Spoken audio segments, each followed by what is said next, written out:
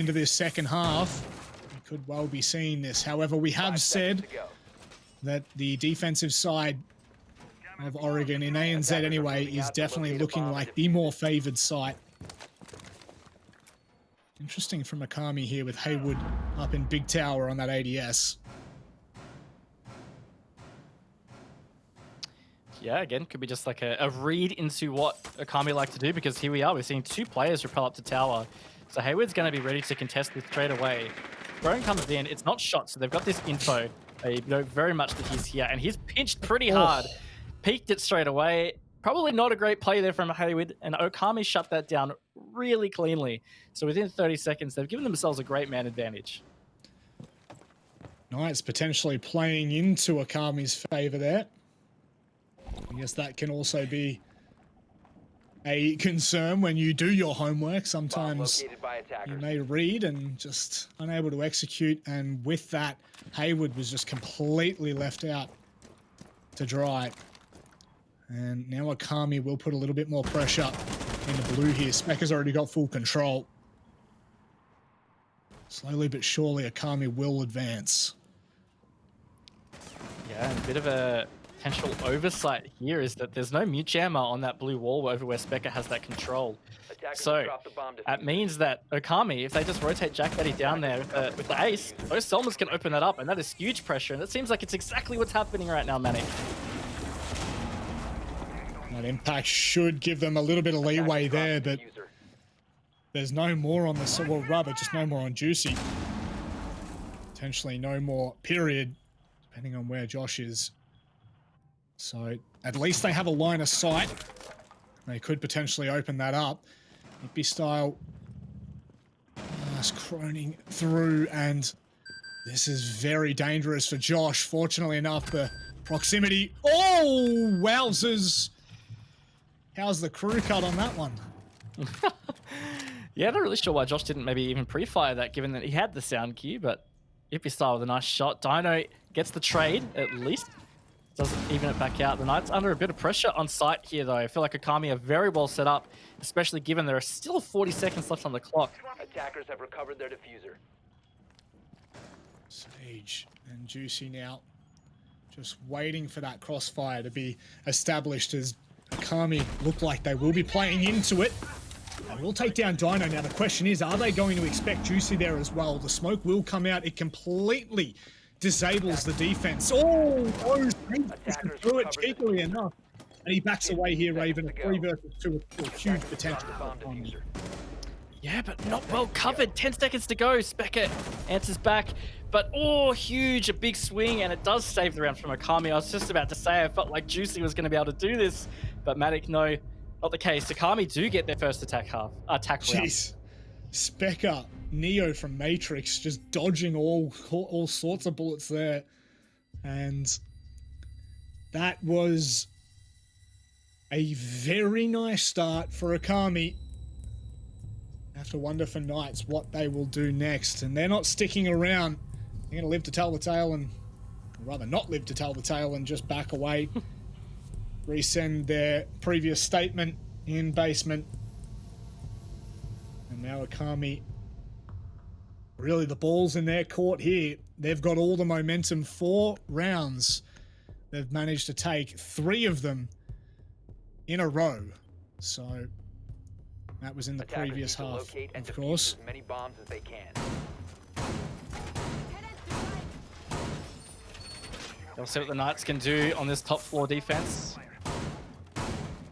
Laundry did not go that well. I mean, it kind of came to a bit of a close finish, but Akami controlled a lot of that round.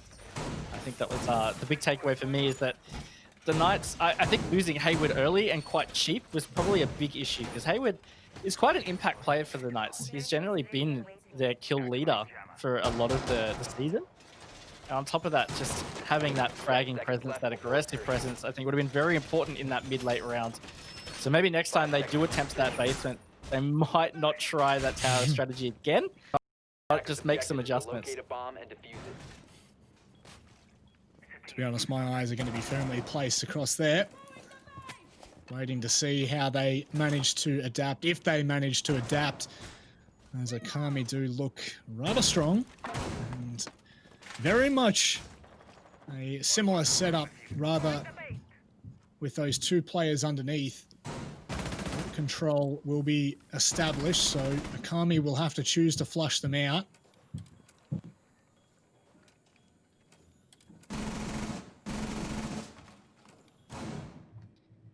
Yeah, slower start at least. Attackers have Knight's not located a giving bomb. up that early pick. Some roam presence here too, vertically, from both Dino and Josh. Juicy looks like he's going to support from the stairs, so it's about whether Akami decide they want to clear out that vertical presence or not. Looks like they're going to be attacking it quite similar to the way we saw from the Knights, in that they're going to take from attic across and put some pressure around master bedroom as well.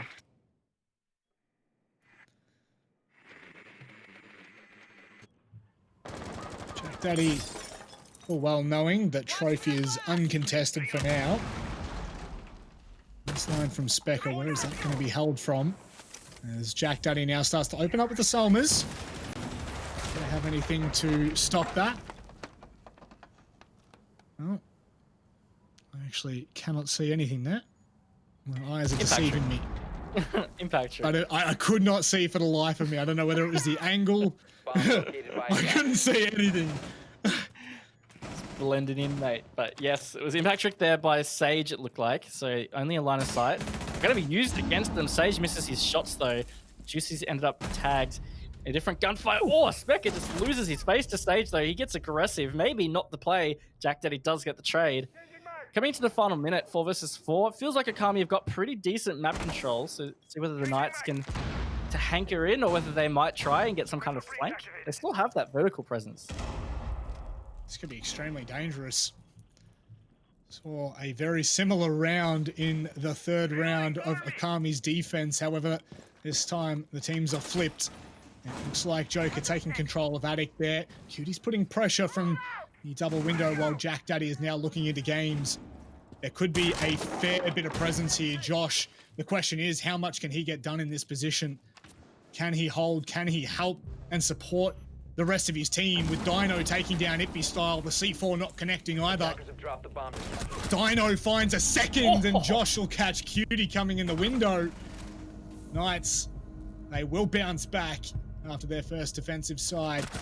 And we're evened out 4 apiece once more.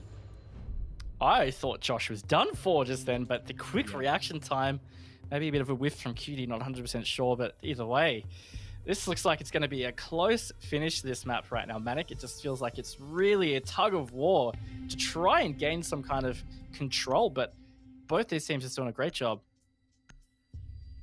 Here we go. Down to the basement.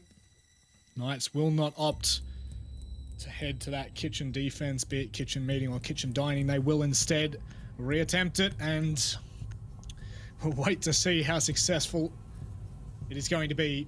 Sage will 6-pick onto the Goyo. Now, very quickly, just while we're touching on last round with Sage's aggressive play, we say that it was not favourable at all to swing at a trophy there and continue the aggression. However, Sage has done that multiple times already in this matchup, so possibly the confidence is peaking for him. He is 6-4, but that, again, doesn't really tell the full tale of what he was able to do for some of those attacking rounds, really opening things up for the Knights or potentially bringing it back level. Whether they were able to capitalize or not, that's a completely different story. And Knights' defense is a little bit deeper in blue there, Raven. Yeah, playing the more further back position of that shield is Juicy on the smoke. So he will be able to burn off quite a bit of time regardless. They've got that Banshee placed in a great spot too, because you're not going to be able to come and quick melee that. You're going to actually have to use some explosives to clear it. I like that because both of them, because it means that they're going to have to prioritize here. Like, are they going to try and use their soft breach just to clear those, or are they going to try and prioritize the shield? Thankfully for Akami, they have quite a bit. Specker on the Ash, Ippistyle on the Zofia, nades on Cutie, and nades on Joker, I would assume. So they're definitely not in shortage of clearance, that's for sure. No. Extremely interested to see how this goes for Knights. With a much deeper line being held. It's a lot less risky, that's for sure. Akami were playing all sorts. Now, Itby style, not wasting any time in trying to take that tower stairs control anyway. It is going to be held with a tight line. And a minute off the clock. Akami are now putting a little bit of presence in blue. They are. Looks like they really want to hard take this. And that stairs position that we saw them take very early is going to be pretty instrumental for that, because that's where the backup needs to come for Juicy, because it needs to come from that pillar section. So here's Crystal. He's going to try and burn his ADSs, but I don't think that quite made it to the ADSs, unless they already burnt them. I might have missed it. Regardless, the pressure is really mounting. And no, they weren't burnt at all. Here we go. Oh, wowzers. Okay, there we go. They will still find the call, and Juicy throwing out some smoke to delay, or rather some gas to delay. And a minute off the clock. Akami now get that hatch open in electric. Attackers recovered the Some good use there. I hear a rip of a C4, and it doesn't look like it's connected. No, and Specker looks like he's aware of a flank here. There is a player in kitchen. It is Josh, just sitting very patiently behind that pallet. He's about to peek out into this angle, though. Doesn't quite hit the shots. Pulls away. Specker in hot pursuit. Tries to shut it down. Isn't going to chase. Probably a smart play here. Akami are poised now. They are around sight. They are almost ready to push, but Juicy is still in that difficult to flush out position. He is, and well, Specker, he falls down, and I believe that was from the tight angle from Dino. So with that, oh, gotta catch them all. Dino is well and truly fallen in this round. 20 seconds, Raven. Are they going to explode here? I think they're going to try, but they still don't have much control. Juicy's still in this corner. He's just going to take out Ippy style. They've got the man advantage coming into this final phase. Josh finds one, only two, only one Akami player left. It is Joker, but he is getting tagged up. I think this is going to be fleeting them now, Manic. It is Sage with the final kill, pushes the Knights forward, closer to match point. Jeez, that is a round and a half from the Knights. Josh, I believe it was, who was just raining down from above at that hatch that unfortunately they weren't able to clear him in that previous encounter. And he makes his money's worth on a flank. So with this, it really now flips back onto Akami. They cannot allow this round to escape them. You would assume that Knights would still be feeling comfortable heading to kitchen and dining. Opting for dining instead of mining. Mining. Wow. Having a good one there.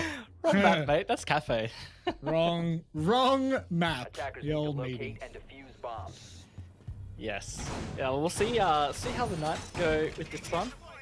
But that was a great adaptation that they had in the basement. I really like the deep shield play. And just the placement of those Banshees and the ADSs. Just the Akami never had the control that they needed to be able to push that corner. As you saw, Juicy just held it comfortably.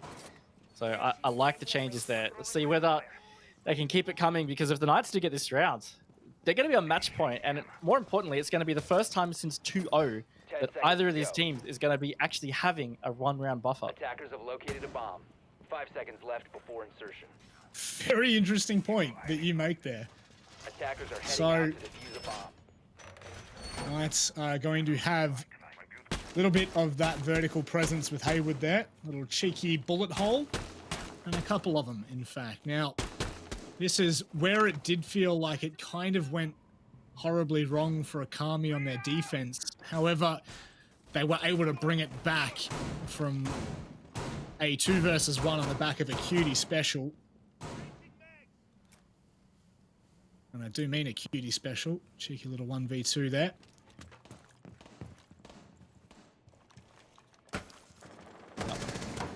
Opted for that kitchen dining as well. I mean, it's something we haven't really spoken about. Is it's not the meeting, it is kitchen dining. It's a slight difference in the way it's going to be held compared to what we saw from Akami. Hayward solo holding up here. I mean, he does have support from the white stairs at the moment. It's Sage.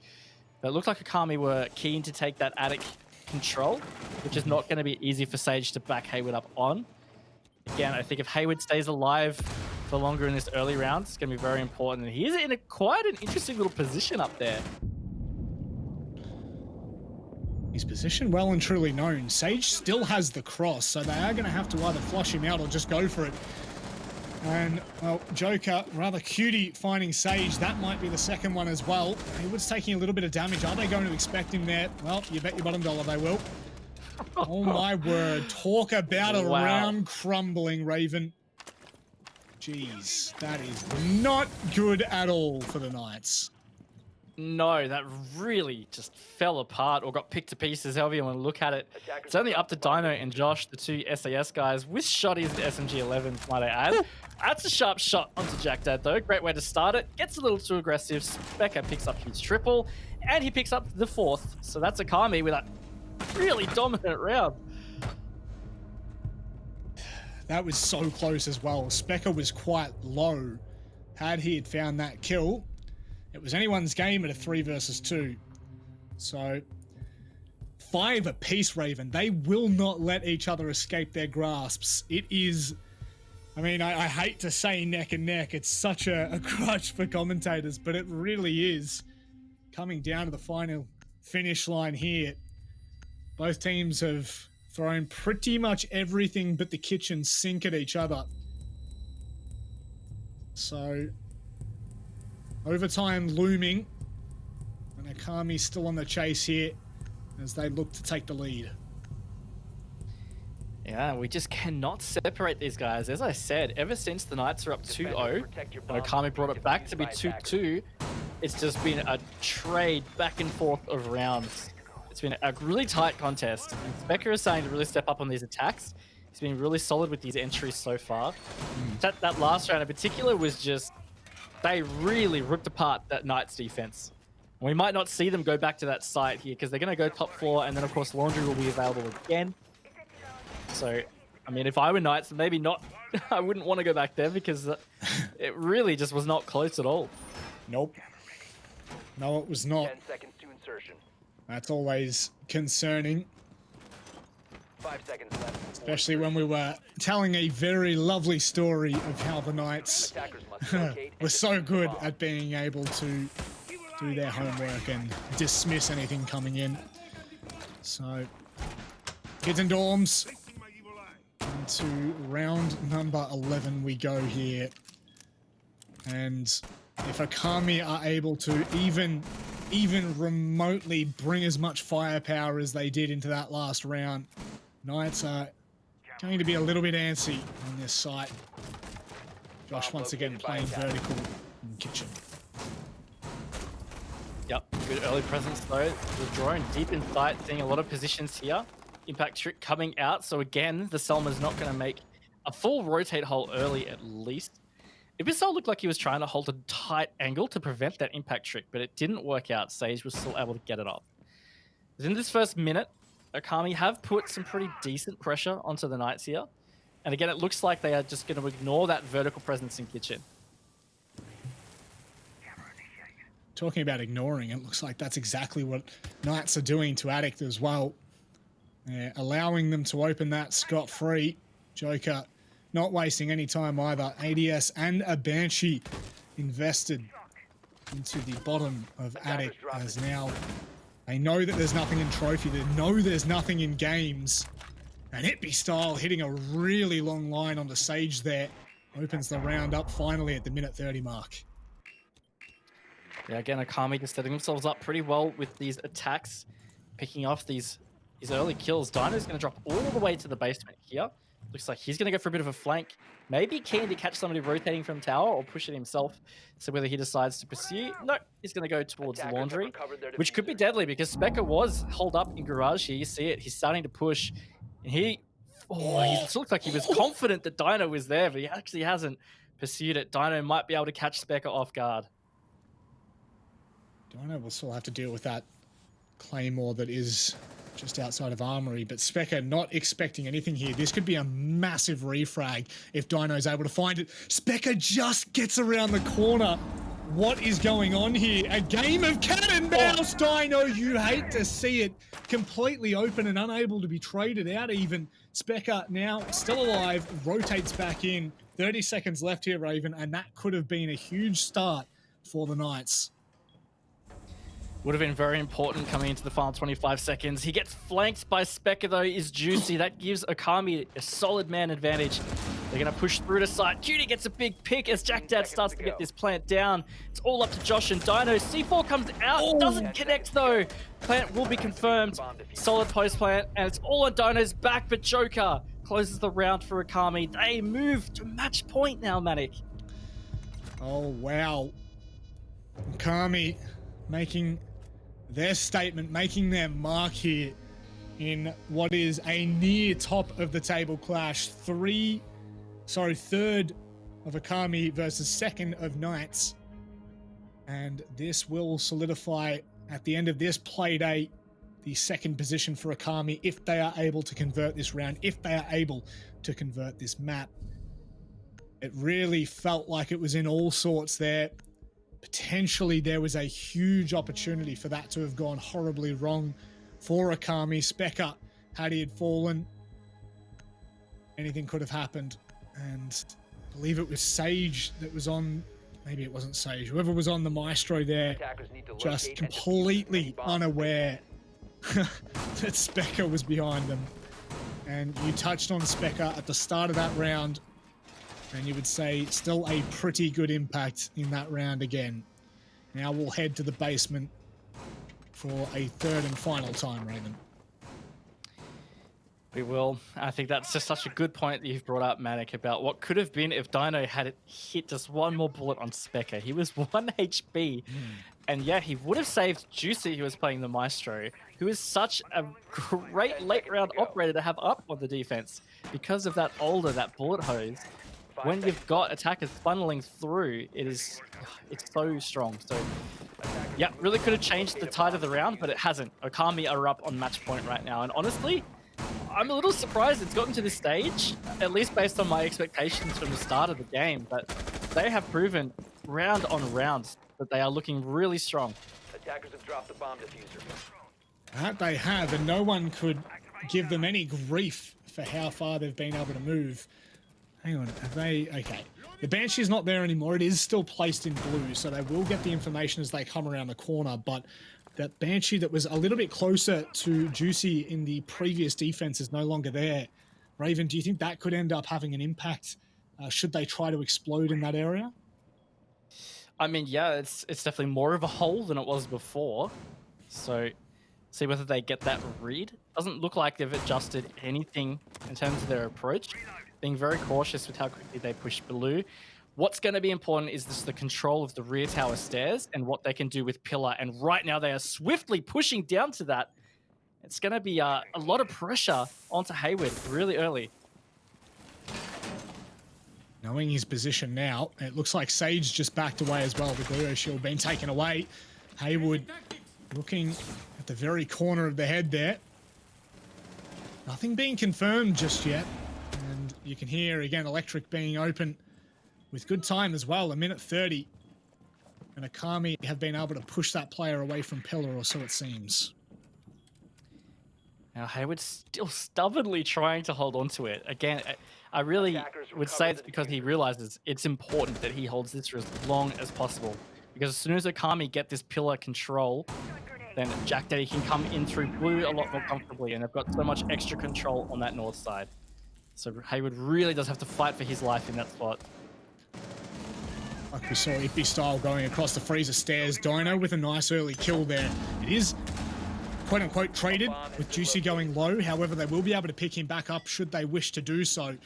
Jack Daddy has pushed quite aggressively. He will be able to confirm the kill onto Juicy. Make that 2. Hayward falls down, but Josh is quick in response. 40 seconds left, and Jack Daddy is going off. A 3-piece from him.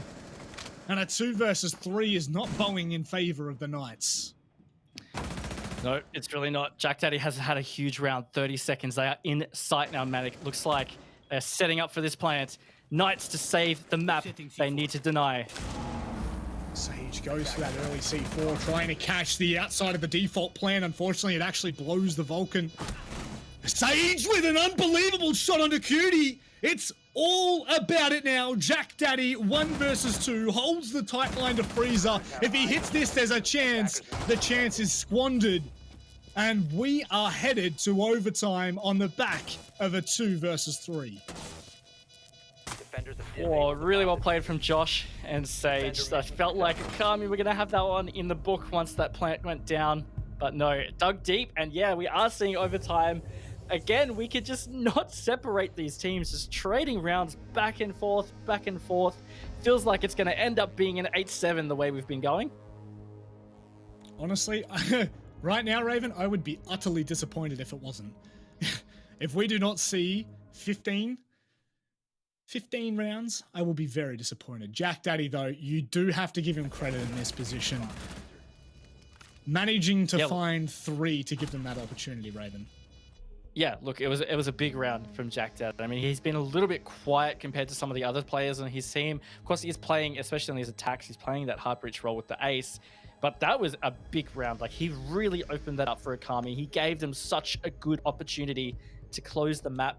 They just could not quite secure it. Attackers need to So they are locate back and on these defuse bombs. attacks, and the Knights are going to go back down to the basement. Oh, they are confident.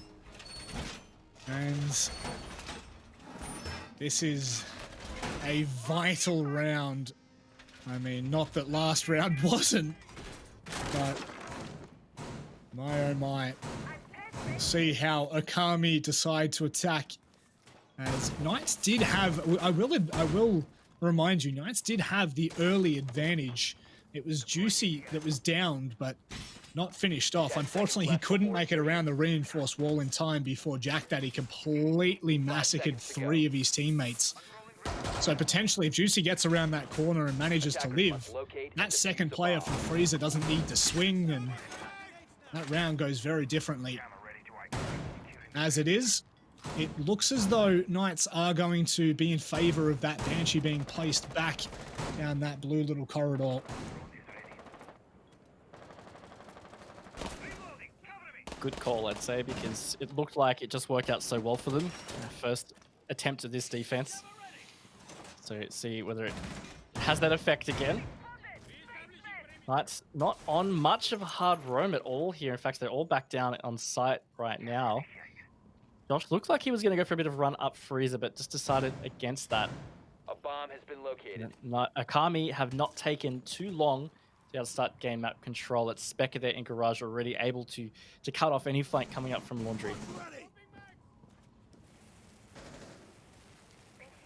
Even earlier this time from Joker, we saw it a minute 30 last round. Jeez, that is a very quick job by Joker. As once he finishes it off, 20-second earlier than last round. And we saw that that was really what pushed the Knights away from Pillar. It was Haywood, and he still is there. He is still peaking. He is game. Bomb located He's by game. attackers. That's just classic Haywood. He is very much the kind of player that will just peak everything.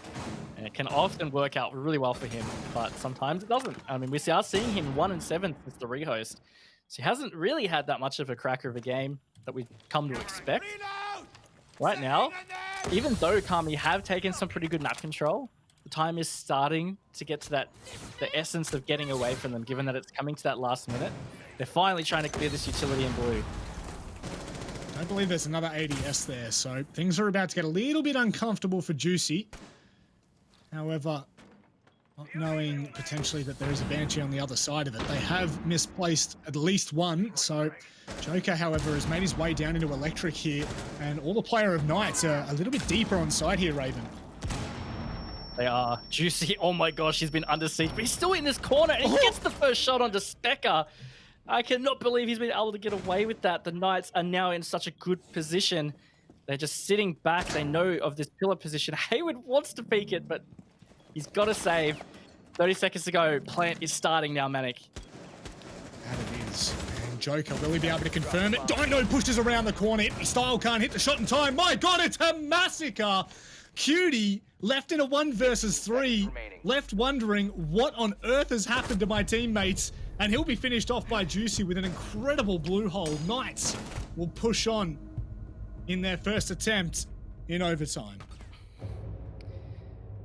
Big round from Juicy. Again, that position in that corner has just proven so strong for the Knights.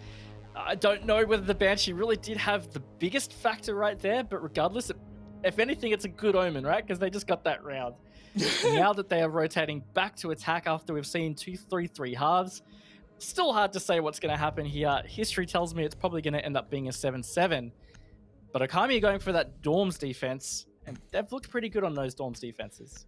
They certainly have. And not looking to go basement for the fear of what Knights have been able to do in the past. I'll remind you, only one successful round was converted in the basement defense in that first half for Okami. A lot of pressure now. Knights doing everything to maintain and potentially to cement their second place in the Oceanic Nationals come playoffs. I think if they win this, Raven, let me just very quickly do the math here. If they win this game, they will all but have solidified second place in the standings heading into playoffs. Yep. Again, top two. Pretty important, right? It's a comfortable position to be in. Strong seeding advantages being in top two. So it's an important win for the Knights. Of course, Okami are safe from relegation, but they are currently in that bottom end of the seeding in playoffs, so it does mean they will have a tougher run. So definitely good for either team to be winning the match for very obvious reasons, but of course the seeding is a big part of that. At this point, it feels like it's more about the pride. It has been a very tight match. And it is so fitting that we are headed to a round number 14. Knights looking to close it out in this one. We'll see how successful this hold will eventually be. Cutie, some pretty cheeky little electric claws, but one is already being dealt with. So that left side will be able to be open. It doesn't look like anyone's close enough to impact it just yet. And no, will it be a third? It will be. Knights have a lot of control in the games there. Yeah, that's something they weren't really able to achieve earlier, so that's going to be a big boost. Again, early. Knights and their time management with their attacks has definitely been a step up on Okami, and that's not even that Okami were that bad with their time management. It's just that the Knights really have been that extra step of efficiency. A lot of pressure around Attic right now, which is, again, Ippy Style's really strong position he's been holding. So if they do manage to find the pick on an Ippy Style, it's going to give a lot of advantage into the Knights' favor. I think we just saw a player over at Small Tower. I think he's come back now. Yeah, Specker A bomb has been located. rejoining the team, supporting Jack Daddy with that vertical control, which there is plenty of. You can see all of the renovations have been made already. It's pre-prepped. So Knights will definitely need to tread cautiously.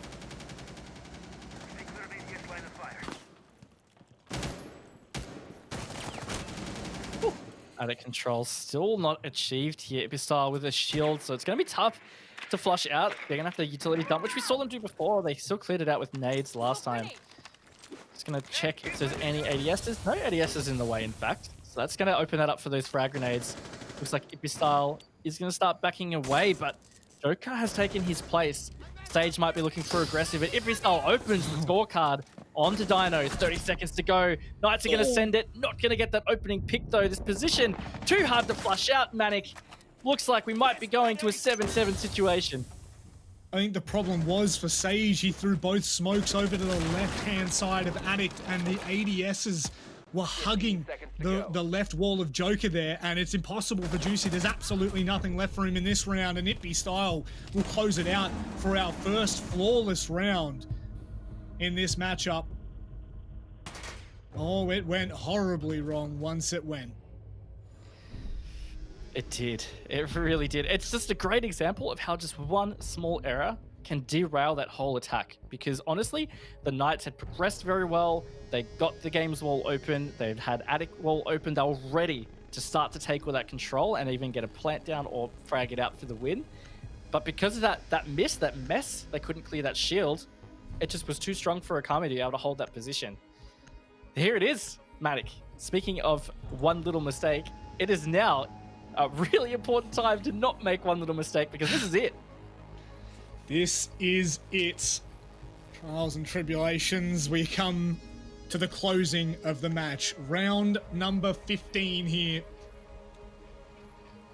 I can't even tell you which side deserves it. I honestly, I could not sit here and tell you that Akami are fully deserving of this match, because Knights have turned up.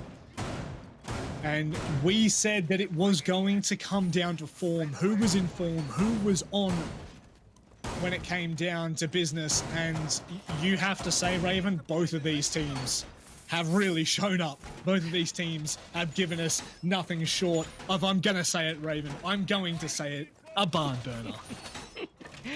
Barn is definitely on fire with this one, I'll tell you what. But I think it's such a great point. Sometimes you see close games like this, but you get a feeling for who is more in control. Yeah. Right now, it just really has been this even. Like, it just, I cannot separate them both doing good and bad things that's led to the 7-7 situation. And right now, it's just, this is it. This is the last round. Whoever wins this round is going to take the points here.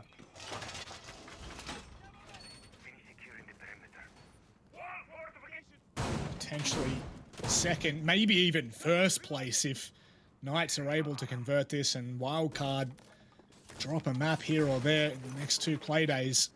Jack Daddy opening up early on. And once again, no impact tricks. Nope, there we go. There is the impact trick. My apologies. Safer angle this time too. Yeah, much safer. Uh-oh. There we go. There's your big player, Specker, who has been putting in an enormous amount of effort. He's down, and he is out for the count, Raven. Yeah, it looked like it was just Josh getting that aggressive peek at the window. And you're right, I think that's a big pick for the Knights, just purely that Specker has really hit some form on the Ash roll on these attacks. Speaking of, though, again, Okami continuing this form of pretty good time management. They've got attic wall open. Started to clear the utility here. So this is what we saw go wrong for the Knights. And Okami do oh so right was this clearance, or the hold, sorry, of attic.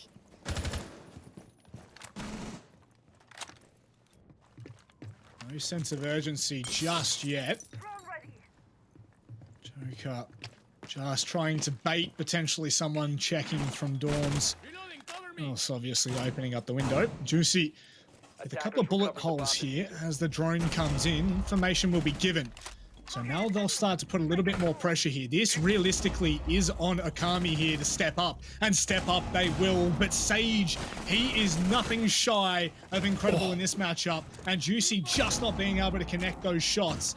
A 3 versus 4 Raven. Okami are really putting the heat on quite early on here. They are. Ipistyle getting Sage now is going to give them a bit of a hand. Joker tagged low though, so might not be overly effective in a gunfight if he whiffs, that is. Juicy still trying to hold on to this attic position, and finally it's pre-fired. The holes, it takes down Juicy. This is giving Okami this advantage now, Manic. With 30 seconds to go, this is exactly what they need to set this up to be a potential Okami win. Stepping it up, it would be down from a 5 versus 4. They've clawed it back. Jack Daddy, he will stick that defuser, but it be style from behind, coming through the double window. See you later. That should be the round done and dusted. Josh would have to step up enormously. He's already taken down to a bite of HP. And with 30 seconds on the clock, there is so much to do for Josh. He's got absolutely nothing but the pre-fires. He hits Jack Daddy. Is there a moment of belief here? If he can hit this close corner, he might actually have an opportunity, but no, Joker shuts it down, and Okami, they take what has been a closely contested match from the beginning, 8-7 in overtime. Beautifully played from Okami. Beautifully played from Knights as well. Honestly, it's so hard to separate them. Okami have got this victory. They've really stepped it up. I mean, we've talked about the last couple of play days. They seem like they've come into more form, and here they have taken out a top 2 contending team right now. Bravo to Okami to pull this one.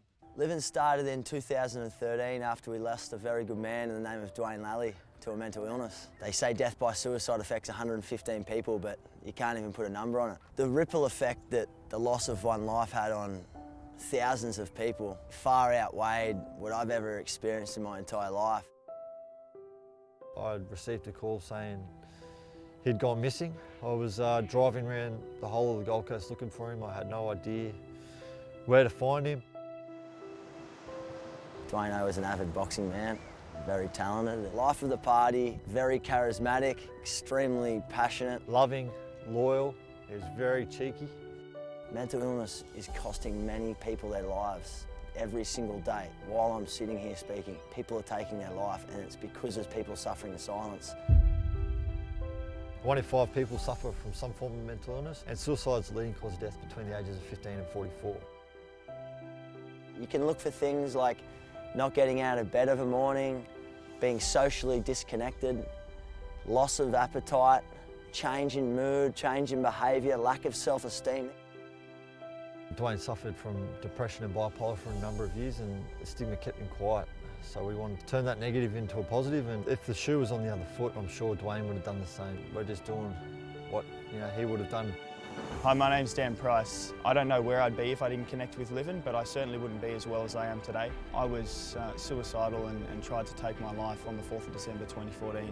I was very lucky to survive. I didn't want people to know that I was struggling because of the stigmas around mental illness. We noticed that there were plenty of great service providers in this country, but all too common people weren't seeking help because of this stigma. So we wanted to bridge that gap. As males, we're extremely tough. We want to be the tough people, the ones that have all the answers, the ones that don't want to admit our vulnerabilities and our weaknesses. You might not have the answers, but if you can offer support and just listen to them, that could be what they need in that moment of time. I was an alpha male and a popular guy, and I didn't want people to think I was weak, and that's why I love the message that Livin presents, which is it ain't weak to speak. We go all around the country, businesses, sporting clubs, teaching people that it ain't weak to speak. What we're really doing is educating them in how to speak, where to speak, and then we're educating people on how to listen and how to look for these warning signs, because without one, you can't really have the other. It's all about being honest and open. If something's off, just ask them. That's what Livin's all about, taking that stigma away and giving people hope, help, connection, and giving them the confidence to speak up and seek the help when they need it and when they deserve it. We believe with education comes understanding, with understanding comes acceptance, and with acceptance comes hope. I want to change the way the world understands, perceives, and interprets mental health. Let's change the dynamics in which this is looked at. For far too long, it's been a stigma. We're going to make this a dinner table conversation, the same way that we'd put our hand up and run for help if we had a broken leg. Don't be afraid to have those, hard-hitting, confronting conversations, because it could save a life. I'm the happiest I've ever been in my life, and Livin has been instrumental in changing my life for the better. If in doubt, reach out, because there's a lot of people out there that want to help and support you making that change to get back on track to start living again.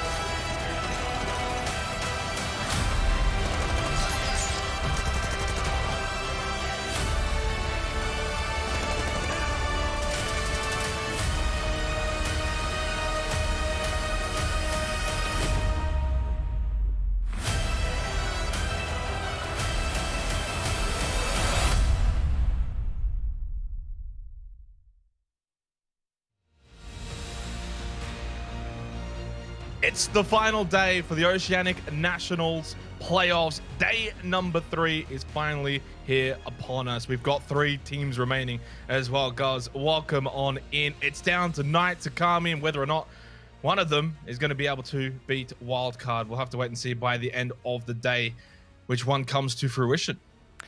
Big day this afternoon. A lot on the line here. We have 6 major seeding on the line, prize pool on the line, and most importantly, bragging rights as well. So it should be a big afternoon. Of course, down below, you can see all of the socials. Make sure to let us know how you think today is going to play out.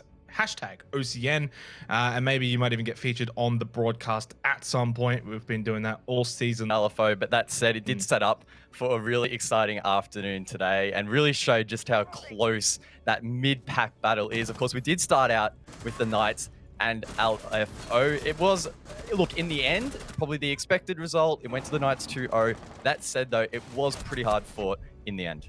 Yeah, it certainly was. And look, it was a really good match to watch and a good match to play out.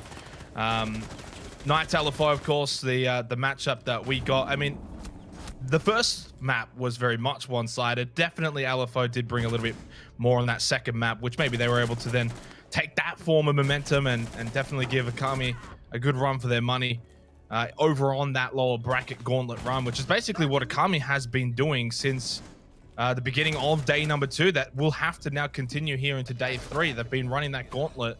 It's not a massive gauntlet compared to maybe other tournament formats, but still nonetheless. And not only that, but of course for Akami, they've already had a shot at wildcard as well.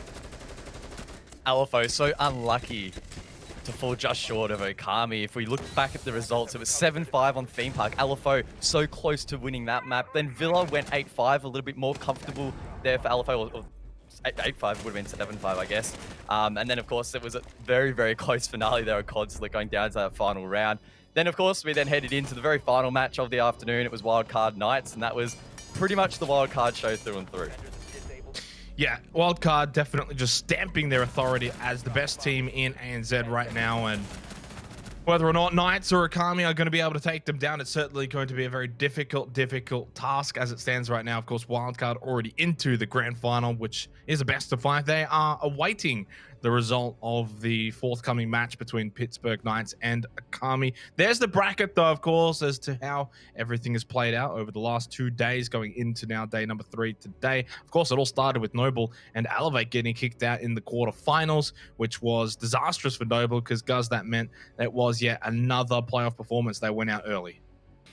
Yeah, and I mean, as it stands now, we only have those last 3 teams left. And of course, the top 3 have qualified for the major later in the year, the November Oceanic Major. So that's the Knights, Akami, and Wildcard. Again, meaning that these matches are still critical in how that will be seeded. Not to mention that there is an independent prize pool here for the Oceanic Nationals. So that doesn't mean necessarily that these teams are just going to go, whatever, shrug this off. These matches don't really matter because they are important. And again, it's bragging rights. OCE has always been about the bragging rights at the end of the day as well. And these teams will want to finish number 1. Yeah, exactly right. And it's also about whether or not can a team take down Wildcard. It's almost at this point very reminiscent of the Six Masters playoffs that we had a couple months ago. Of course, Wildcard ended up pretty much sweeping the entire playoffs. So Akami made the grand final that time. Akami kind of now have an opportunity themselves to do it again here, where they can potentially get to the grand final. Obviously, Knights are going to want to stop that, have their own little grand final shot in the best of 5 against Wildcard and see what they can do in the grand final. And in terms of the matchup between Knights and Wildcard and how much of a stomp that really was, though, guys, if Knights do make it to the grand final, are we going to see a different Knights? I mean, I think it's difficult to see the Knights or Okami necessarily actually take down Wildcard. We'll have a look at that Knights roster to start things off. It was a very rough day for them yesterday. The performance against LFO, pretty comprehensive, pretty convincing for the most part. But then, as we mentioned, they then took on Wildcard. They got stomped. So even if they beat Okami today, they are by no means going to get the job done against Wildcard.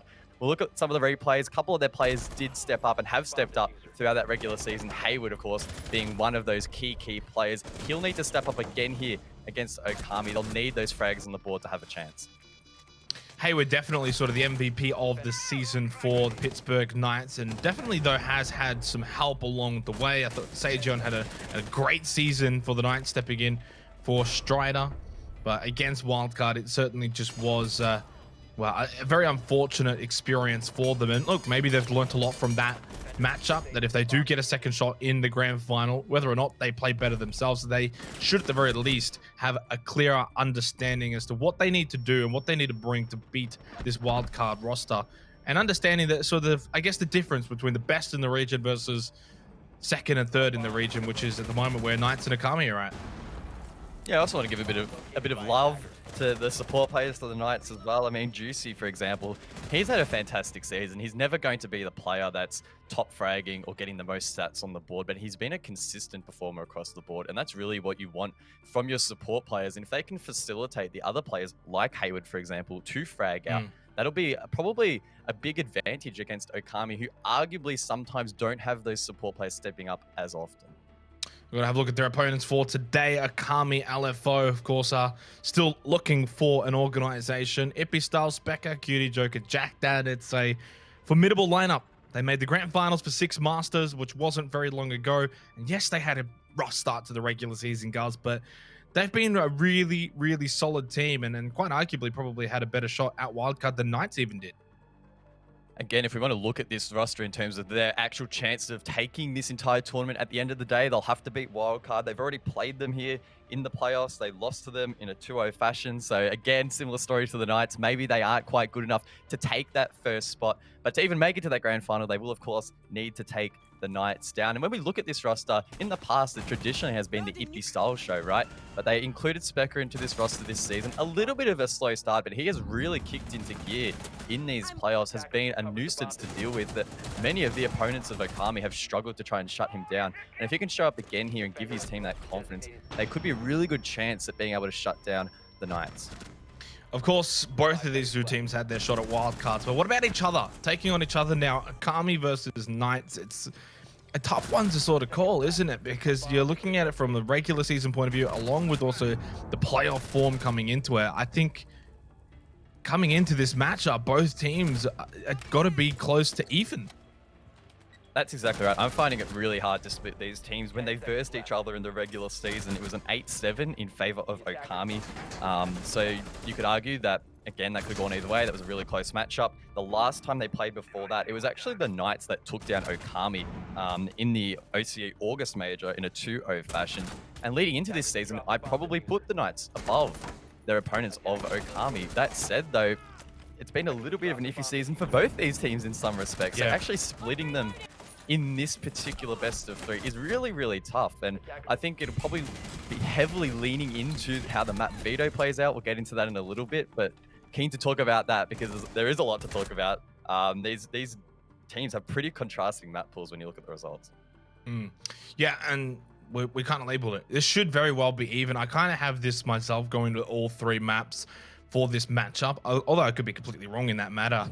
I do feel as if Akami over, say, Knights maybe has more of an opportunity potentially to get that 2-0, but regardless, it's definitely going to be a cracking matchup, that's for sure. And but more than anything, I just want to see whoever comes out of this lower bracket final step up to wildcard and give us a cracking grand final, because it's been a while since we probably have had like a full cracking best of 5 in this region.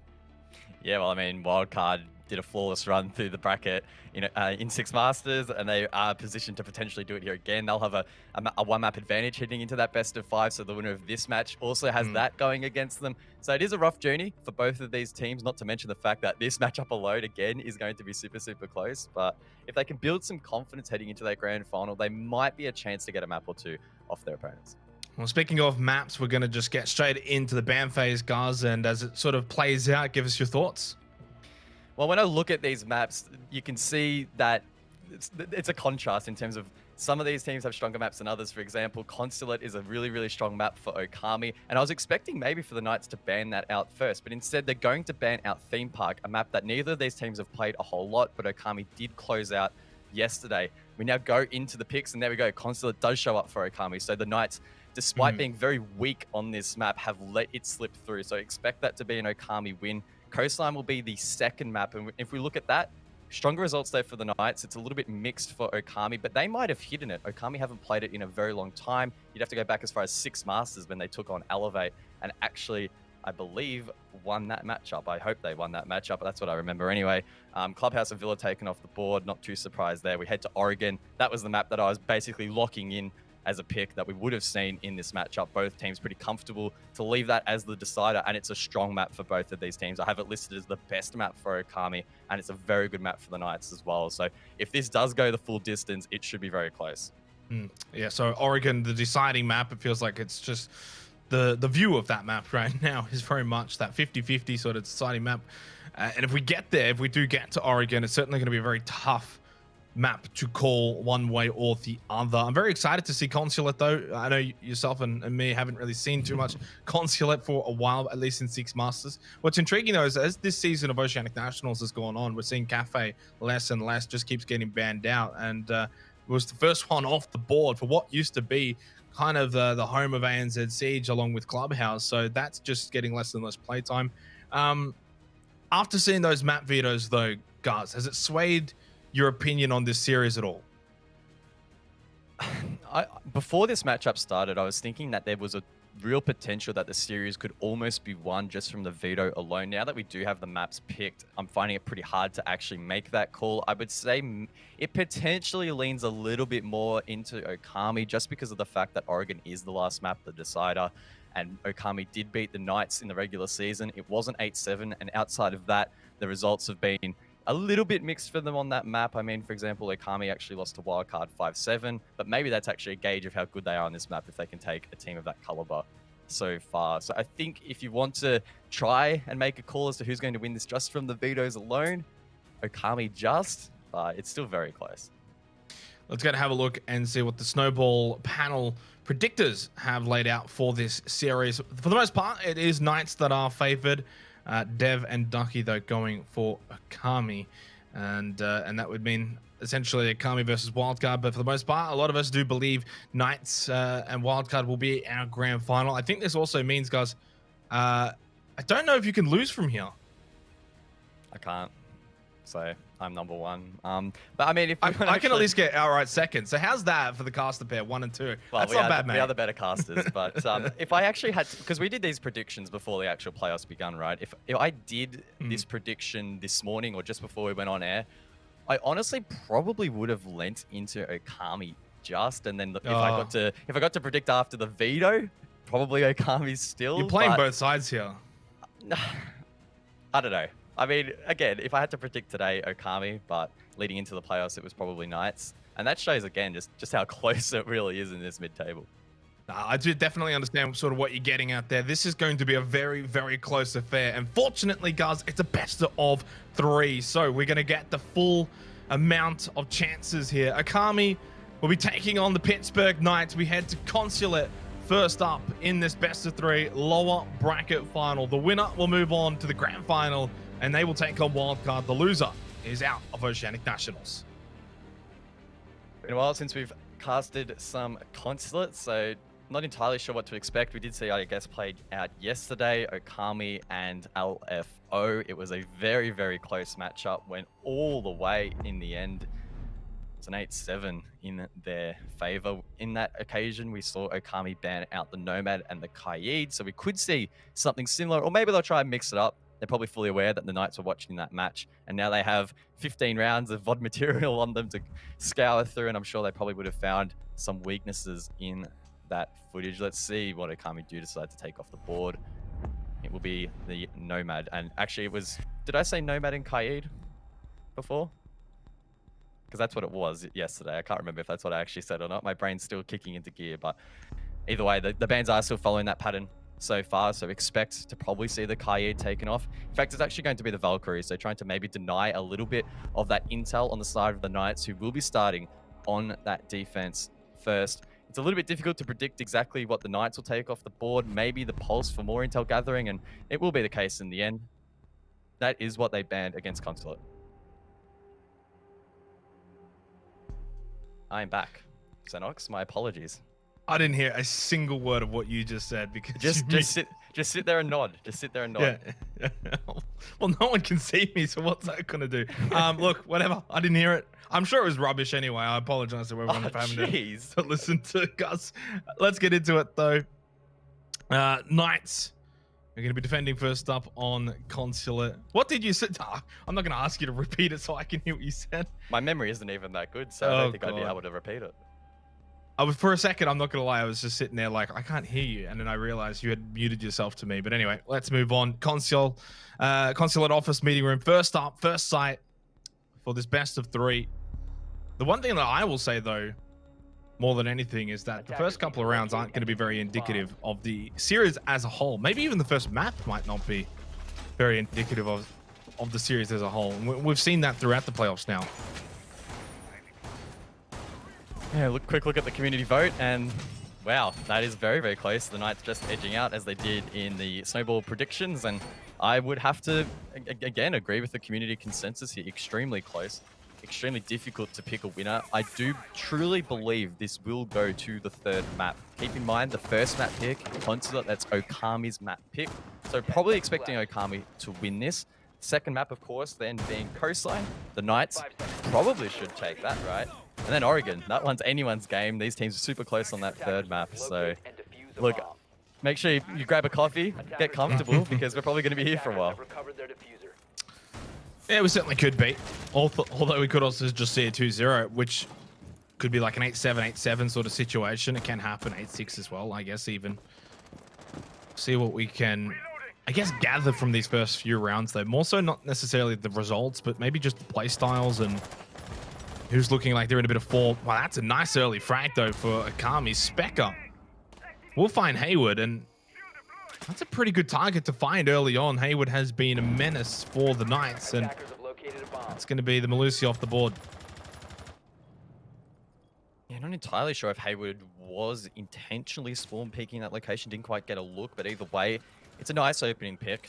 The Banshees already would have been placed by Hayward, so in terms of utility, it's not the biggest loss, but of course it is one less gun on the board and a little bit less pressure that you do have on the site.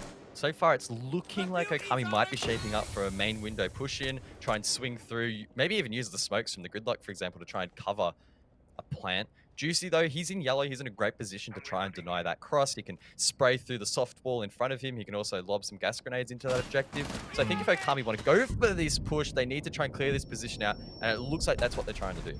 And they did. Ibby Style does get involved early on the Ash, and it's going to be another frag for Okami. There's a retreat back, but Knights continue to just be at this disadvantage. It is low. Well, that's Sajon eliminated and waiting. And, well, this opening round has just gone disastrously wrong for Knights. It's a great start, though, for Okami's attack here on Consular. Now, Cutie is down by Dino, but 1 versus 3 for the remainder of this round. Joker's going to get that diffuser down. 45 seconds remaining now for Dino to maybe make an opening statement play. It would definitely be a montage reel play just to the right. Not going to spot Jack Dad. And Okami will get the first opening round here on Consular. Nice little pick there from Jack Dad at the end. In fact, he was one of the key players that actually got them in this position in the first place. He hit multiple clutches against LFO yesterday. A lot of those in very high pressure situations deep into maps as well, and kept them afloat. So expect him to probably be thriving still here today. And I mean, just in general, that was a really clean start for Okami. It started off the back of that opening pick, and then from there, the other key positions, the key anchor positions, pretty easily cleared with util in the end as well. So a little bit of a worrying sign for the Knights. Again, it's Okami's map pick. And I would even go as far as to say, if let's envision a scenario where Okami sweep this map pretty easily, I don't know, 7-2, 7-1, whatever you want to pick out. Jeez. Maybe that's not going to matter too much. As long as the Knights don't get in their own heads, I'm confident they can back that up here later in the series anyway. So it's not too much of a stress this early to let a couple rounds slip anyway.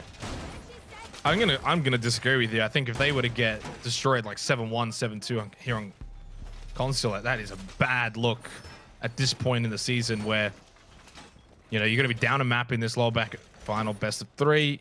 What does that say for your chances of being able to go and beat Wildcard? I mean, it wouldn't be a good look. Now, if it was, say, like a 7-5 loss to Okami, that's fine. You can definitely move on from that. 10 seconds remaining. Head over to Coastline and try and tie it up 1-1. But look, it's only 1 round in the books right now. And this is sort of where Knights need to prove their mettle here. Because a team like Wildcard, they adjust on the fly. They've got a really strong map pool. Regardless of what the opposition picks, they play it well. And Knights need to do the same here on Consulate, which I definitely think they can do.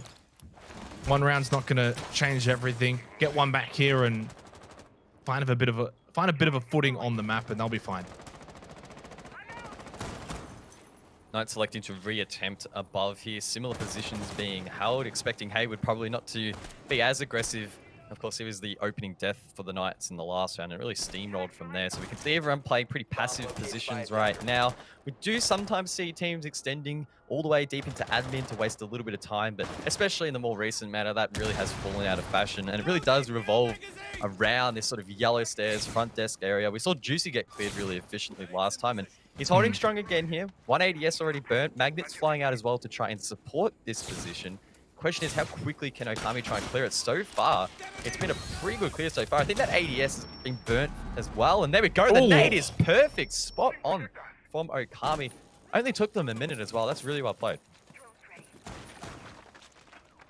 Another early frag as well for Okami. Getting that opening death. There was so much utility on top yellow as well. Josh Dino said you're all close to the site. Okami, though, have got multiple avenues now. They can pincer on here on the second floor. Slowly but surely, and still have a minute and a half remaining as well. Specker coming up on the south side now as well. Just apply as much pressure really as you can here against Knights, especially utilizing that man advantage that they've now got. Specker having a bit of trouble there. Does take a bit of damage for it. Cutie's now in on yellow stairs.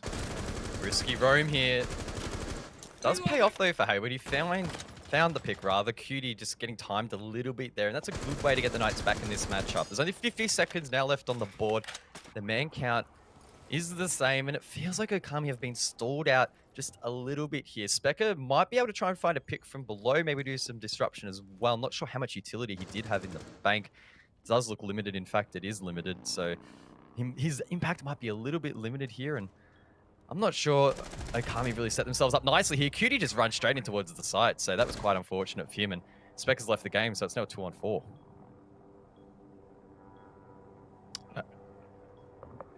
Yeah, so Okami, good start, but it looks as if that we're going to be coming back here for a brief moment.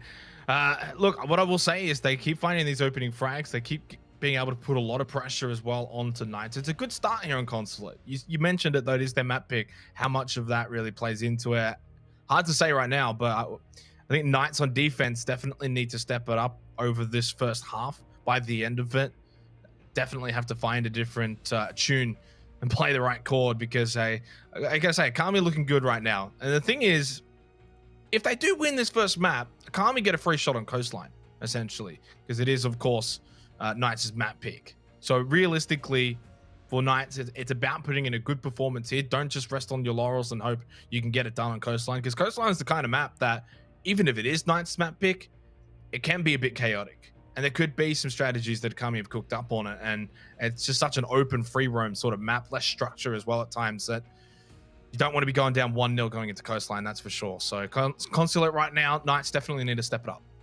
Yeah, and so far from what we have seen, nothing is standing out to me as being extremely innovative. It's been relatively textbook so far, particularly from the defense. The Knights are leaning heavily into holding that yellow stairs location, yet every time it has been cleared so efficiently. And that's a sign that Okami are really in sync in their communication and it really prioritizing their checklist of clearing these locations really, really quickly. In that last round, for example, Juicy, within a minute, was naded out, had no impact on that round. And of course, that means that you don't have gas grenades for later in the round to deny the plant. And that yellow stairs location is exposed. It did stall out a little bit there. Unsure whether that round will actually be played out on their end and count. We'll have to wait and see. But it did look like the Knights did a better job in actually recovering from losing that first pick, whereas in the first round, they really struggled to get back into the game. And that actually was really off the back of Hayward getting aggressive. We almost saw Cutie take him down, but got timed a little bit, unfortunately, there. So again, can't always be relying on Hayward. We say that time and time again about these key players. Leaning into them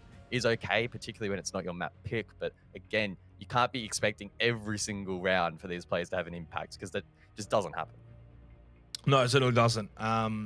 You cannot be just relying on one player. You know, we looked at it, I think, a little bit yesterday, where there was maybe a bit of a over-reliance on certain players, and you just can't really have that. It has to be a collective team effort if you're going to be, especially advancing to a grand final. Maybe if you know, you're just trying to avoid relegations and it's a best of one, sure, one player could probably pop off for one game and carry you over the line. But to get this deep, to get this far, look, there's a strong reason why these two teams are still alive in the playoffs as well, is that they do have a pretty stacked roster of really strong teammates, fraggers that are also coupled with good support players. And it just gives them a good solid foundation. The biggest thing for me right now is that we haven't really seen enough to really gather enough intel as to whether or not this is just a slow start from Knights potentially. I mean, even then, it's only 2 rounds. Like, you can have a slow start that might linger for 3-4 rounds, and then you get back into it and you're fine. But the first round didn't really bode well. It wasn't good signs. Akami looked a little bit better, but it's only 1 round to go off, really. And the second round, it didn't seem like much had changed, though, to be honest. It seemed like there was one that was roaming around a little bit more for the Knights, and I think by the end of it, maybe had paid off a little bit more than the first round. But ultimately, we are going to see them actually win the round. There you go. So 1-1, as we kind of expected, I think, by the end of it. It means that they're on the board, Guz. It's something that they can now build on. Yeah, so obviously received confirmation now that it is 1-1. That round did get played out on the players' end. And I was, just before we did come back to this rehost, I was probably expecting the Knights to take that round. Yeah. Okami were incredibly stalled out, especially in comparison to the first round. And on top of that, Specker DCing as well probably didn't help as well. In the end, though, that means it's one apiece on that site. We're now going to see, of course, it rotate to another site. That begs the question, where will the Knights head us? Will we go down below to basement? Or will we go maybe to split or even lobby? I mean, we don't have a hard breach denial on the board. We don't have a Kaid. We don't have a mute, for example. So that will make Garage a pretty tricky objective to defend. And I mean, that might even continue on when we see Okami on the defense. I would not be surprised if we see this be pretty evenly split between the attack and defense. It might even lean a little bit into the attack, just depending on how proficient these teams really are. So I'm keen to see when we do head to this next site, if that will actually come into fruition, or maybe the Knights will step up and bring something new to the table. Because as I mentioned earlier, so far, it's been pretty textbook and pretty straightforward. But so far, we've only seen one site as well. It just so happens that, of course, Knights lost it the first time. Now they've finally won it. So we are going to see a little bit more of Consulate here to give us more of an idea. And that's sort of what it keep sort of harking on about, is not only is this a best of 3 and there's a long, long way to go, that we've only played 2 rounds and it's technically only been on one site. So we haven't really gained much of an understanding just yet.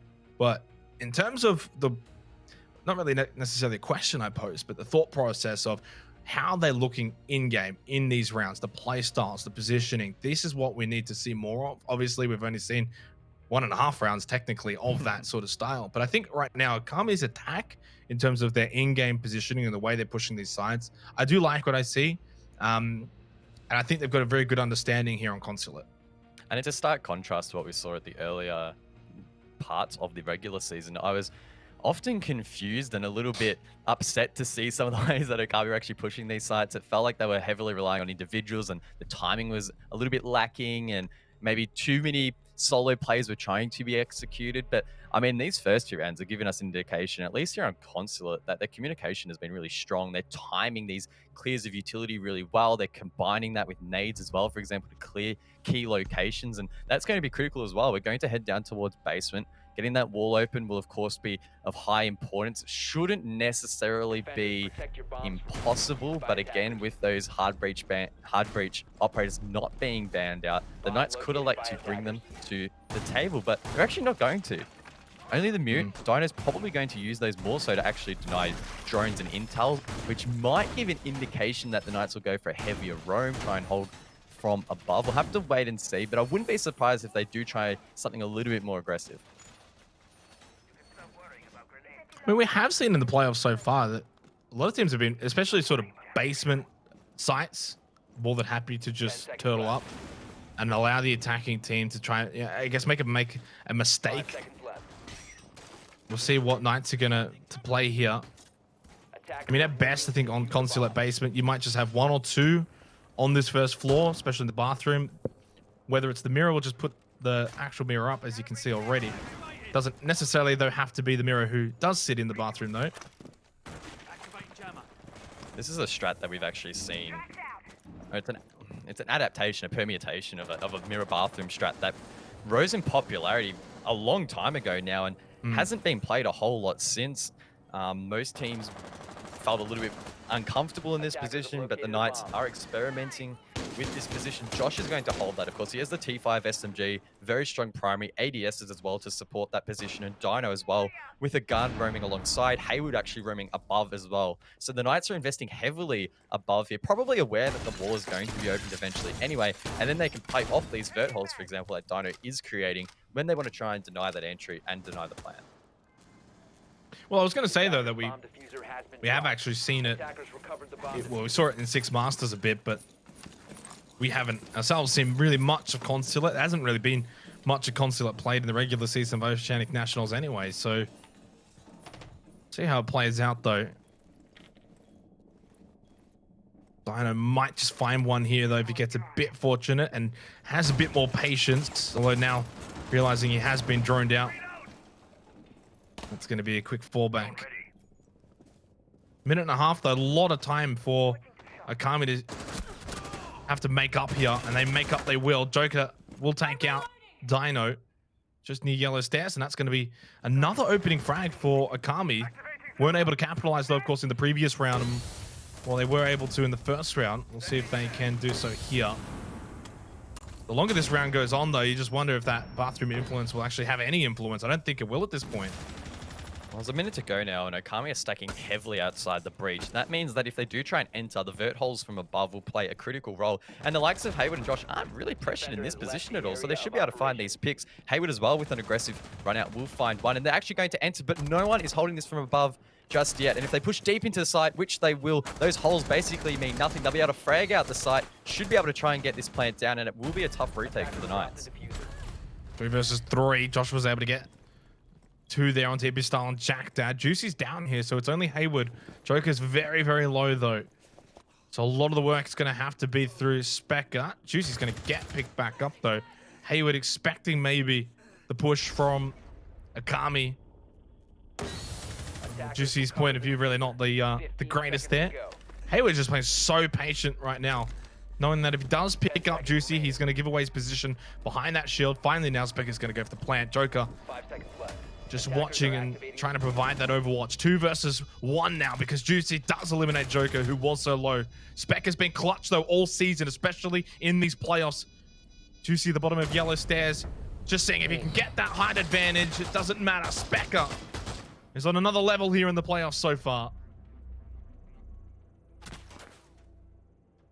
Good cleanup there from Specker in the end. Consulate basement, arguably one of, if not the hardest post plant to retake as a defense, because often you will see the attackers retreat outside and play really long angles. Of course, on that occasion, Specker didn't really have the opportunity to do that, was caught in a little bit of an awkward position, but did find the pick. Juicy was, of course, very low after getting picked up. In the end, a pretty good attack there from Okami. It was a disappointment not really to see that vert hold from above do a whole lot when Okami tried to push in towards site. It didn't seem like anyone from Okami was pressuring those holes. And if someone was sitting there inside a piano, probably could have shot down, maybe got a couple of free picks.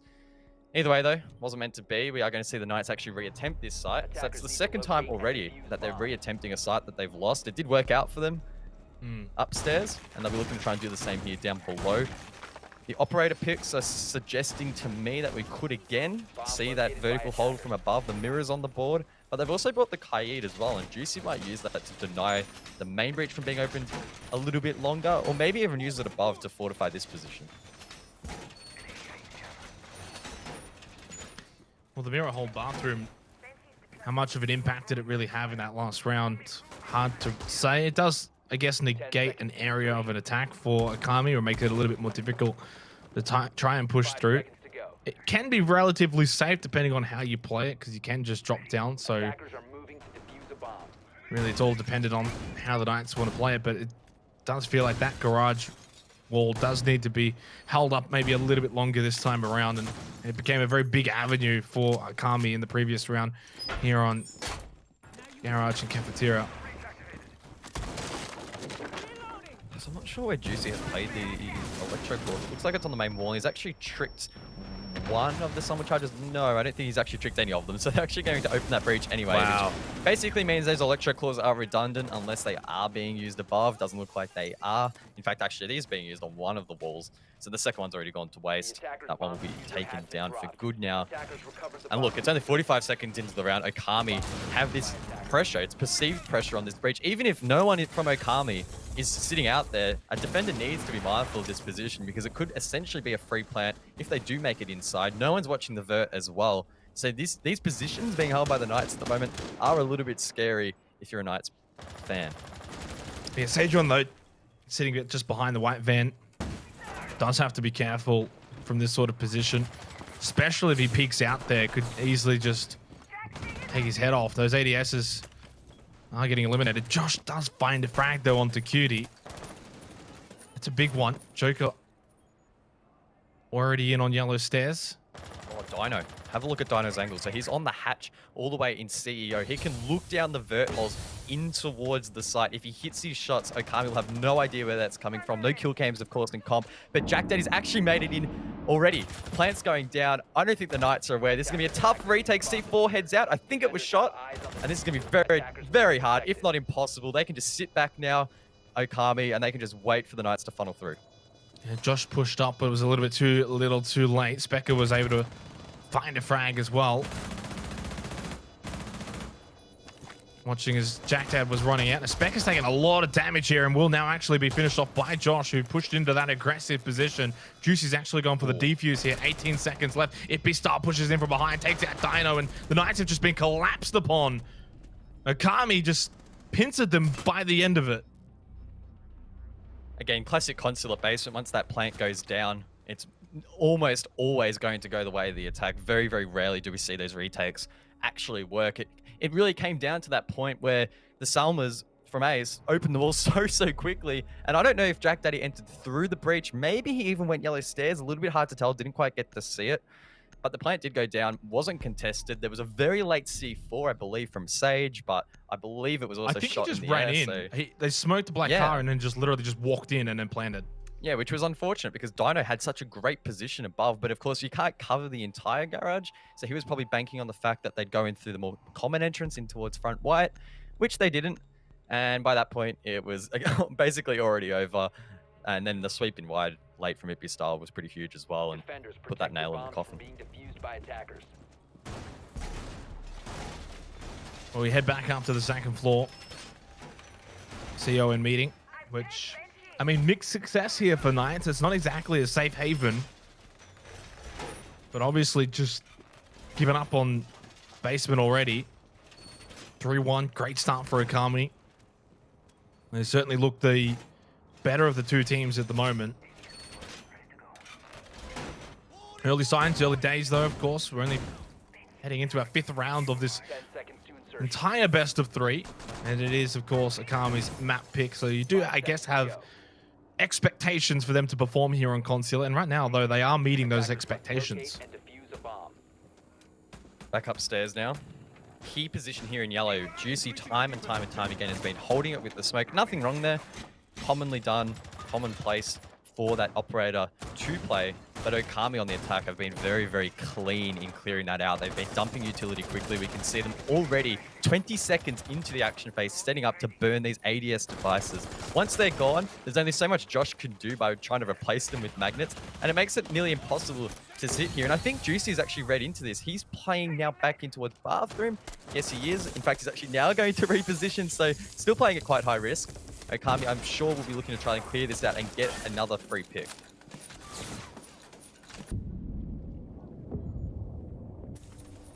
Juicy just trying to delay top yellow. I'll still have another gas canister to use. Joker trying to find something through that skylight. Juicy just feels like, no, actually, that's going to be his last one used now in the bathroom.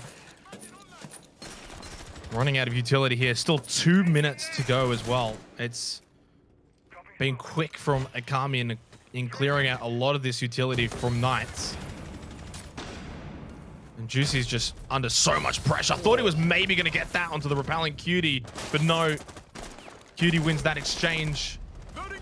Push, though, coming from Josh. The top yellow will at least get the refrag. 2 down for 1 at the moment, though. Knights have got the numerical advantage with 1.5 minutes remaining. Hayward on the roam again has been a little bit of this wild card on this defense, trying to find these picks on the roam. With the Knights at the man advantage now, I wouldn't mind seeing him just retreat back to site if you're in a 4-on-3 on this objective. Normally you can trade it out pretty comfortably. Maybe they're a little bit scared that the likes of Specker and Jack Dad can come up big. And there we go. Hayward does drop Specker inside of Printer. A nice C4 there from below. And that should be a Knights round. Now, that said, Jack Daddy, as I mentioned a little bit just before, bit of a clutch king. many rounds that should have gone the way of LFO didn't off the back of Jack Daddy's clutches. So the Knights need to be a little bit careful here that they don't throw the round. Would be disastrous to throw the round from here.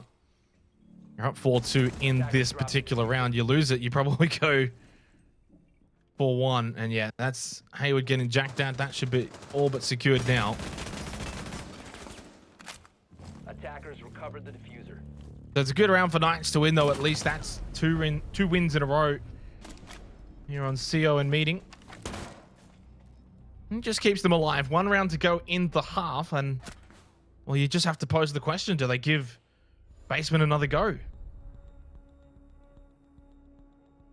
Yeah, not too sure if they will. Well, it looks like they are. So this is the final round of the half. The Knights in a position to draw things out, or Okami could extend that lead.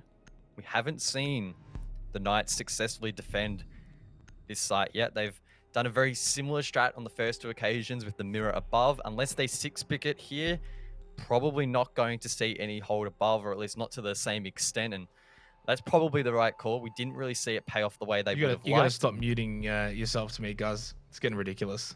Sorry, it's every time I click my spreadsheet, I must be pressing the wrong button. The point I was trying to make is that they're probably not going to be doing the same upstairs hold, no mirror on the board.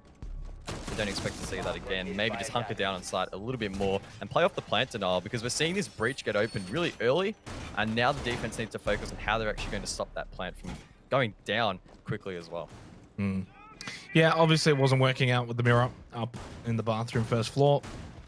Put a bit more pressure and try and have a bit more security down in this garage section. I think the main goal for Knights here is to probably just try and keep the reinforced walls up for longer than, say, 30 seconds. That's how quick 5 seconds left. it was for Okami last time out. Attackers are heading out to defuse a bomb. The problem is you maybe, though, think if they put a lot of pressure here onto this garage section, if Okami then want to actually get onto that first floor and gain a bit more vertical control rather than just horizontal control. 100%, and that's of course the risk that you run. The question will be, have Okami droned out above? Are they comfortable in pushing above? I mean, if Okami want to be taking down teams like Wildcard, they need to bring that adaptation to the table. So if they're as good as, you know, Spec is pumping them up to be, I would be hoping that they're going to head above, because it is basically for free. I don't think there's anyone roaming. There's Dino, but he's heading back down anyway. So this is free real estate, as they say, and Okami can then work that floor and displace these defenders, which at the moment, they're just chilling. They're just waiting for anything to happen. And so far, not a whole lot has happened outside of Specker getting a little bit of control, but we still have to wait for them to mince that floor up and actually get some angles in towards the site. But it is good adaptation, though, from Okami. So it's kind of just basically like a chess game at the moment between the two teams. And Okami just always one step ahead. And you're like, okay, well, if you're going to just turtle in basement, we'll take that first floor control. Play a bit more vertically. Not only that, but you can get rid of those claws as well from this first floor press room, and QD on the buck can really do some damage if left alone up on that first floor.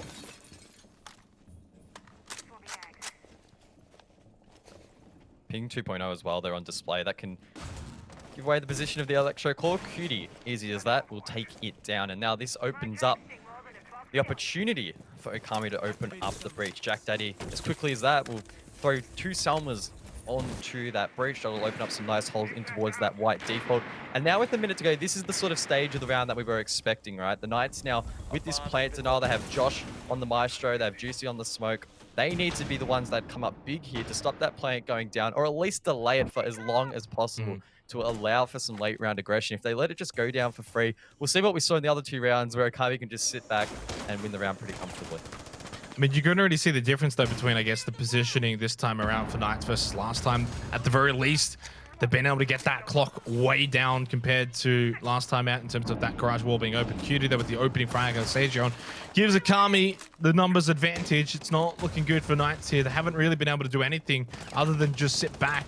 Jack Dad's going to go for front white here and get that plant down. Specker watching and waiting. And Knights are just so reactive here. They're not being proactive. Josh just gets caught by Specker and they're just falling like flies even through the wall. They are losing members quite rapidly. Diffuser's planted, and it's only Dino and Juicy.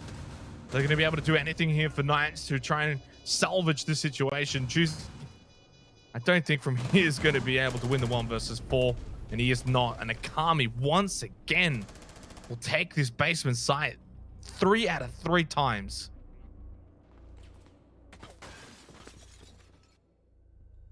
Yeah, a little bit disastrous there for the Knights. I'm sure upon reflection, they're not going to be very happy at the fact that they went there 3 times. They had the option to mix it up. I mean, they could have even gone to split, for example, and just tried something new, and it probably would have had a higher chance of success. Nonetheless, though, nothing you can do about it now, and Okami will have the lead in their map pick 4-2 the scoreline. I'm actually going to say basement again, so we've seen quite a bit of it so far. Keen to see, really, what are Okami going to bring to the board to counter the playstyle that we did see from the Knights. They're bringing the mirror, they're bringing the bandit, so they might be trying to play more active on the breach to stop the Knights from opening it, and they might also be incorporating some vertical play as well. Well, when you think about it, really, when you look at Knights' strategy, it was either we're going to put a lot of pressure on that first floor or we're going to put none. Nakami might just think, why don't we do a bit of both and see how we go here and put that mirror wall up on the first floor. I mean, they may not actually even do that. They may even not put a lot of pressure on the first floor. It may just be perceived pressure, I guess. Try and buy time, make it so Knights just can't free roam around on the first floor. Kind of like what we saw Akami being able to do in that last round on their own attack, right? They were literally just free roaming first floor, did whatever they pleased for like a good minute and a half. 5 seconds left. And I don't know if you can really allow that to happen. We'll see how much pressure they do apply here in the first floor. Attacker's objective is to locate And we'll see, a I bomb guess, and also, and I'm just honestly intrigued to see the difference between the 2 sides and how they play this, especially since it is back-to-back sites, but just switched in the half. Yeah, and Cutie hadn't even placed down those mirrors during the prep phase, maybe trying to hide where he's actually ultimately going to put them down, but it didn't look like it was going to be vert play. The hatch was reinforced, so yeah, absolutely nothing there. I'm assuming they're both in sight. We see one security, the other one's probably going to go on the second reinforced wall. So far, this is looking better than the Knights in terms of being able to deny the plant going down. And on top of that, they have, again, Specker on the Bandit who can play a little bit more of an active role in actually stopping that breach getting opened. Of course, Thatcher's taken off the board, so that will force the Knights to go above or even play risky on yellow stairs to clear that. So, I mean, so far, the obstacles that Okami have created are looking a little bit more challenging than what we saw from the Knights earlier. No ace either by Knights. We saw ace used by Jack Dad for Akami. Their own attack. Jackal's going to be used as well for Dino. Look, I guess in the end, it seems as if this first floor is just going to be completely open for the Knights. John on the sledge can obviously just clear from above. Would you see eventually to open up this garage wall? Specker trying to be a bit of a nuisance and see if he can potentially punish Sejon.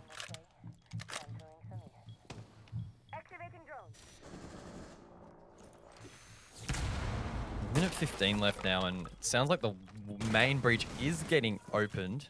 Pressure from above as well. Not sure if that's not showing up on our side. I think there are holes above. Yes, there are, so they're just not showing from below. Either way, that is pressure, of course, in towards the site as the Knights prepare to cut off these angles and try and think about getting a plant down. The diffuser is in the hands of Juicy over towards the breach, so probably expecting a default white. Okami, though, still with plenty of C4s on the board. They also have the Maestro Evilized as well, so it's not exactly going to be an easy plant. Yeah, and there's only 40 seconds left in that wall. Is it even open yet? Kind of.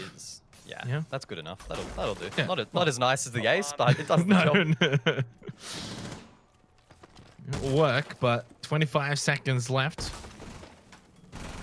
Kami just wondering when is this push actually going to happen here, because this is taking a lot longer than Akami's attack, which they were quite quick for the most part.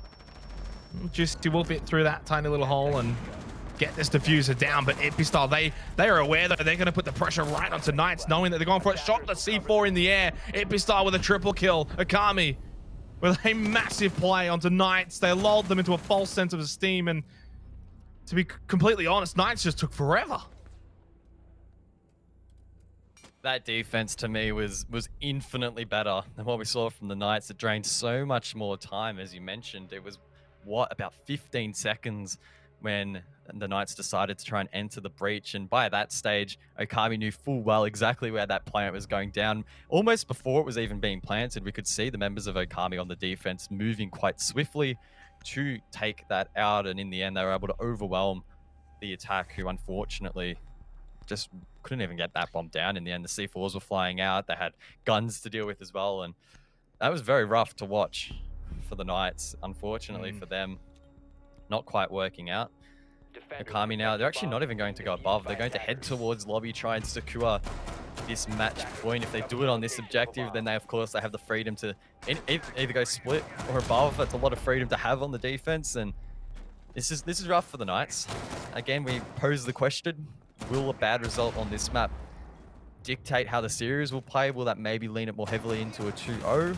Still not 100% convinced that will be the case, but there are some worrying signs here for the Knights. They're not playing as well as I probably expected them to.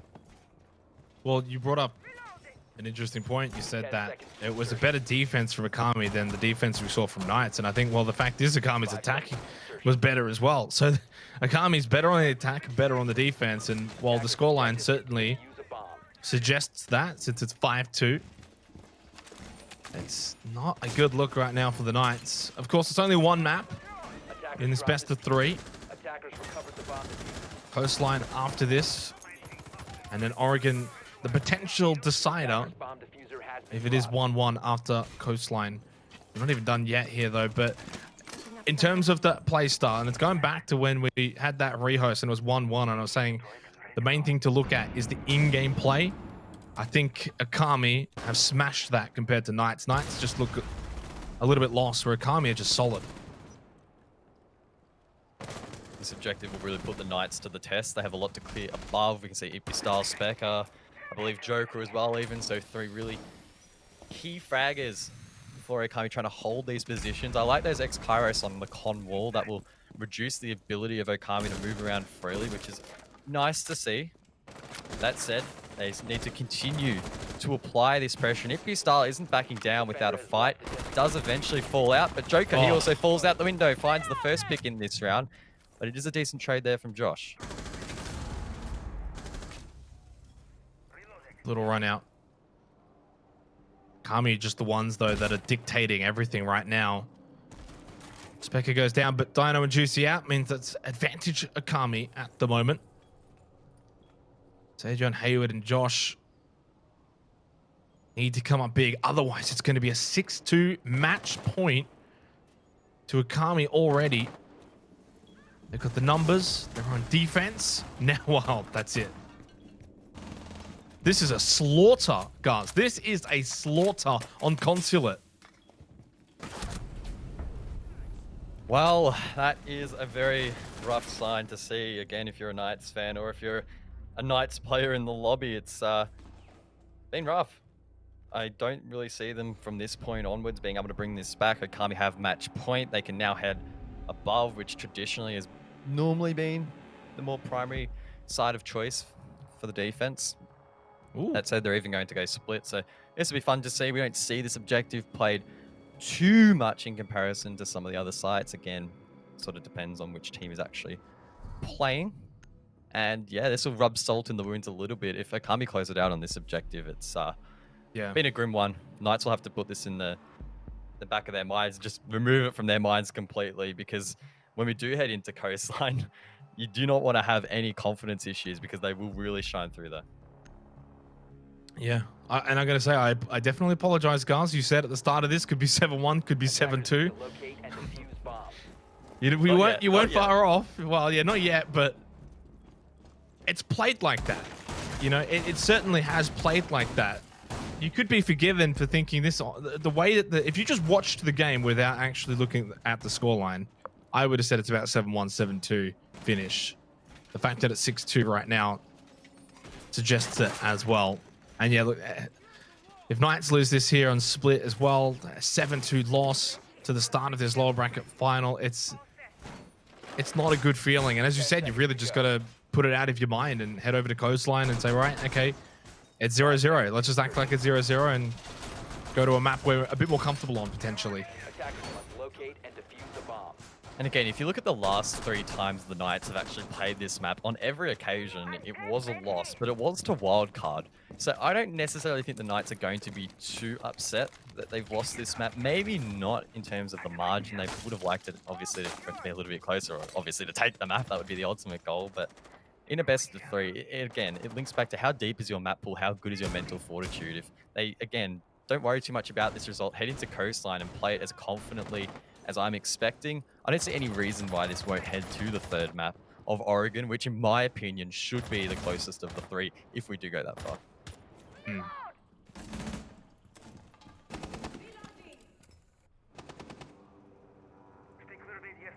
Well, what have Knights got, though, to show for themselves here? Match point, multiple match points for Akami. Get a reminder, of course, this is a best of 3. Coastline after this. The winner moves on to the grand final. Dino. Oh, that's got to shoot that C4 and does. We see it so often nowadays. It's almost not even that special anymore. Still a good shot nonetheless, of course, and does leave things in a 5-on-5 as we begin to reach the halfway point in this action phase. Not 100% sure what the approach of the Knights here is. If they can try and isolate Ipistyle and Cutie on this side of the map and find these picks, it could be huge. But if they also follow them with a little bit of greed, it could also cost them the round. So keen to see how this dynamic above sort of produces, how it evolves. I'm not sure if the Knights will try and contest this. I mean, Josh is maybe going to peek the angle now, and this is very much high risk, high reward. Joker joining in as well. This might not end well for the Knights if Okami capitalize. Yeah, Kami are just putting so much pressure on this second floor right now. We've got less than a minute remaining, and Knights have kind of not really done much other than get onto the second floor. But by eliminating Joker, that's a good start. Never mind, Ipistyle gets the refrag immediately afterwards to restore an even advantage. 4-4, 38 seconds remaining. Oh, Cutie just being spotted by Dino, and Knights have got themselves a way into this, and as I keep saying, that Ipistyle just keeps giving Akami back a bit of a lifeline. 10-2-2 from Ipistyle, who has fragged out here on Consulate. 3-3. Juicy's going to go for the plant and Tellers.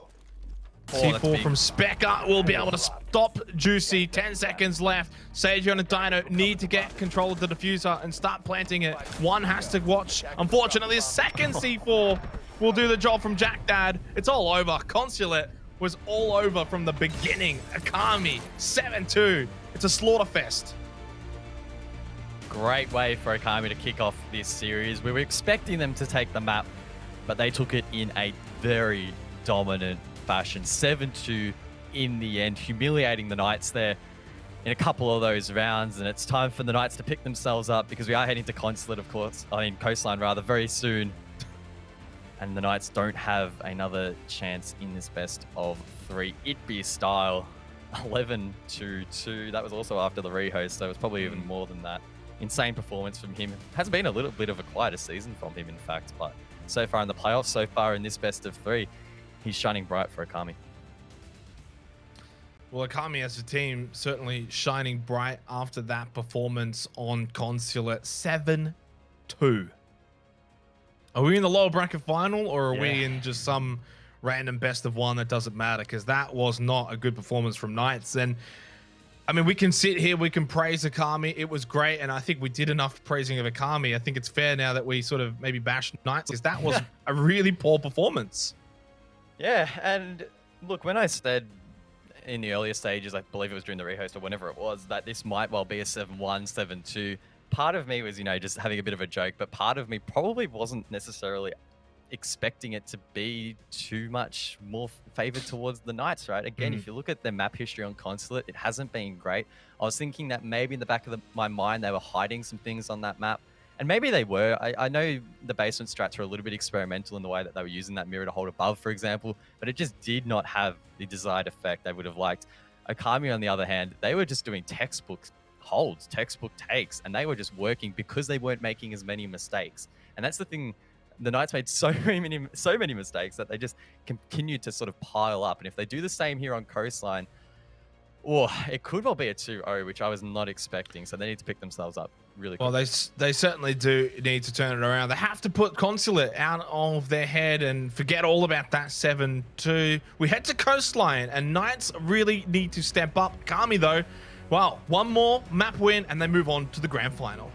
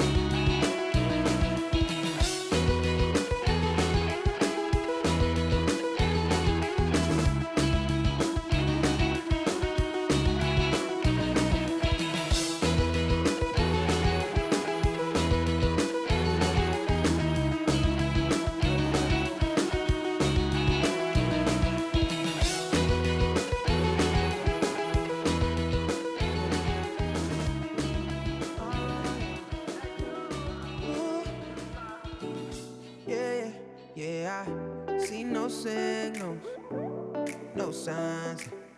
Girl, you be tripping, no lies, nah. You said je ne sais pas. I flew in all the way for this. I'm not here to waste your time. I just can't give you vibes, you changed a bit. Girl, you mad teasing. I don't mind leaving, just let me know. She told me take it easy. Hey, yeah. I just came here to make y'all feel good. You know what the message is. Suddenly you're with me now. You know what the message is. I've been running wild for you, babe. You know what the message is. I don't have no patience. Ain't no conversation. Feel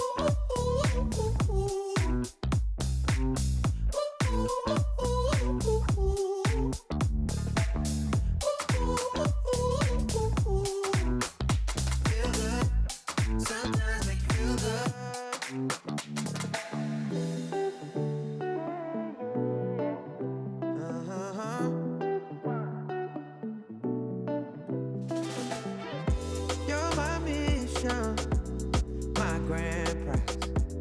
changed my vision. No damn pride. Girl, you max easy. I don't mind leaving, just let me know. Then she told me take it easy. Yeah, yeah. I just came in to make y'all feel good. You know what the message is. Suddenly you with me now. You know what the message is. I be running wild, wild for you, babe. You know what the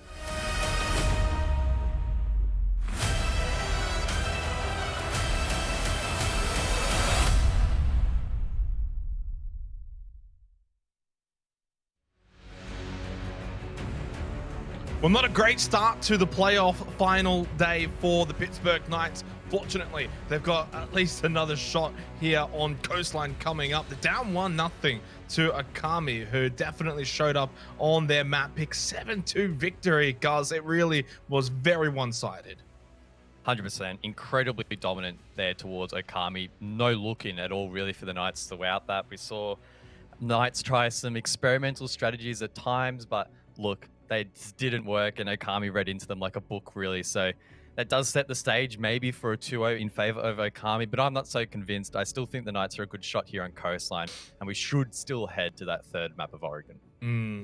What kind of Knights team is going to show up, though, right? They've got to really put that consulate performance behind them. And hopefully if they do that, then maybe we can see the Knights that we're used to seeing show up on Coastline, which if they can win on their map pick, Oregon would be the deciding map. And I know you said off air, guys, that if it does go to Oregon, it would look very much an either way sort of situation. Regardless, before we get to Oregon, we've got to get through Coastline. And of course, Knights would have to win. It's do or die time right now for the Pittsburgh Knights here on Coastline. It's their map pick. It's their last chance.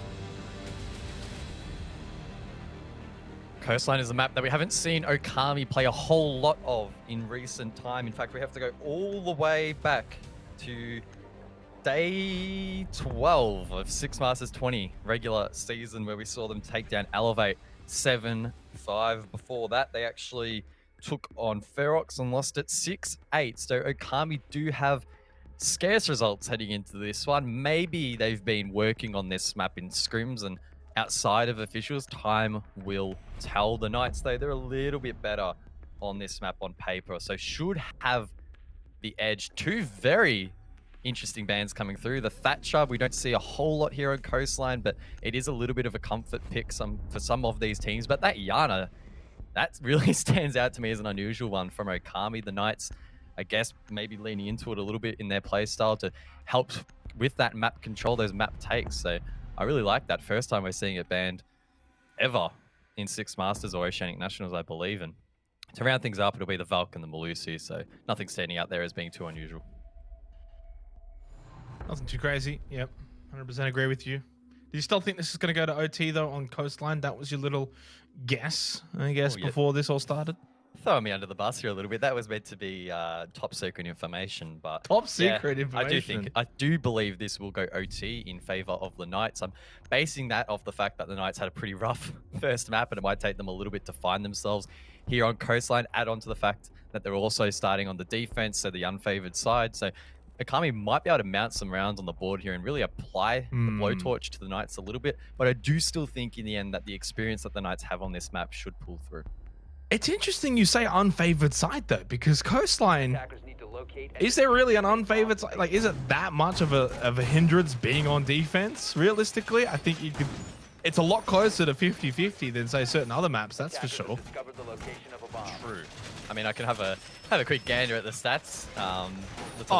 You don't have to do that. You don't have to go full dev meta, but all right. Well, it got played twice in the regular season, as listed on Siege GG, which I think has omitted a couple of matches. But for the sake of this, I'll just go with the two matches.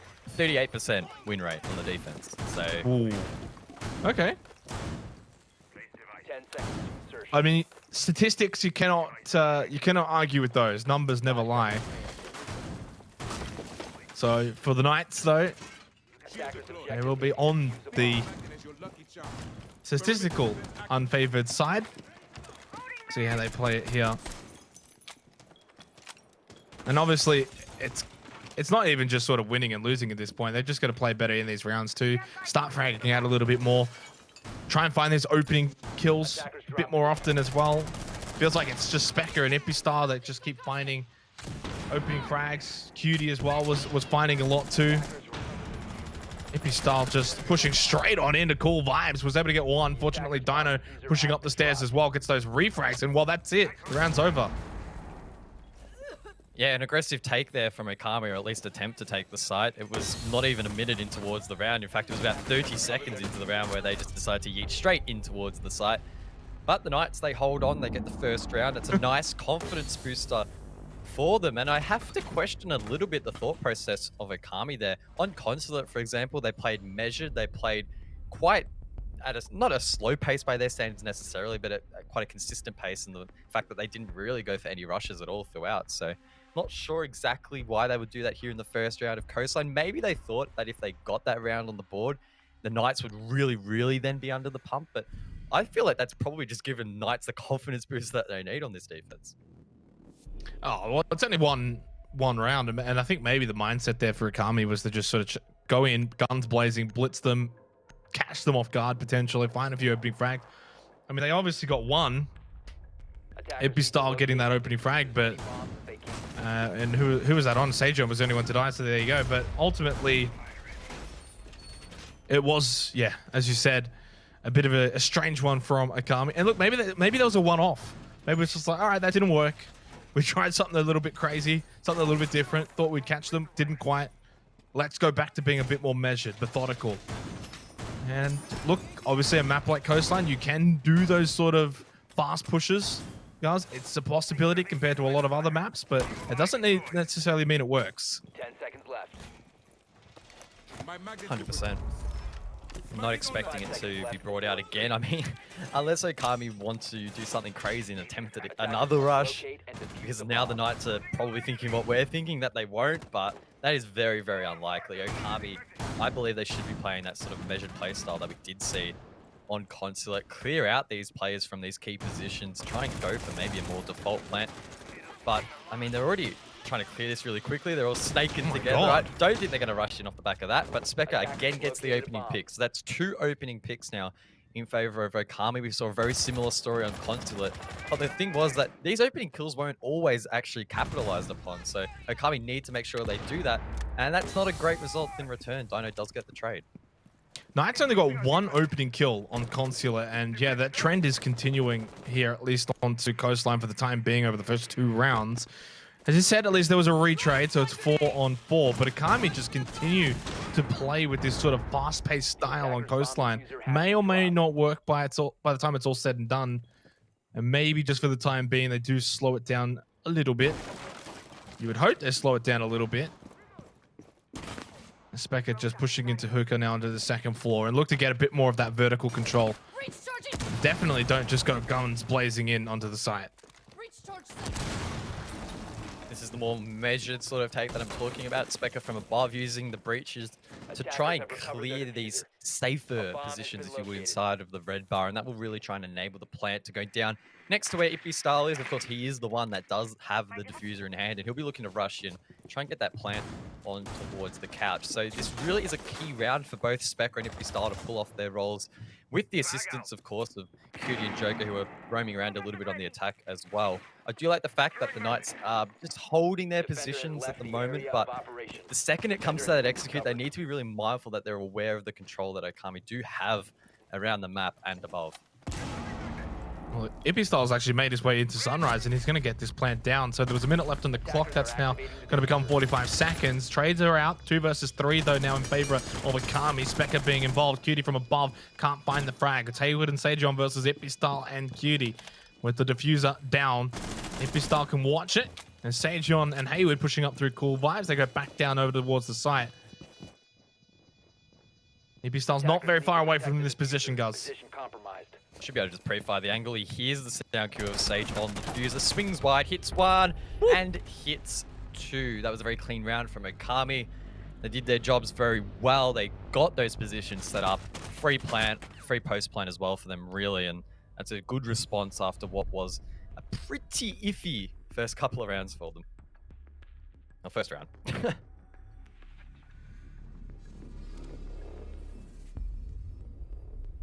well, one round iffy, maybe. Tried something, didn't work. That's fine. This was a little bit intriguing from the little snake throws, but a nice early plant from Ippy Style, and Akami just, well, a little bit more of a measured approach in the second round, paying dividends.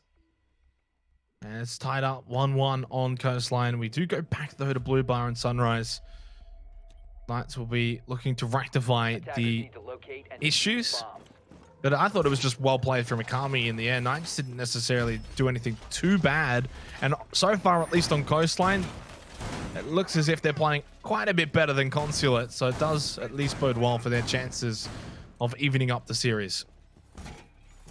That's exactly right. That was really just classic Coastline, if you would, for Akami, and there wasn't a whole lot that the Knights could do once they found themselves in that sort of plant or execute phase of the round to actually deny it, and then of course retaking it after that was going to be near impossible. The one thing that they could maybe try and do in this round to prevent that from happening so quickly is place Sage near that default position behind a shield. We have seen teams try that in the past, but it looks like he's not actually going to do that. So this position we can see right now on the map near that reinforced wall, that should be free real estate again for Akami. If they get that open, they should be able to just send a player in and get that plant down in a similar fashion. So I'm not sure what the Knights are doing different in this round to try and prevent that from happening, but something needs to be done to stop the control being given from above and that plant going down so quickly.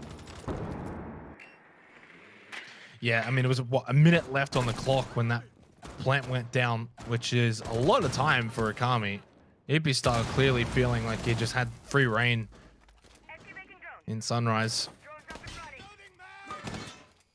Sage gonna deploy that shield, and can just try and buy a lot more time this time out compared to the second round. Certainly doing a better job this time, Knights, in defending this area. As Jack Dad and Cutie make their way into Hookah, they will be able to gain that vertical control. Dino on the other side of the map, though, along with Hayward. This could be a big 2-on-2 at some point, especially if Hayward continues to creep ever closer. But look at that little death hole.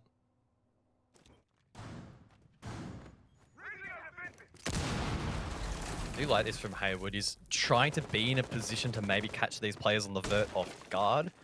Attackers recovered the bomb. Question is, will he be shut down without having any impact? And so far, he hasn't had that impact. Maybe he'll be able to find Specker here, who doesn't seem aware of this position, but he misses the shot. Specker only taking a little bit of damage in the end, a little bit in response as well from the Zofia, but look, maybe that will stop them from holding these positions above comfortably, but it still looks like Cutie is just chilling above here. And this is what we saw in the last round with his vert shutting down that plant denial, and it could well be the same story well over again. Well, it feels like it was like a one and done sort of situation. Gave away the death hole idea. I know, and Hayward probably just going to go back down now over to the first floor. Ippy Style's actually going to get gassed out from that plant, and he got taken down extremely low. 40 seconds left, and this has been defended a whole lot better from Knights this time. Specker somehow just catches the top of Dino's head. That's actually the first frag of the round. 30 seconds left. Ippy Style is getting the diffuser down, but he loses his cover, loses the guy that was really covering for him, and Ippy Style is eliminated. 20 seconds left, though. 3 versus 2. Akami do have the numbers. Unfortunately, do still have a bit of time here to make something work. Hayward needs to get at least one here in pull entrance. He's in a great position, can swing wide, but he needs to find 3. He doesn't even find the first. Whiffing his shots, Joker makes him feel a little bit sore after that one, finding that pick.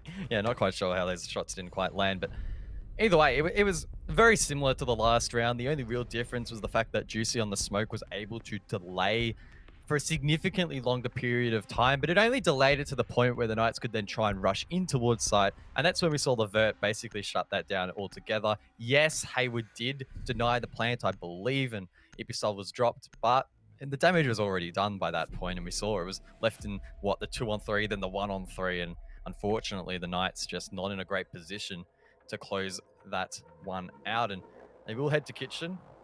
Happy that they're not attempting that side for the 3rd time. I would have been a little bit concerned. It was better, though.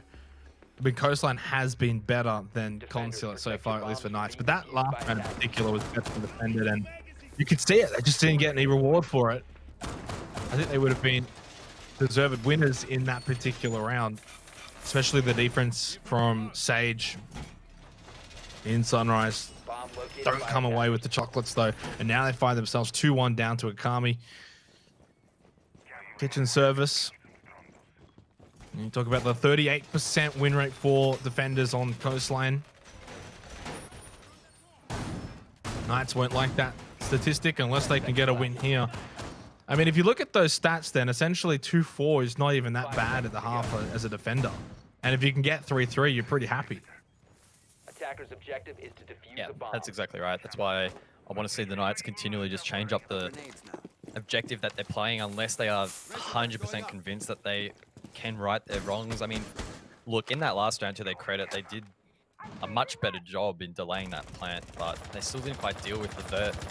That really was the Achilles heel, if you would, in that defense. So they head towards Kitchen now. Yet to see this site in play. Wonder what Okami are going to do here. It looks like they'll probably do the same thing of gathering control above. It seems to be their preferred way of approaching these sites. And of course, Coastline does facilitate that playstyle. That said, the Knights, it looks like have invested some manpower above, I believe I saw earlier. So it won't be a free take necessarily for Okami in the air. We can see Hayward holding 90, Sage, Dino, I believe, as well up there. So it's not going to be free real estate at all for Okami. They'll need to try and fight them out, or maybe they could even go for a horizontal take. We're seeing strong blue bar presence at the moment. Attackers drop the diffuser.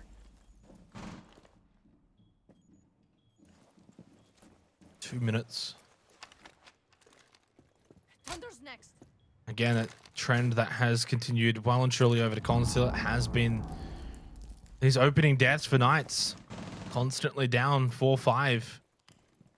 Even if they're able to trade back and get it to 4-4 relatively quickly, it's just a bad trend to have continue. Hippie style Joker do have to be wary of Hayward though, sitting on cool vibes. And he's going to now just swing out, gets Hippie style, didn't quite get Joker, who does have the diffuser, and now obviously has the information of Hayward's position. And elsewhere on the map, it's Jack Dad who got Dino, the refag from Sage, swing on in. Hayward, well, I thought Joker would have just been watching that, expecting that swing to happen. It's a 2-on-2 with a minute remaining. Still winnable for Okami. Of course, that diffuser has been dropped in the default position inside of Kitchen. Not sure whether or not Hayward is aware. Of course, no points on the board, so he would have actually had to physically see that diffuser drop. Juicy's close by. Here's the sound cue. Also, went to his hard left. They pinch him out so well. Hayward needs to clutch up here, but Specker, my word, just completely shuts that down. Another solid attack from Okami. Yeah, it's not looking good for Knights. It's really not. We have to go. They haven't won firstly 2 rounds in a row this entire best of 3. It hasn't happened. And we've played 13 rounds. They've won 3 out of those 13 rounds now over 2 maps, Consulate and Coastline. Look, they head back to Hooker Billiards, which they were successful on in the first round for Coastline. They have to win it again, but yeah, there's that old adage, you know, you say like, oh, okay, well, if they lost a certain site, like Blue Bar Sunrise, all right, they would have learnt from their mistakes. Second time, surely they fix up those mistakes. You can say the same now here for Okami. That first round was not very indicative of how the rest of Coastline has now played out, where that first round was just a blitzkrieg. It was just some random push-in attack that literally the entire round went for 30 seconds. I don't sense Okami will do the same again here. So this is not exactly like a fortress hold for Knights. They're going to have to fight hard for this site, a lot harder than the first round. Yep. Basically stole the words out of my mouth. I was going to make the point that if you look at the round history, you'd probably say, oh, the Knights won this round. They're heading back here. So they should be able to secure this, get it back to a 2-3. But Okami played that round to the polar opposite that they've played the last 3, right? The last 3 have been a lot more calculated and just classic Coastline in the sense that they were just taking the time to establish positions vertically and then flushing out players inside, etc., etc. Whereas that first round was basically a kamikaze rush in towards site which didn't pay off. So if Okami on this occasion decide to play it a little bit more methodically, maybe get some control from below or go for a map sweep across from bedroom, then the Knights will really be put to the test. And if they lose this round off the back of a calculated Okami attack, then I get a little bit scared. That's not a bad start, though, for Dino. That's Specker taken off the board as well. Specker has been quite dangerous so far this afternoon, so it is a good opening pick, albeit in a pretty unorthodox position. And Dino's actually going to decide to hold it. If I'm him, I'm just backing off. Now, that said, there's also Hayward here to support. So, wow, the Knights are really getting in their face early on the entry. Attackers dropped the diffuser. There's a second one as well from Dino, and well, maybe Hooker and Billard are the saving grace for Knights potentially, because the way this is shaping up, 2-4 at minimum, it's not bad for Knights. Obviously, there'll still be one more round to go after this. And obviously, the round's not over. I mean, we've seen plenty of 3v5 victories already so far, even in the playoffs. Hayward just going to swing out. Quick headshot onto Joker. That will probably secure the round. And Okami have just almost been attacked by Knights, really. I feel like Knights are the ones who are on the attack right now. Yeah, this site playing out so weirdly. It's almost like the first round, which the Knights won. Okami full centered on the attack, but this time it's been a full send on the defense. Full aggression from the Knights, not backing down without a fight. They got the opening pick, still persisted to try and find a second and then a third, and it paid off. They haven't actually lost any of their members on the defense as of yet. They should be able to close out this round. Okami only have a minute to work with, and Hayward, for example, still running around being a little bit of a madman. Only 2 bullets left in the commando, and he's still peeking these angles. So, this objective is really producing some weird results, but at least if you're a Knights fan, this is a good one for you. 2-3 should be the scoreline, and then they can start trying to maybe get that even end to the half, and Hayward just wallbangs him through the catch. I didn't even know you could do that, so there you go. Well, it just keeps the hopes alive for Knights. Had they lost this round, I would have thought that it would be a long, long way back. They could have been the potential for a 5-1 half, which even despite a 38% win rate for the defenders, is a shocking half when you also then look at it with Consulate. So it's a good round win for Knights, but now they're going to do something that they have not been able to do for the entire best of 3, and that's win 2 rounds in a row. Key decision as to which site they attempt now. Of course, Hookah's the only one that they have actually successfully defended, and they can't go there again. It's really, do they go Kitchen, which they lost once? Do they go Blue Bar, that they lost twice? Do they maybe even go Penthouse with Mirror on the board? It looks like they will attempt Blue Bar again. And you guys at home can't see this, but Xenox and I, we have our tracker spreadsheet here. We're working on it together, and Xenox has already put it down as an Okami attack. So look, I'm going to go Knights because we all know how strong the caster curse sometimes is. That said, they need to pull something big out because the 2 defenses that the Knights have lost on this site have not been very convincing at all, and Okami have been quite dominant in taking it. Look, in saying that, maybe 3rd time's the charm for the Knights, because it is the 3rd time they're going to get a shot on this final round of the half. And at the very least, regardless from here, 2-4, and I mean, we looked at the stats and we said, all right, a 2-4 half on defense coastline really is not that bad. I think if it does end 2-4, I think we head to overtime. I really do. I think we'll just see a sort of a flip and a repeat in the second half. But really, for the Knights, if you lose this again, 5 seconds remaining. I mean, it's a free shot, but if you win it, and you do win it for after your 3rd attempt, 3-3 just puts a spanner in the works for Okami and where they're at here on Coastline. They've looked good, Okami. Knights have looked better than they did on Consulate. Final round of the half. And we'll see how they're going to play this one out. Because if they do play this in a similar manner, which the first 2 rounds on Blue Bar Sunrise, Okami basically had a very similar strat both times. And if Knights have done their homework and they adapt on the fly like they should, will they be able to counter Okami? Well, if you look at the operator selections in the setup, to me, It is screaming the same as the last 2 rounds they lost. They haven't brought any hard breach denial to stop these walls from being harder to open. They also haven't positioned a player next to the bomb chassis like Sage to slow it down even further. Instead, they're trying to play deeper in towards the red bar. But that also comes with its own issues, right? Because Okami most likely will just head above, get that area for free inside of Hookah and start raining down bullets from above. So I'm not sure exactly how the Knights are expecting this round to play out any differently. And with QD getting that opening pick, it only increases the likelihood of Okami taking this round. Not over just yet.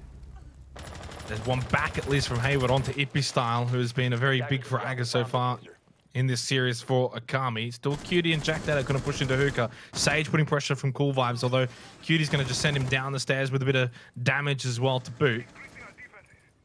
We'll get a round on our hands. It's just not going to be as cut and clean as the other 2 rounds on Blue Bar Sunrise. Knights are definitely not going to go down without a fight.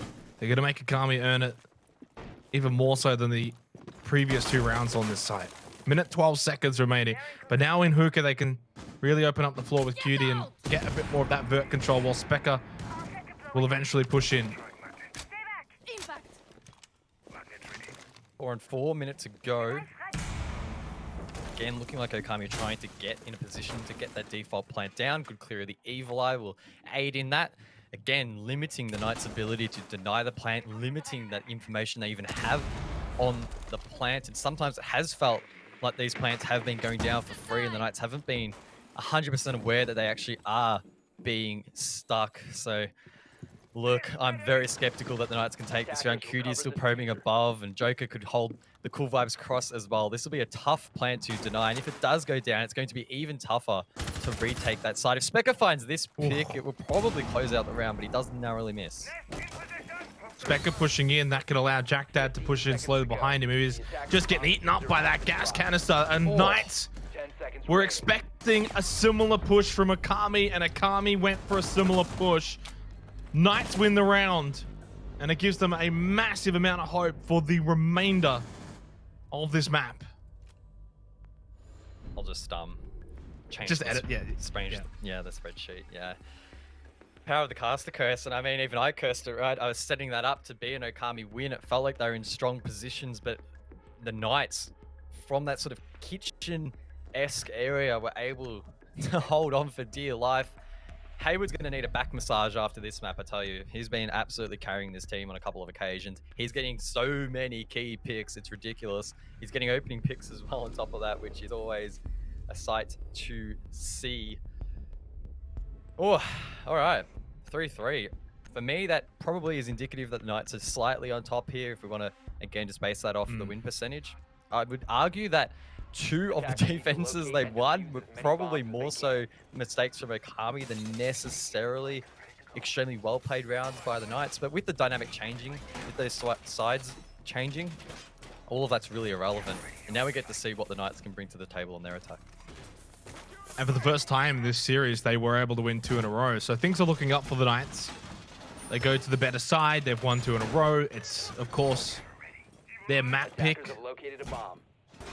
Ultimately, I don't think that they would be too concerned as of right now, even if the rounds they did win maybe were because of Okami's slight misfortunes. But, well, it doesn't matter how you win it, as long as you win it.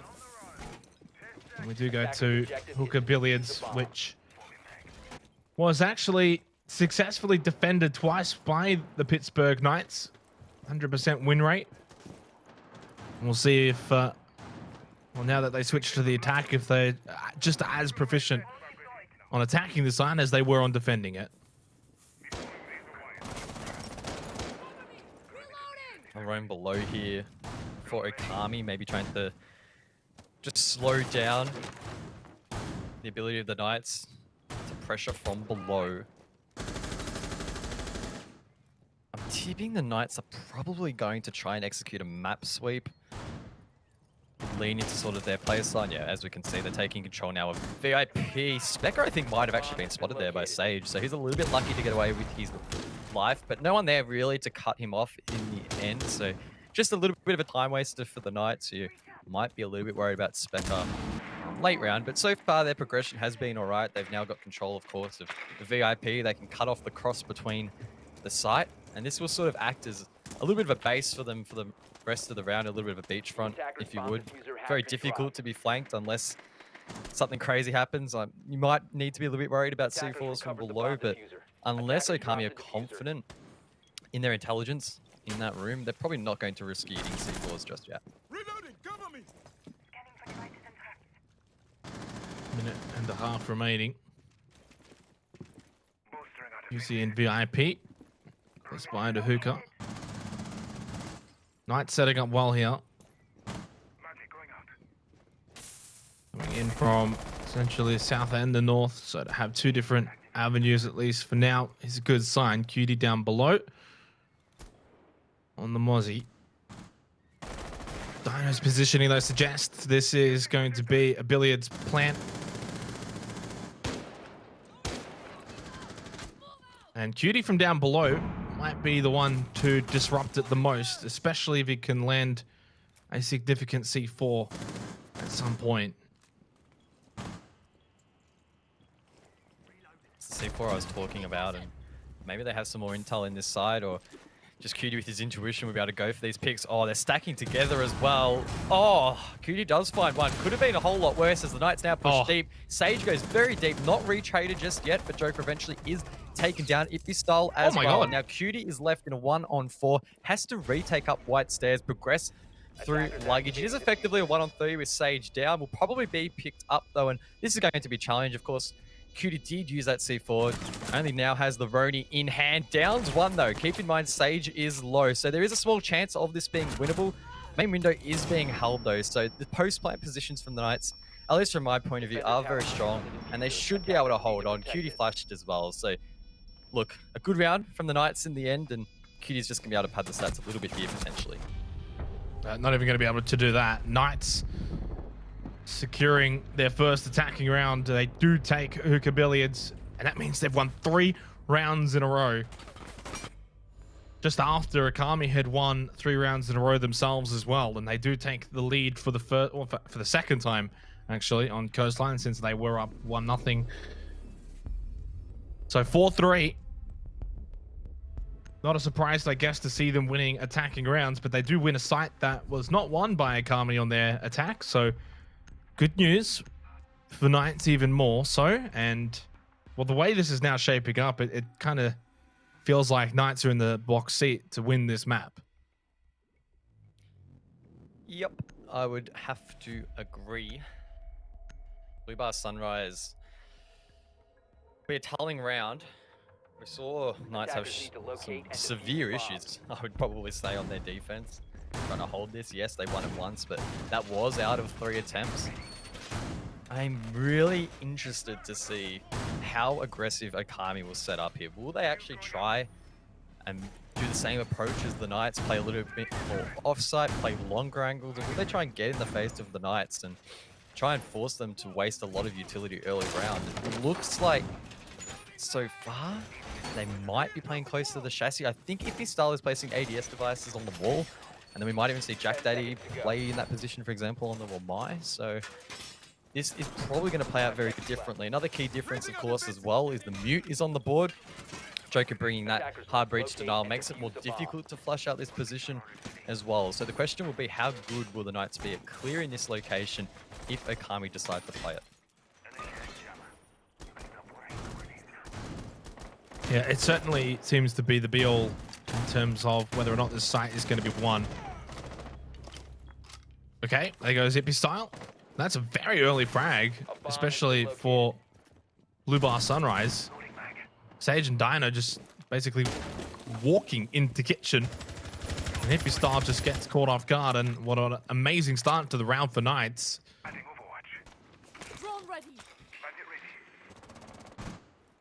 May not even have to worry at all about that red ribbon position or Sunrise or anything, because now they can just push in from this eastern portion. I mean, there's literally no one over there. Cutie's just watching and waiting, but there's no one for Knights there at the moment. They got the rest of the site if they want completely open. I mean, Juicy will still clear as much as he can with the Twitch drone, but Dino and Sage definitely causing havoc in kitchen.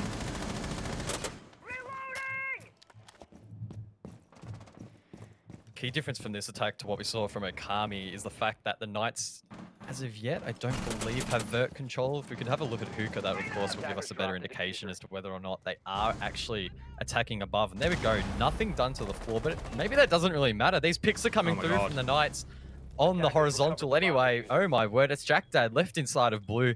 He's got a bazillion angles now to watch, and the Knights should be able to easily claim this round. Well, it's not going to be flawless, but it's as close as flawless can get. The Knights have now won 4 rounds in a row as they storm home here on Coastline. They take a commanding 5-3 lead. And Okami just looks shook. They cannot get back into this just yet. And one more round, and it will be match point for Knights and potentially sending us to the deciding map on Oregon. Just like the Knights, Okami will re-attempt Blue Bar for a second time. Funnily enough, we actually saw Okami lose, rather the Knights lose it twice in a row on their defense. If that trend continues, of course, the Knights will then head to match point, and Okami will need to win 3 straight to head it to OT. I guess that maybe this map would go to OT, but still edge out towards the Knights. But in these last few rounds, if they've been any indication, the Knights should be able to close this one out quite comfortably, I would expect. We will then head to Oregon. That's the 3rd map in this best of 3, and that one should be the closest of all these maps. But look, the Knights, they can't get too far ahead of themselves like I am. They still need to close this out, continue that flow of confidence. And I mean, so far, I'm quite proud of them, to be completely honest. They got decimated on Consulate, so it seems to me like they didn't let that affect their mindset too much, and they are playing their game here on Coast. So far, their game is working, and wow, we don't see Twitch often these days, but there you go. 3 ADS is taken out before the action phase and even starts. Wow. Utility meta? Question mark. What is the utility meta? You don't need flashbangs, just bring a Twitch drone. Easy. Easier said than done, but yeah, Knights just on top in every department right now. Not even just the fragging department, but positioning, utility, round wins, everything that can be going right for Knights has certainly been doing so. And it's a stark contrast because even some of the rounds that they did win on their defense was more so Okami just slipping up and making a few mistakes. But these last 3-4 rounds, admittedly, have been just all Knights and Knights all the way. Josh does take a bit more damage than he was hoping to take, and way less dealt than he was hoping to deal. But it's Dino with the opening frag onto Ipistol, and once again, Knights in control here.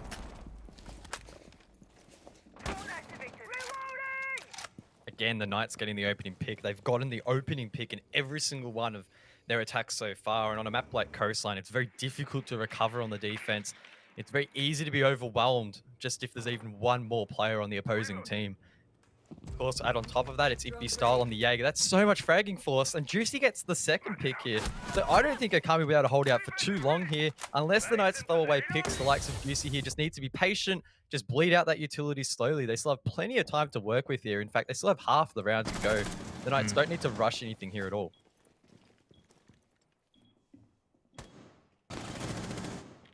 They rush in too quickly, it all can fall apart, but they don't.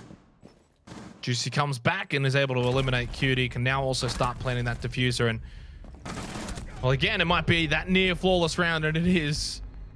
Only 2 players have died for the Knights in 2 rounds now, as they do gain match point here on Coastline. Ooh. I'm already getting ready for Oregon here, Xenox. I don't know about you, but this does not feel like Okami are bringing this back at all.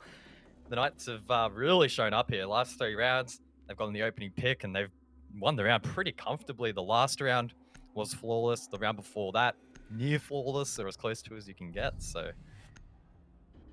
it's up for Okami to pull something out of the hat here. They're going to actually pull out Penthouse Theater. First time I think I've casted this at all in this season. So who knows, could work out. Joker did actually bring the mirror. I would have expected that to be stuck here for a Penthouse. I think he probably will, right? Yeah, so not sure the thought process behind that. Maybe was going to go into something. Who knows? Many But bombs look, they we can. don't see this site defended all that much. Maybe the Knights will struggle with it a little bit, but it also isn't defended for a pretty good reason. It is really hard. There's a lot that can be done by the attack to disrupt this. So keen to see if Okami can actually pull it off. Bomb located by attackers. Well, you did say they need to pull something out of the hat, and I guess this is something that is a bit risky, but could have a strong reward. In saying that, I mean, they lost Blue Basket Rise, they lost Hookah Billiards. They're on match point, so it's not like they can keep experimenting with those sites. Try something a little bit different, hope for the best. 5 seconds remaining. But right now, I think, you know, you said feel like we're preparing for Oregon, and you just wonder if maybe Okami have got one thought process onto Oregon as well at this point. At the very least for Okami, they already are up 1-0 in the series after winning quite comfortably on Consulate. And if this does end up being a 7-3, this is quite comfortable for Knights on Coastline. So 2 very one-sided maps as of right now. Leads into Oregon, which, I mean, which map do you take more out of, I guess? Yeah, if this does finish 1-1, I really just think it equates to it being a 0-0. It doesn't really lean either way, to be honest, because, again, probably expected Okami to take that first map, probably expected the Knights to take this map. Maybe not in as convincing of a fashion as we are seeing so far from both teams.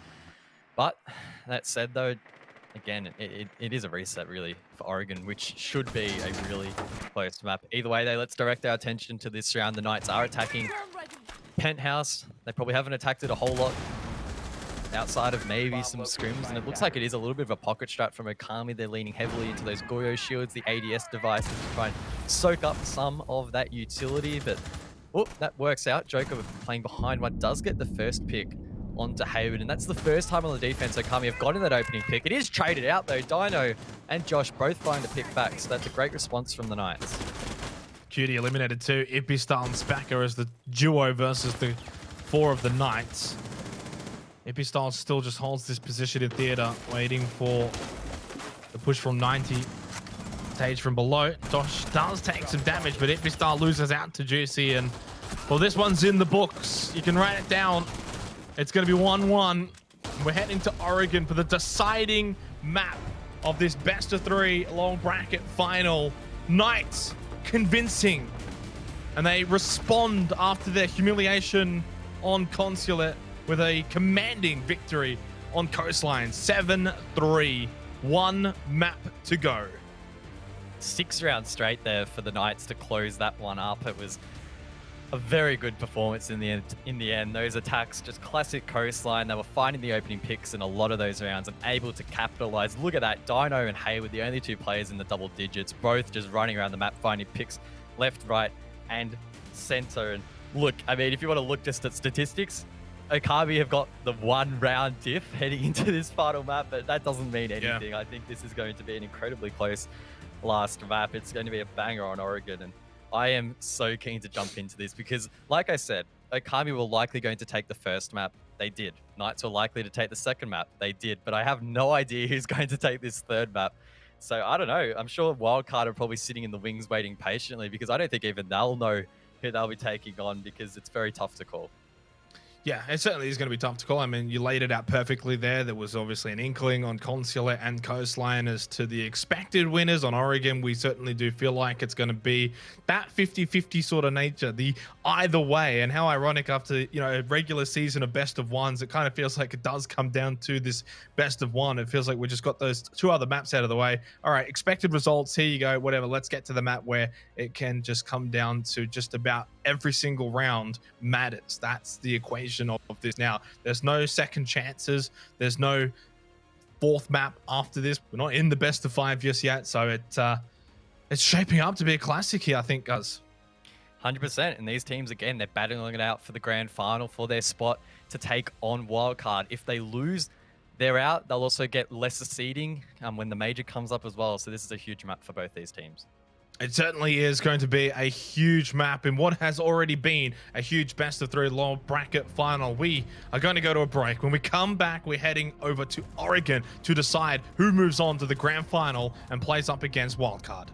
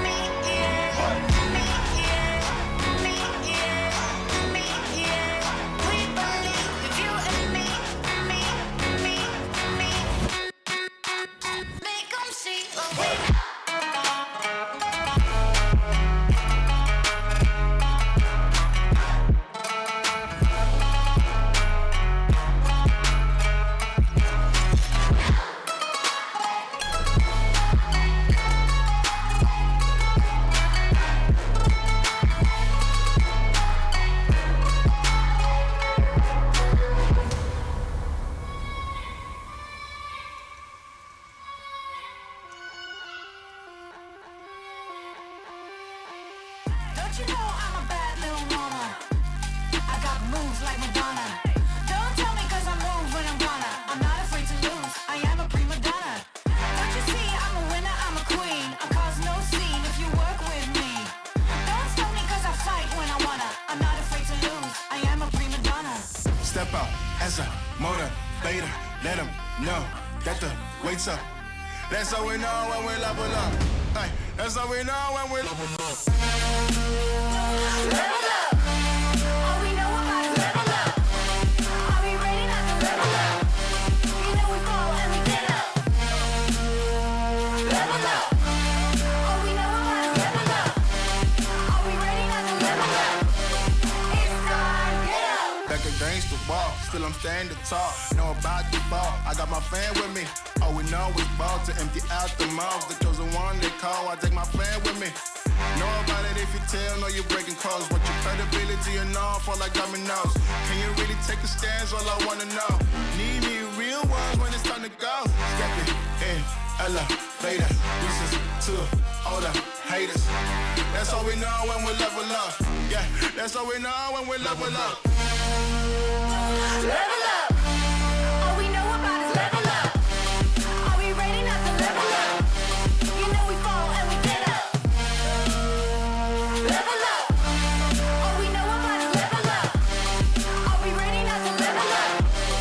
It's time, get up. I found out I'm not alone. 'Cause I'm just like you.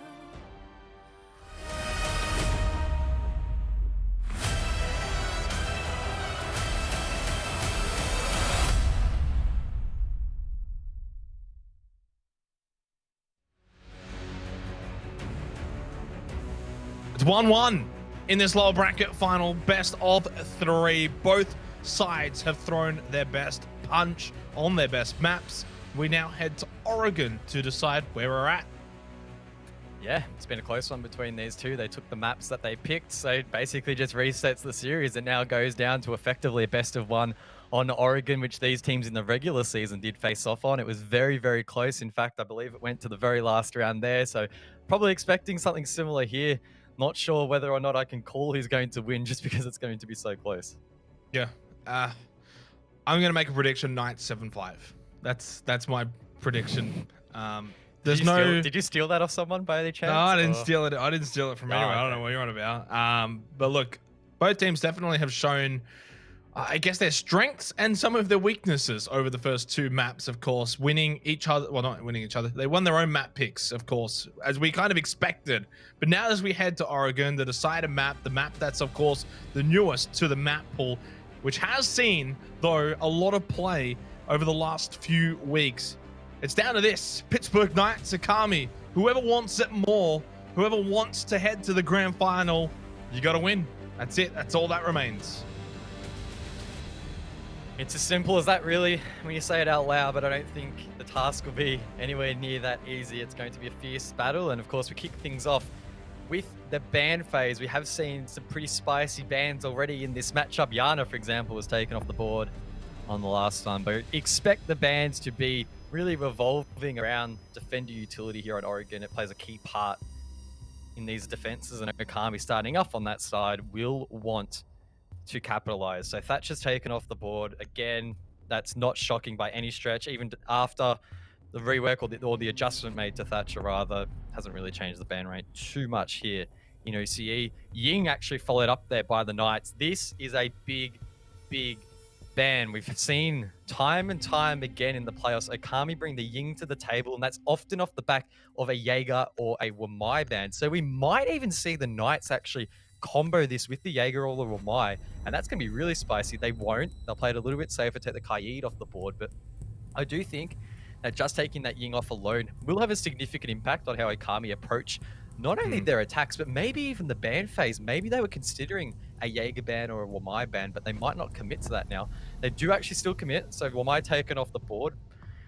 But yeah, all right, this is a good ban phase. I'm keen. This is going to be close. This is going to be so close.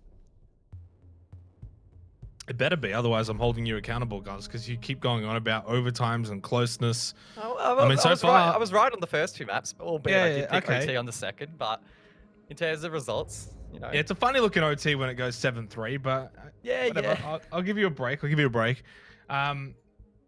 We've seen enough of Oregon now, haven't we, over the last couple of weeks to sort of get a feel for it. I know I like to repeat it, but basement going to be very difficult for the attackers to take basement. Does happen. Very low win rate, but you know. But then it comes down to kids and dorms, and the last time we were here, it did come down to kids and dorms. I keep saying it, but it does. It always does. It's a very, very important site. But you made up the greatest point, is that why are we not seeing more kitchen? Defenders, protect your bombs from being Yeah, defended by well, it attackers. does have one of the high defensive win rates. Again, I don't want to be banging on about it too much, but I'll just briefly mention it. In the matches that were played in the regular season, the ones that were tracked by CGG, you can see that they were actually experiencing a higher win percentage on the defense on those sites compared to the likes of Forms, which I believe off the top of my head has actually been pretty attacker-sided here in OCE. So I don't want to see teams necessarily relying just on dorms. Of course, keep in mind that there's less sites, that less round tracked on the other sites, so the sample size is a little bit smaller. But I don't want to see these teams just heading to dorms for the sake of it, time and time again after they win basement, or eventually once they win basement. I want to see them mix it up a little bit, try and bring something new to the table. And this is the time to do it, right? Sure, you don't want to expose too much heading into the grand final. Wildcard for sure will be sitting back watching this, but you have to do something right to try and make the grand final. There's no point putting in half an effort when you could go that step further and actually make it all the way to that final match. Totally agree with you guys. I usually do totally agree with you, and in this case, I totally agree with you. I also love the Monty pick here as well for Knights and Juicy. Although, not a good start, because Joker just swings out. Well, I don't even know if he swung, really. Just held the angle. And Dino does get eliminated. Jack Dad's going to be downed. This is a hectic start to this basement defense for Akami. There's a lot riding on this opening round. You've just freshly been beaten on Coastline. It's a site you should be winning as the defenders. You got a Montang in your way over at Bunker. That wall obviously is the objective. Get that open. Josh, though, just takes out the head of Specker. Probably didn't even need to peek that. That gas canister not really going to be effective. And now they've got to also watch these boiler stairs. So there's 2 avenues right now that Knights are pushing through. Yeah, and in all of the Oregon matches I've seen so far this season, this is probably the most damage done in the first minute of a round, particularly on this side where it's normally heavily on utility or based around playing around that utility. Juicy getting very aggressive. They did find that pick, hip fires and does damage DP style. Hits him twice, I believe, as well. So this is a lot of early round aggression from the Knights. They're not worrying about this utility at all, just trying to gun down their opponents. Now they have the man advantage. They need to be mindful that Juicy does have the diffuser in hand. So don't get too aggressive there on the Montang, mate. Just swing around, maybe go for the default play here if you can clear Cutie out, and then you should be in a good position to try and win this round out. Oh, Cutie just taking a lot of damage running back there. Jack Dad's low, Ippy Star's low. I don't think Knights could have asked for a better start to this round. The round's not over yet, though. Still got 50 seconds remaining. And as we just saw, made it a 3 versus 3. That didn't last very long. Advantage back over to the Knights with a 3 versus 2. C4 from Jack Dad. A little bit early with that, and then through the crossfire of Sage, picking up a quick double to close the round. Knights make a statement here on Oregon by taking out the first basement site. Big statement at that as well, right? We know that this site is quite often won by the defense, and if it is won by the attack, normally it's really close, really tight, and comes down to these late round executes. But on this occasion, the Knights were in their face straight away. Sure, Joker got that first pick, but then they just used that more so as a cue to push even deeper, push even further in towards blue, right? The clear was pretty effective. We also saw Montang there with the secondary hard breach, open up a really nice angle for Sage. So it's good to see that Knights are dipping into their strats a little bit here and thinking outside the box from what we typically see, and it does pay off for the first round, and that is a nice one to get on the board early. Yeah, I mean, you couldn't really basically ask for a better start, and such is the nature of basement on Oregon. I mean, Akami have got not much of a choice but to just keep playing it until, which hopefully for their sake is going to be here in the second round, because I'm not going to lie, guys, if they were to lose basement as their 2 opening defensive rounds, I mean, I wouldn't call it here, but it would be a very, very good start for Knights. Yeah, it would be, because if they win this site, yes, it's a couple rounds on the board, but it's more so the fact that that puts pressure on Okami to think about where the hell they're going to try and defend later in this half, because, I mean, let's theorize that they do lose this round, then manage to even win above. Do they head back down? Do they head over to meeting? That really does plant that seed of doubt, and you don't want any doubt in this sort of format, right? It comes down to this final map. Any pressure is only going to be exemplified further when you don't have that second chance. So they need to feel comfortable, and yeah, that Montang is not making them feel very comfortable at the moment. Juicy is really getting in their face here, and it's up to Okami to try and counter this. They have a couple of traps on the board, for example, with the Alamines, but without Legion on the board and without Smoke wanting to use those canisters too early, it's going to be tough to counter him. That's an early C4 used as well for Cutie. So, and we've seen a few flashes and whatnot as well. So a bit of utility from Okami has been used already, and we've still got 2 minutes and 15 seconds remaining. Knights haven't really done anything other than just send in their shieldy boy to sit back and take the full brunt of Okami's utility. Ping 2.0 on the Vulcan shield of Specker. 2 minutes on the clock, and it's going to be another push through bunker. I would imagine Knights will put pressure on the boiler stairs.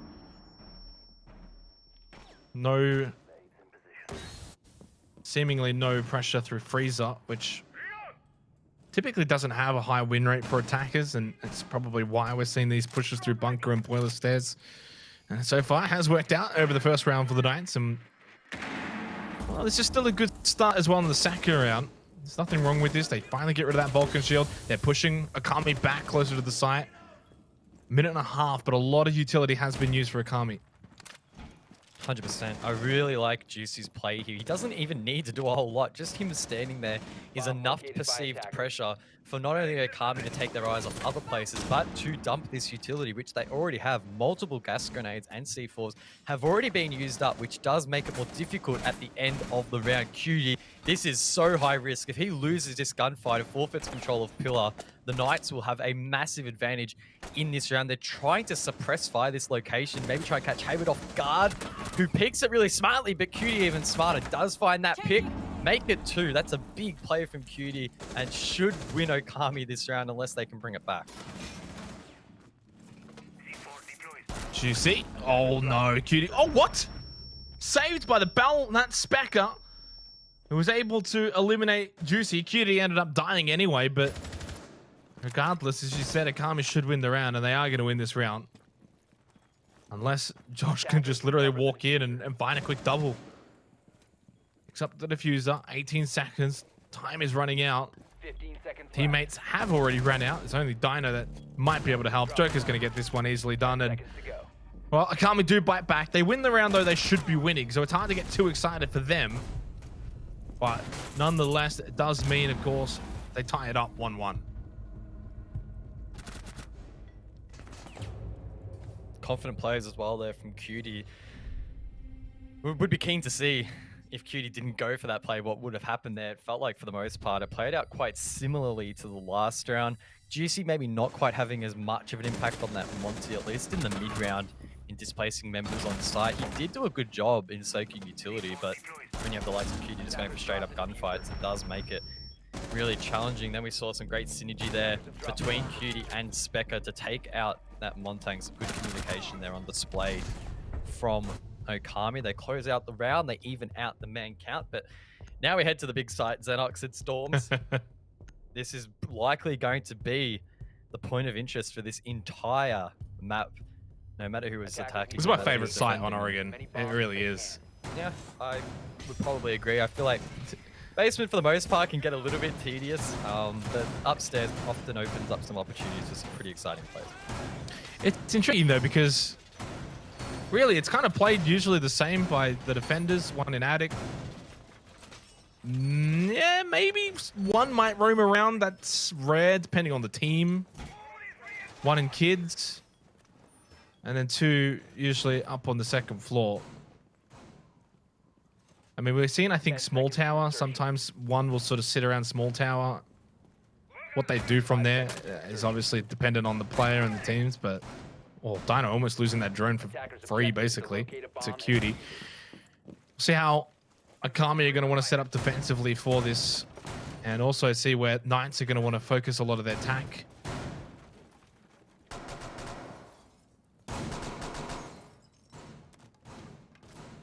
So far, it's looking pretty stock standard. I mean, we do have that shield in attic, for example, so if a player decides to Montang hold there, again.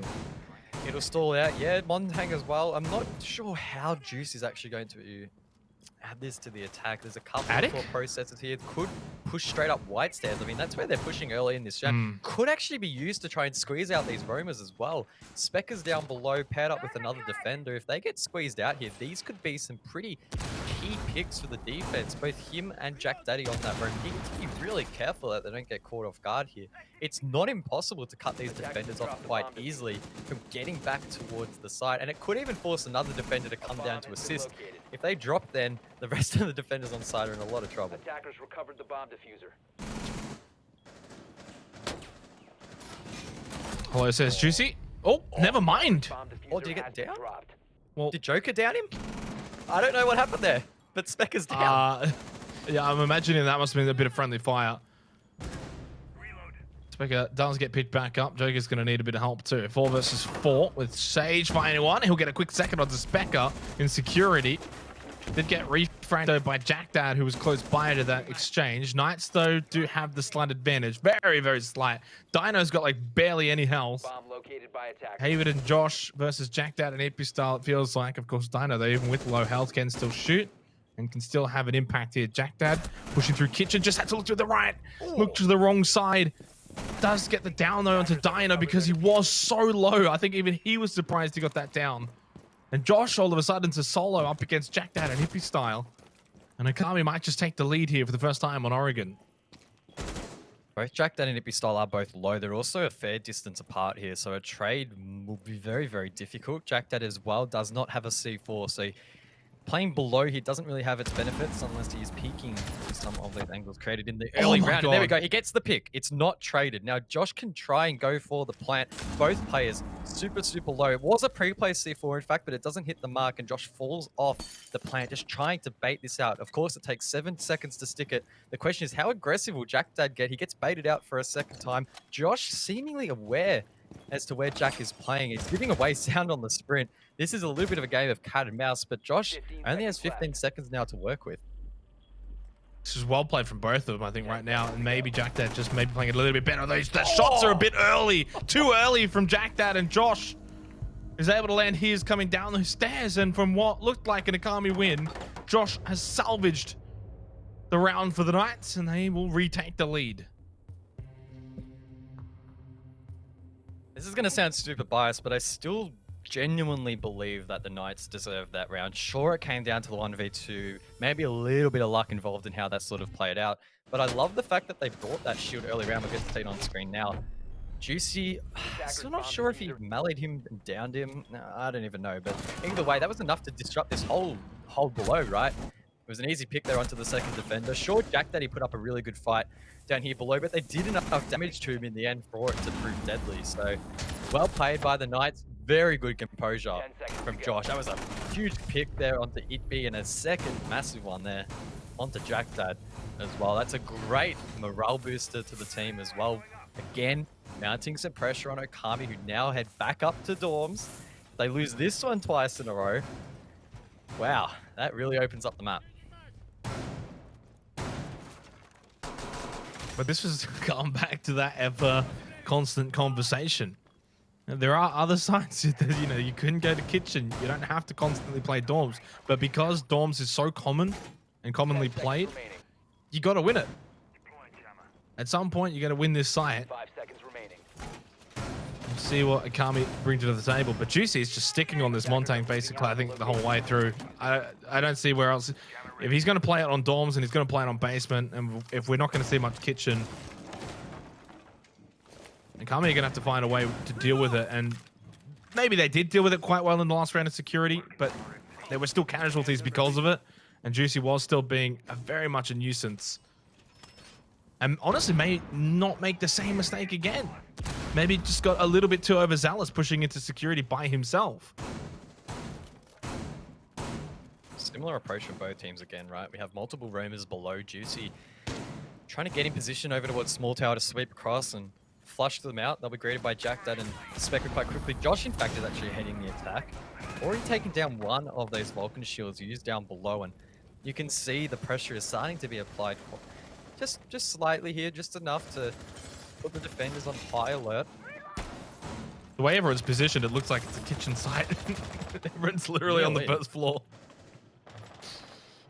It's important that the Knights just don't overinvest too heavily here. I mean, there's almost an opportunity for them now to just go towards the site, right? There's two in security. Cutie's all the way on the bottom floor. If the Knights maybe are aware of that, could cut them off and find the pick, but I don't know. Maybe they should just try and send Monty up white stairs. That could potentially be a play. It is high risk, but I'm not sure. It looks like they're just going to try and go for the same clear of security like they did in the last round. Jack Dad's going to be the first one out of the round. Okay, goodbye to Juicy. There goes the Montang early on again here. 3 versus 3, minute and 10 seconds remaining. This is a very bizarre round. Very, very strange. I haven't even seen kids. Now for the first time I'm seeing it. Everywhere else is the action. And Akami, though, just dropping players. But Ippy Style and Joker, one on the second floor, one on the first floor. And this is where it makes it difficult, because it's not like they can get the refrag if someone does get taken down. Knights can position themselves for it.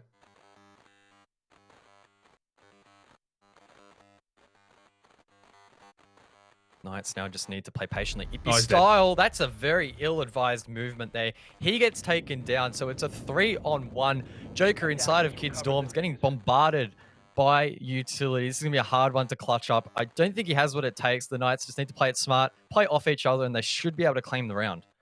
Well, we've got Joker's theme music here at the moment. The mute jammer. Hayward's going to put down the diffuser. Joker was able to get Josh.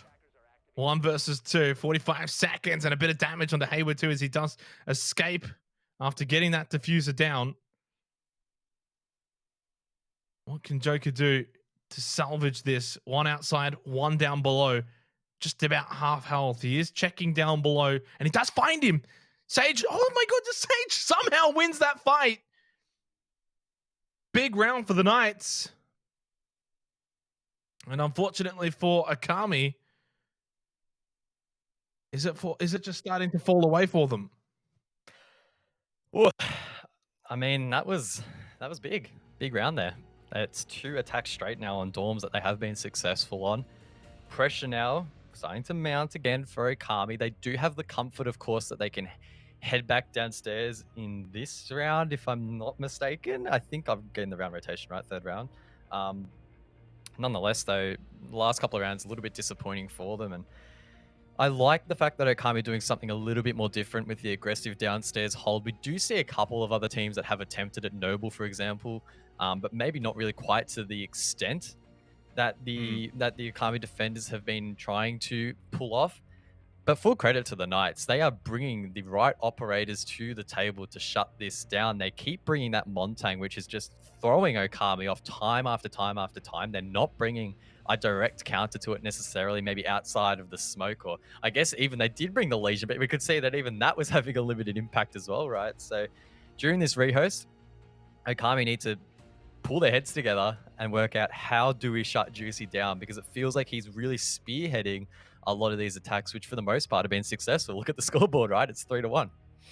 Yeah, I mean, Knights have been very, very successful. They've been winning kids' dorms quite convincingly. I mean, obviously it has gotten a bit close towards the end, but in a lot of those, I mean, I think you said it before as well, you felt Knights deserved it, even though they had to win it in a 1v2 sort of situation, with Josh clutching out the previous round, not the one we just saw, but the one before that. They played better, and just right now, at least on Oregon, it feels like they have been playing better, and you could see it really in the opening round when they took out Basement with the Montang, and just the way that they came to Oregon here with a bit of a plan and a bit of an idea, and they've just been executing it better than Akami so far, and they got a very deserved 3-1. It's not over yet.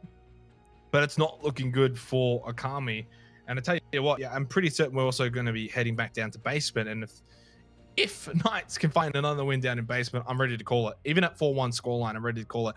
Based off the statistics, you would think that Knights at the very least get at least 2 of their own basement holds on defense. That puts them at 6-1.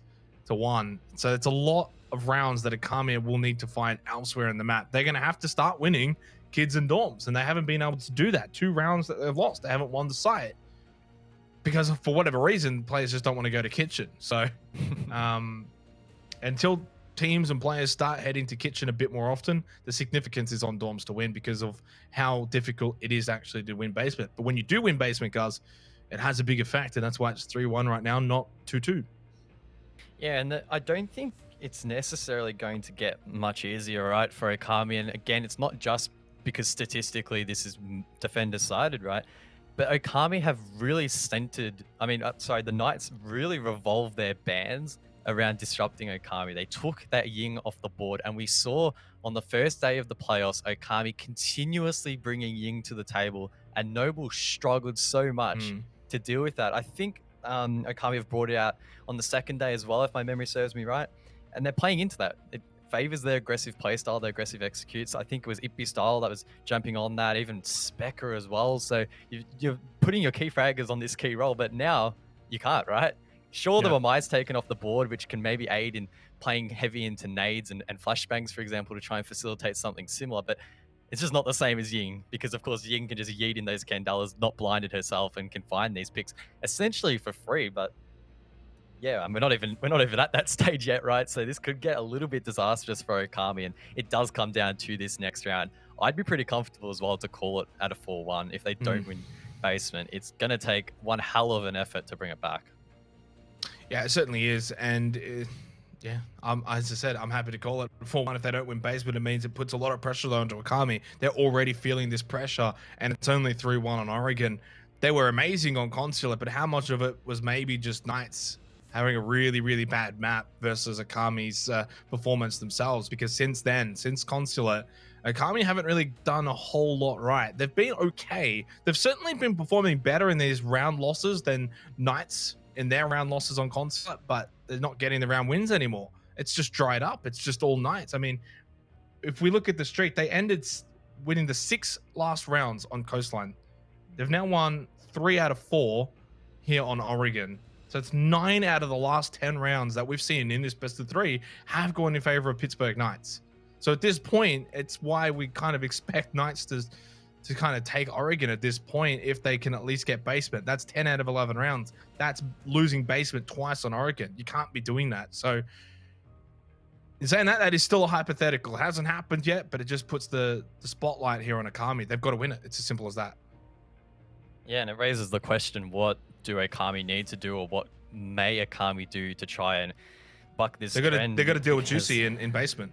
Yeah, I highlighted it earlier that the Montang is causing a lot of issues. We saw it really facilitating the push in towards blue on basement, on dorms. It was facilitating that push into security that Okami were trying to hold from below. We head into the next round. It will be basement, of course. So, Juicy, he's not even six picking it at this point, right? He's just going and almost sticking the finger up to some extent at Okami. Said, "Hey, I'm just going to bring the Montang. You guys aren't really doing a whole lot to actually stop me from doing this." That said, Shieldy boy versus Shieldy girl.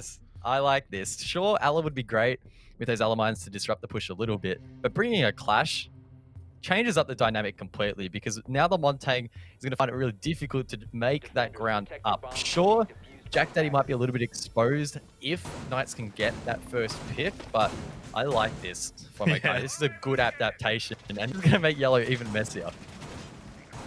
I like it too. It's a bit of fun to see it and how it's going to play. And who knows, this could actually be the turning point for Okami, where they stick it to Juicy and they say, all right, well, look, we're going to try something ourselves here. And if it does work and they do win basement, then obviously I guess we go back to dorms, I guess, for the last round of the half. And you would hope for Okami that they can then win dorms. Otherwise, it's still going to be very difficult. They've got a lot of work to do, even though the scoreline is just 3-1. Attackers must The pressure certainly on Akami right now. Knights off to a great start here on Oregon. It's the third and final map of this best of 3 lower bracket final. Winner moves on. They will play wild card. And the loser of this map goes home. Their day is done. And Juicy will turn the corner. They will see Jackdad in the clash. And it's, as I said, Shieldy Boy versus Shieldy Girl in bunker. Again, of course, it was 6 picks. So the Knights, this is their first time knowing that the clash is on the board if Jack wasn't droned out in the prep phase. So now the question is, what are they communicating now in the team? How are they going to deal with this? What are they doing to try and clear the clash? Oh my word! Bye-bye, Jackdad. They didn't just do that. They combined it with the concussion lifeline. And honestly, the Knights are in a great position now to take this round. Only a minute in, they've already burnt 1 gas canister on top of this as well. That is huge. Sweep the leg by the Knights. That is huge. Oh no. That did not go the way Akami had it planned. And it was when Jackdad saw Juicy turn around the corner, and then Juicy just kind of like took 1 step back and was like, oh, okay. It didn't seem like it phased them once he came back out. They were like, okay, why don't we just do this? Well planned from Knights.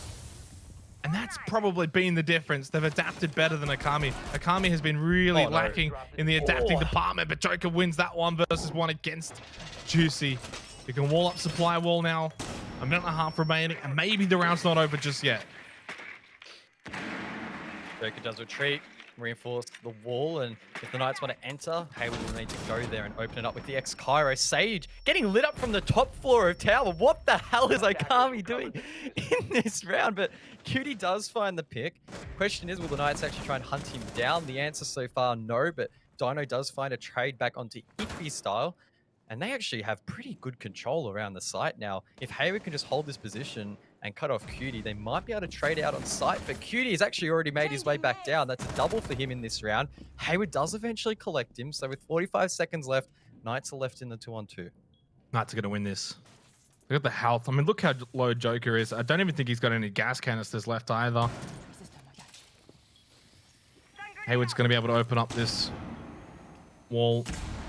30 seconds remaining. Attackers have located a bomb. They're on site. They've got diffuser. They've got still 25 seconds. Joker's low. No gas canisters. Josh, though, does take a big chunk of damage. Joker up close. Oh. One was downed, and then the other one was eliminated. Specker Joker couldn't stand up to the mind of Josh and Hayward, and Knights are just running away with Oregon. Look, I said earlier that basement can sometimes create a little bit of a stale meta and can be a little bit mundane to watch, but my god, that round turned up to 100. The clearance of Jackdad on the clash really was pivotal in opening up that round, and there was a glimpse of hope with Cutie at the top of tower that maybe Okami could pull off something incredible to bring it back. We also saw Joker step up massively to shut down Juicy, but the trades from Knights were so efficient, and they had that composure in the 2-on-2 to close things out. Wow, my heart rate at the moment's getting pretty high here, and the Knights must be feeling it now too. They can sense that they're getting closer and closer to this win, and if they win basement again here, 100% lock it in. I mean, at the 4-1 here, we're feeling pretty confident in the ability of the Knights to win it, even if they do lose this round coming up. But my god, they have positioned themselves so nicely here on Oregon, and Okami need to step up massively, not only in this round, but in their attacks as well to bring it back. 4-1. Ippy style gonna try clash himself. Jackdad back over to the Jaeger, and Okami. Well, look, to their credit, they are trying different things. They're not just doing same old, same old. But the different things, guys, are not working, clearly, evidently. This is the final round of the half. It's basement. It's typically a site that is expected to be won by defenders. Do they just like rush into this bunker area and just try and catch them off? No, they don't. They're not doing anything too crazy. This time around, you'd think Ippy style obviously knows what happened to Jackdad in that previous round. Will not allow it to happen, and it does have quite a few ADSs set up as well. Ippy style now on the Clash. This isn't something you see every day, or something that I haven't seen before, I don't believe. And again, raises the question how they try and clear him. So they're throwing in the flash grenades, trying to burn the ADS devices. Josh sitting there ready to try and clear it with a concussion lifeline, or in fact actually disrupt Ippy style, knock him back, and then try and shoot those feet out. So far, the time management not as good as the last round. It was at this time last round that Jack Daddy was in the grave, whereas Ippy style's being able to hold on for a little bit longer here. And playing it a little bit more passive, the Knights finding it more difficult to clear the Clash on this occasion.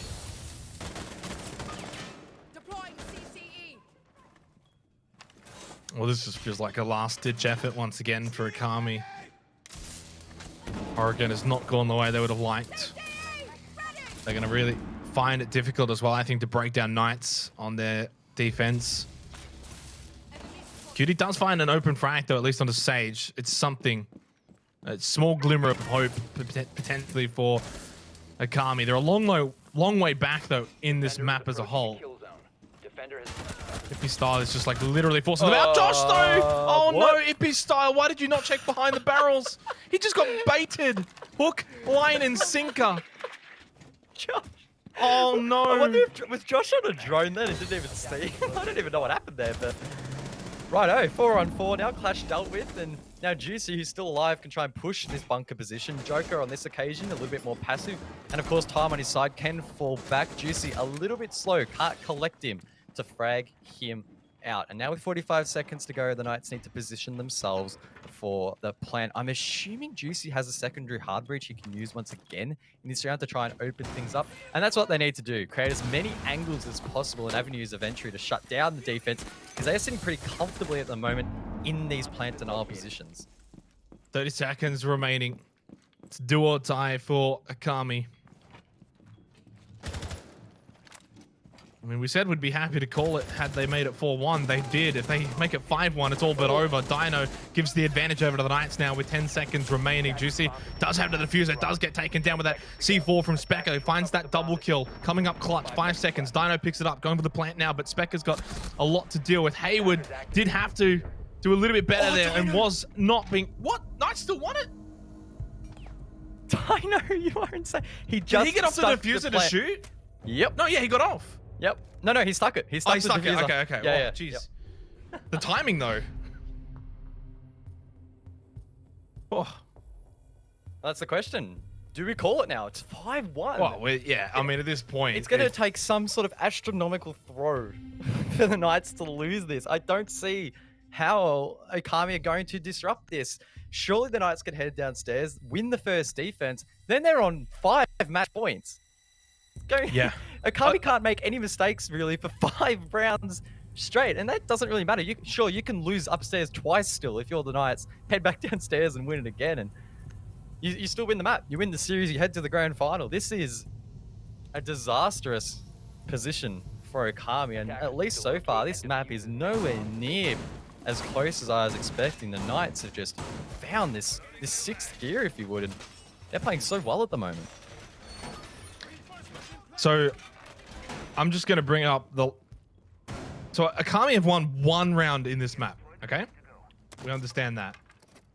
The time they had last won a round prior to that round was round 4 on Coastline after they had just gone up 3-1. Akami were 3-1 up on Coastline after demolishing Knights on Consulate. The world was looking great for them. If you're a Akami fan, it was sunshine and daisies. Since that point, they have lost 11 rounds and only won 1. What a crazy turnaround. Wow. Downstairs, of course, the Knights are defending. Josh and Hayward both on an aggro roam. If the Knights can find this opening pick, that positions themselves, of course, nicely in this round. We've seen them get in the face of Akami quite a bit. At least they did on Coastline in a couple of those rounds, not backing down without a fight, even in those positions where they did obtain the man advantage. So far, it's pretty quiet, in fact, towards blue, suggesting that maybe Akami will go for more of a horizontal take from above. So far, tower control looks to be theirs, and maybe they'll transition that in towards meeting. We can see Specker already in this position as the defenders outside of Josh have actually rotated down below. So this is a very precarious position for Josh, and I'm not sure if he'll hold it for that long. I mean, if he does, he could find a couple of cheeky picks, but he could also be taken down as well.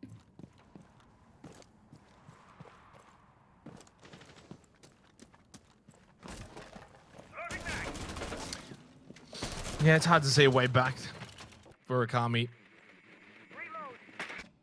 Down 5-1. Knights on defense of Oregon. Basement first up. I mean, what a daunting task. Oh, that's huge. Josh. Oh, what?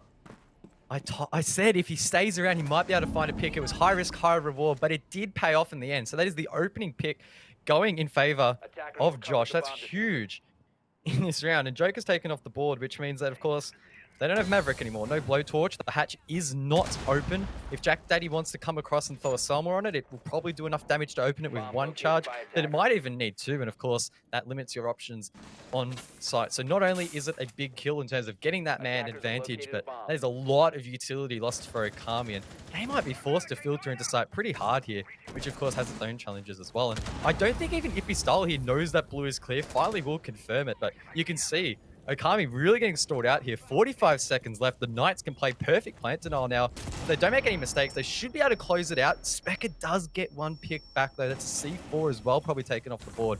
So that's a pretty nice pick for him. No more gas canisters available now for Juicy. 29 seconds remaining. I mean, Akami are making something work here. They're opening up that wall. They're getting a bit more of a footing down here in the basement. It's just a matter of time. They've taken so long. They are rushing this a little bit, but this style does find Juicy. While it is a bit of a rush towards the back end, they are finding the frags when it matters. Sage and Dino. All that remains. Dino was able to get jacked. Specker's going to plant that diffuser down. 7 seconds remaining. C4 over. I don't know if that's going to connect. Doesn't even get a chance to explode. In fact, it did. It did get Specker. Even though he died to Ippy Style, Dino makes it a 1 versus 1. Cutie needs to hold this plant. Knights have won the round. Knights have won the round. Akami cannot get anything to go their way, cuz. Nothing. Nada. Zip. Yeah, a bit of a yikes there on the C4. We're not going to talk about that one. Look, in the end, though, it really should have been a Knights round in the way that they set it up mid-round. They got Joker off the board, and they positioned themselves nicely. There were a couple of weird positionings going on there, right? We saw Juicy, not sure if he was feeling the heat or not, but just running out and getting picked off really easily. Unfortunately, we then also saw Freezer control lost. I believe it was the Jaeger holding that position, lost the one as well. So towards the back end of that round, it was a little bit dicey. And then for whatever reason, that C4 was able to detonate and played a key role in that round as well. So look, unfortunate they're a little bit there for Okami, but at the end of the day, if they hadn't have lost Joker, that round probably would have been a lot easier on that execute. Nonetheless, though, we can't dwell on that round any longer. It's now 6-1 in favor of the Knights. They have 5 match points. It all comes down to Dorm Xenox. It always does. And they could close out this best of 3 right here, right now. If they do so, they will then take on Wildcard in the best of 5 later this afternoon. Oh, it's rough. It's rough for Akami. We don't even really know what to say in regards to them and how they've sort of approached Oregon. I think the Montang obviously was a big factor for Knights on their attack. They had something cooked up. They showed their hand. Now, Wildcard are probably sitting back and watching and being like, okay, well, what do we think about Oregon? What do we think about Juicy and the Montang on their attack and being able to steal a few rounds in basement, which is usually a very difficult site to take. That's enough to swing the map in favor tonight. So these are the other equations to all of this now. That this is very much shaping up to be a Knights win is what does their future look like up against Wildcard in a best of 5? Ooh, yeah. Big questions yet to be answered. At least in this round, we can see the Knights similar-ish sort of hold from what we saw from Okami. A couple of players are playing below, but on the flip side, Okami not bringing the Montang. We saw Montang have a lot of success in clearing these positions early round, and look, that's not going to help. That's Ippy Style taken off the board. Where the hell was that? Outside the window. So Ippy Style maybe repelling, I assume. got pre-fired potentially. Sage finds that pick. That's a big one. As Zippy Style's been showing up quite nicely here in the playoffs, but unfortunate for him, he gets picked off. Jack Daddy picked off as well, Xenox, to 5-on-3. Plenty of time to work with here, but I don't think Okami will have the manpower. And at this point, when you're down 6-1 as well, mentally it must be so difficult to even have the mindset of being able to come back to win the round, let alone come back and win the map. It's a 5-on-2, and for Okami, this nightmare on Oregon is about to come to an end. What a best of 3 though. 7-2, 7-3, 7-1. Just incredible.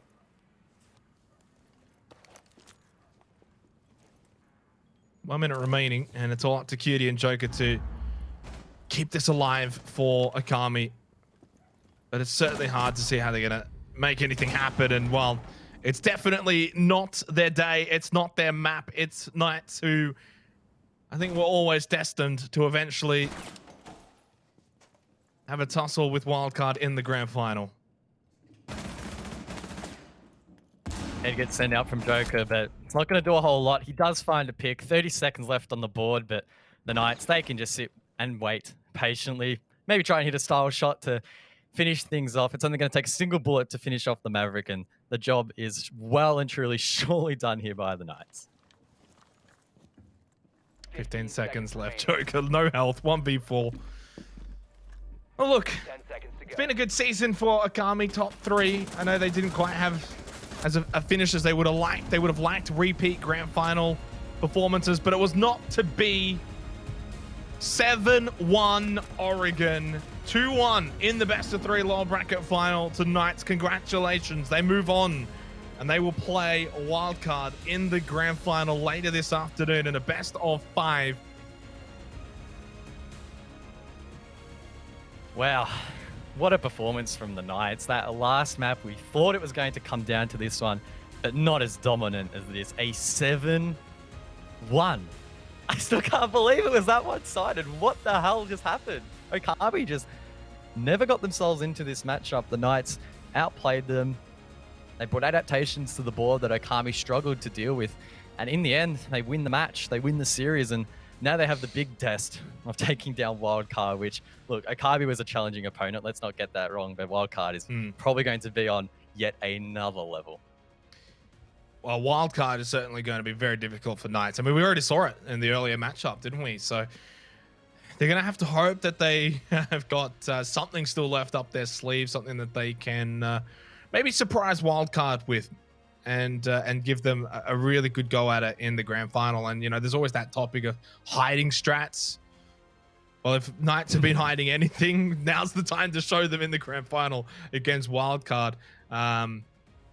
It's going to be a very, very, very important grand final, and I can't wait to see how it plays out, that's for sure. In terms of Okami's season and how that it's all over now, I mean, look, 6 Masters, they made the grand final. Oceanic Nationals, they finished top 3 when it was all said and done.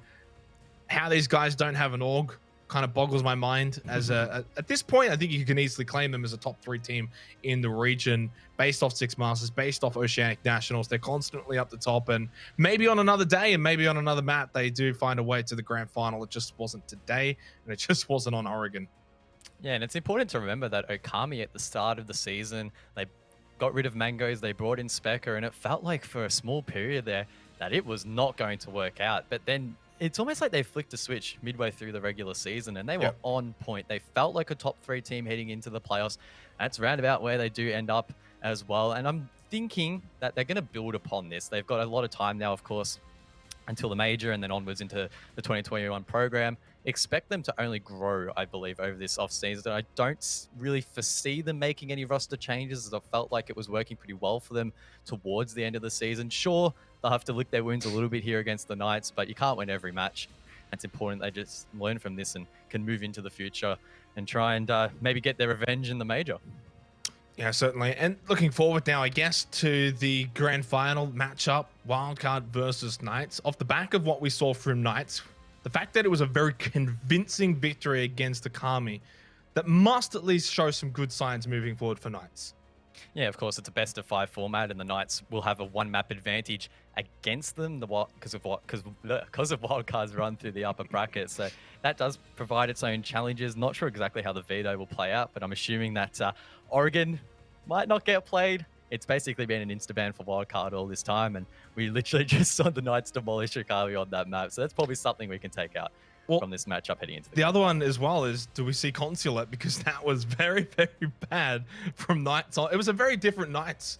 It might be each team's insta-ban, right? Because they'll get potentially they'll get 1 ban each, I'm pretty sure. So, yeah, Knights ban out Consulate, wildcard ban out Oregon, and then it's on. Oh. If we hadn't have seen Consulate play, if we had just seen Coastline and Oregon, and that would have been 2-0, that would have looked really bad for Akami. To be fair, like thinking back all the way to Consulate, I thought they played it really well. Knights just obviously didn't look switched on. It was not a map that really suited them, it seemed like. But since that map, it was just all Knights, obviously, except for the start on Coastline. So, look, deserved winners, and hopefully we'll see how they go in the grand final. Before that, though, of course, we've got our interviews. First one up is going to be Dino. Congratulations, firstly, on your victory in the lower bracket final, mate. Obviously, ecstatic, and the way you guys played from basically after a couple of rounds in Coastline all the way to the end was just amazing. Thank you. It was, our Consulate game was a bit rough, but we finally closed it out. Yeah, I mean, talk us through that series. We speculated that heading into the series, it was probably going to be rough on Consulate, and then Coastline would be yours.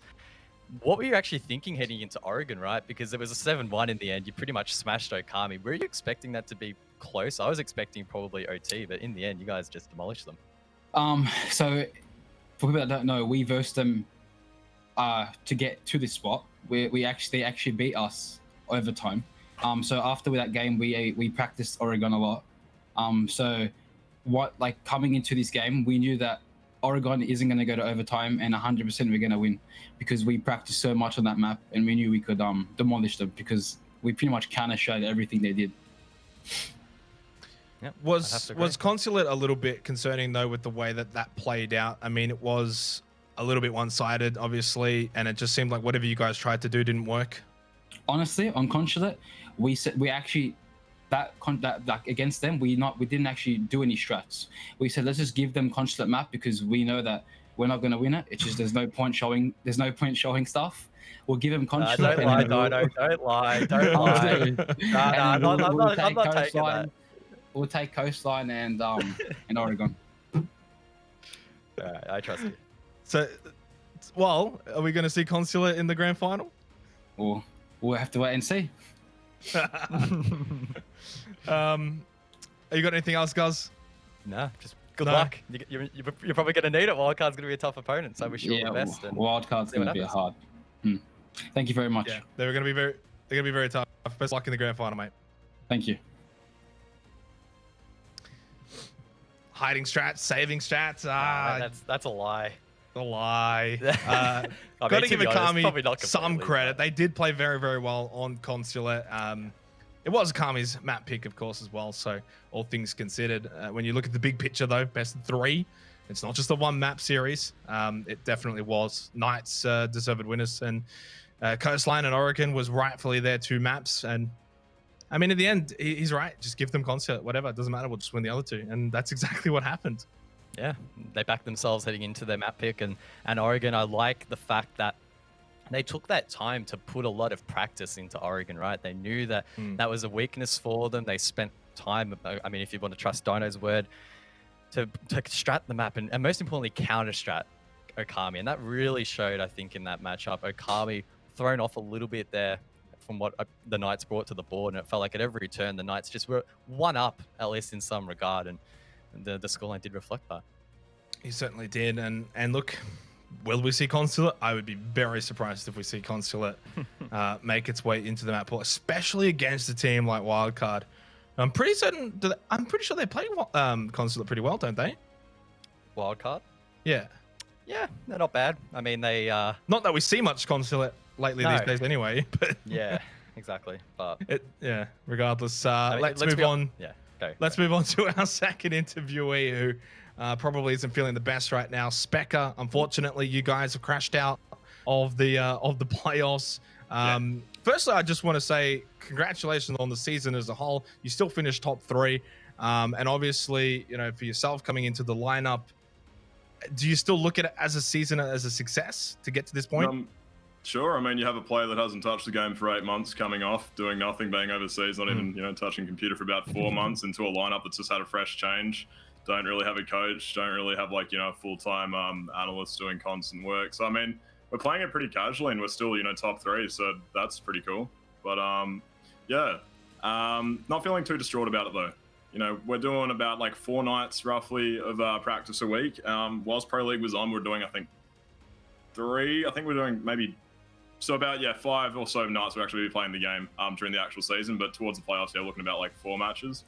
But yeah, we feel all right doing it. It kind of sucks to lose in that manner. We're really feeling confident on Consulate. Coastline was a bit, how you going, to be honest, a bit back and forth. That's how Coastline is if you don't actually have a comfortable kind of way to play it, and I don't think we really were too comfortable.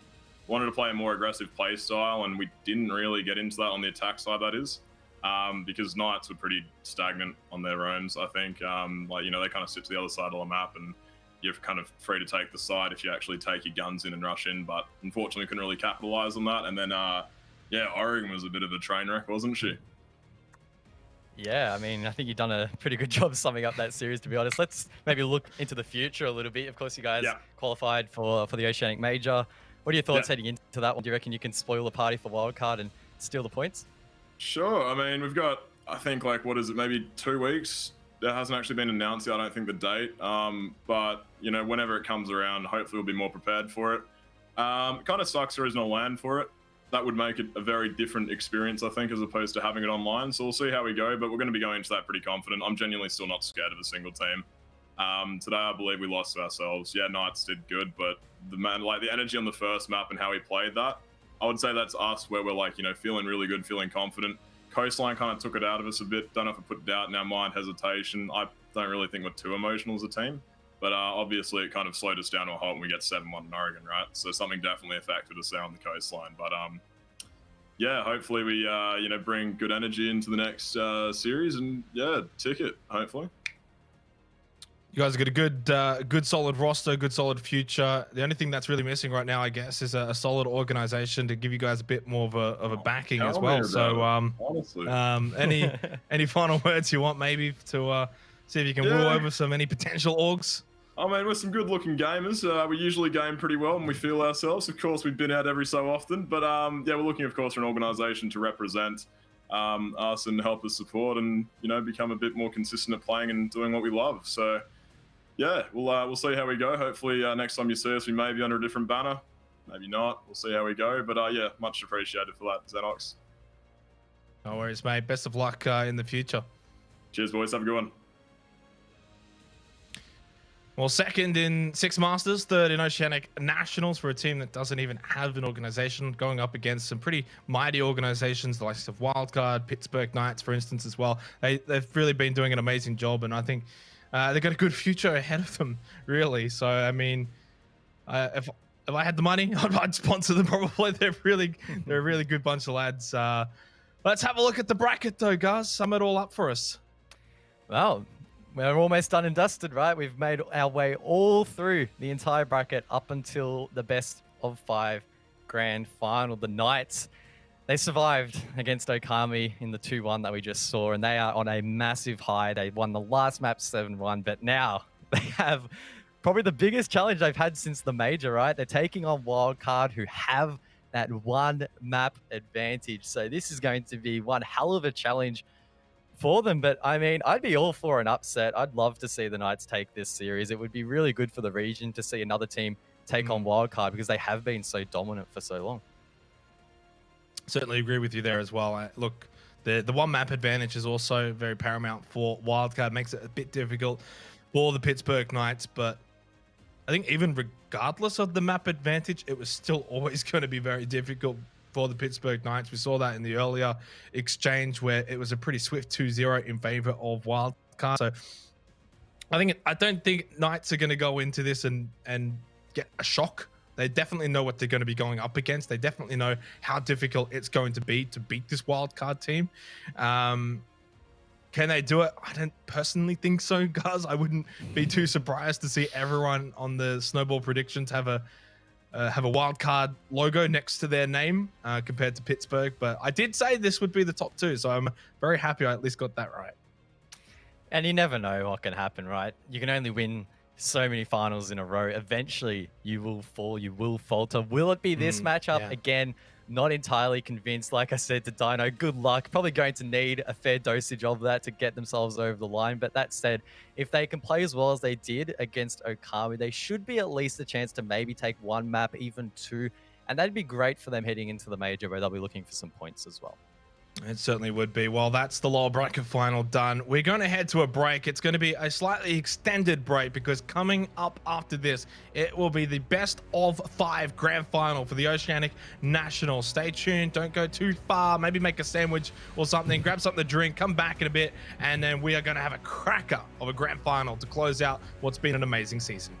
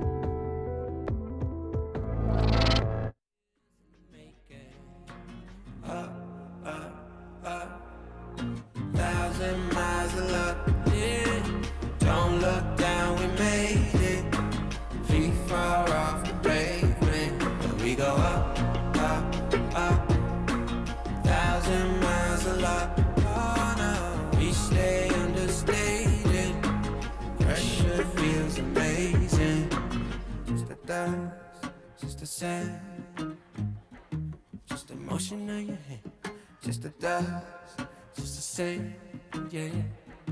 Travel like traveling, just the dust, yeah, just the sand. Hey, just the dust, just the same, just the dust, just the same. Oh, it's you and me trying to be weightless. Like we're the two surviving pieces of something. always you and me, trying to be weightless. And I know it feels like light years in the making. Oh, just 1,000 miles of love. Don't look down, we made it. Feet far off the pavement, and we go up, up, up. 1,000 miles of love, yeah, yeah. We stay understated. Pressure feels big.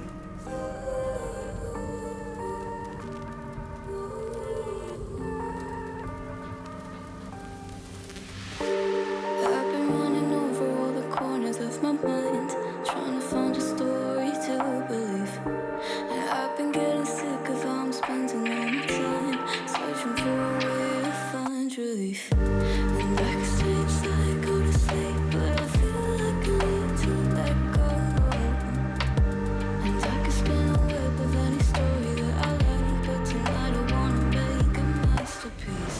Stepped out looking like a small fire, half glass and filled with desire. Head down, but I know I can't deny it. Life is fun when you're a liar.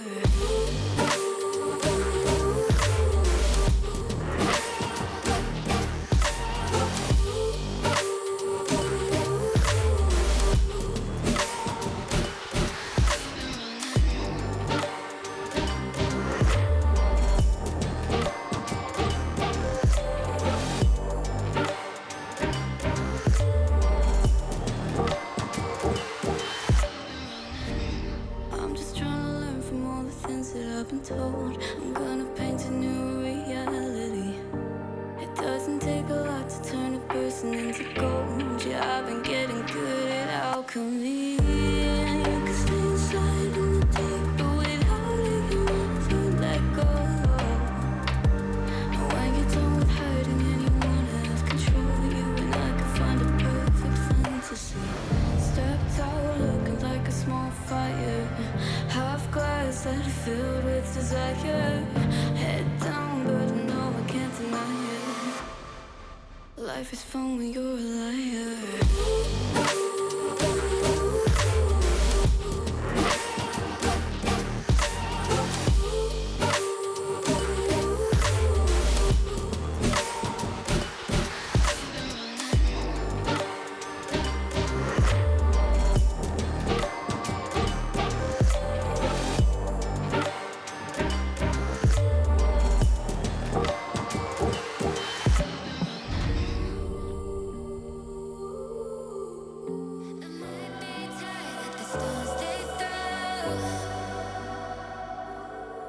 Picking up scars and I hold them close.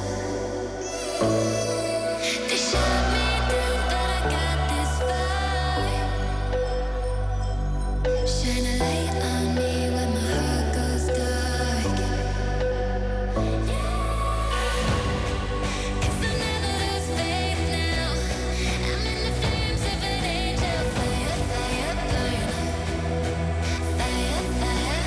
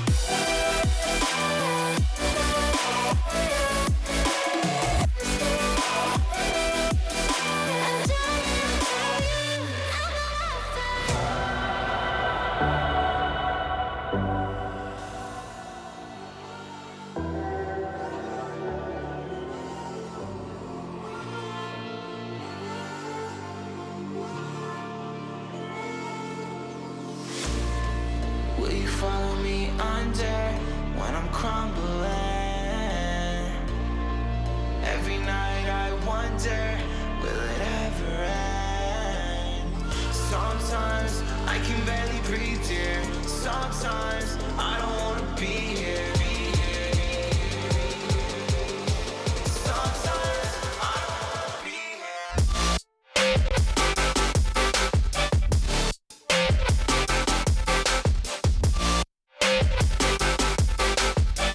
Sometimes I don't wanna be here.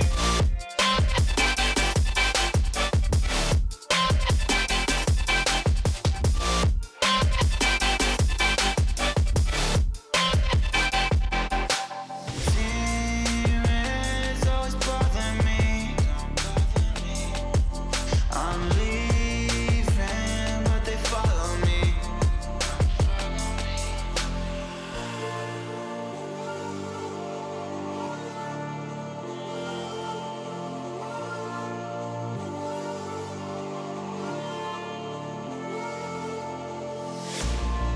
Will you follow me under when I'm crumbling?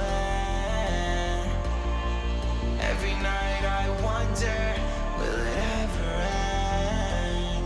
Sometimes I can barely breathe, dear. Sometimes I don't wanna be here. Sometimes I don't wanna be here. Will you follow me under? Sometimes I don't wanna be here. Sometimes I don't wanna be here.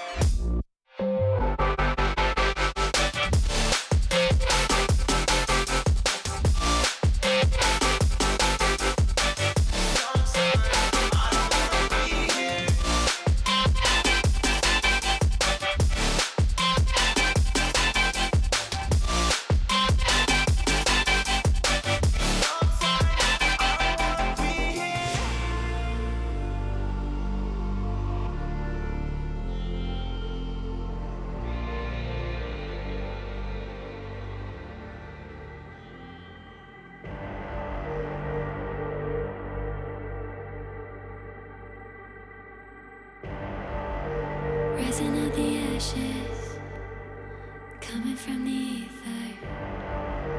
All I hear is static. Breathe a little deeper. Fallen, broken, a million light years away from home. My eyes opened, and now I've come to claim life. Never let it go. These wings carry me. Live this fantasy. Running through the fire, fire. Gonna let it burn. I am the Messiah. Gonna let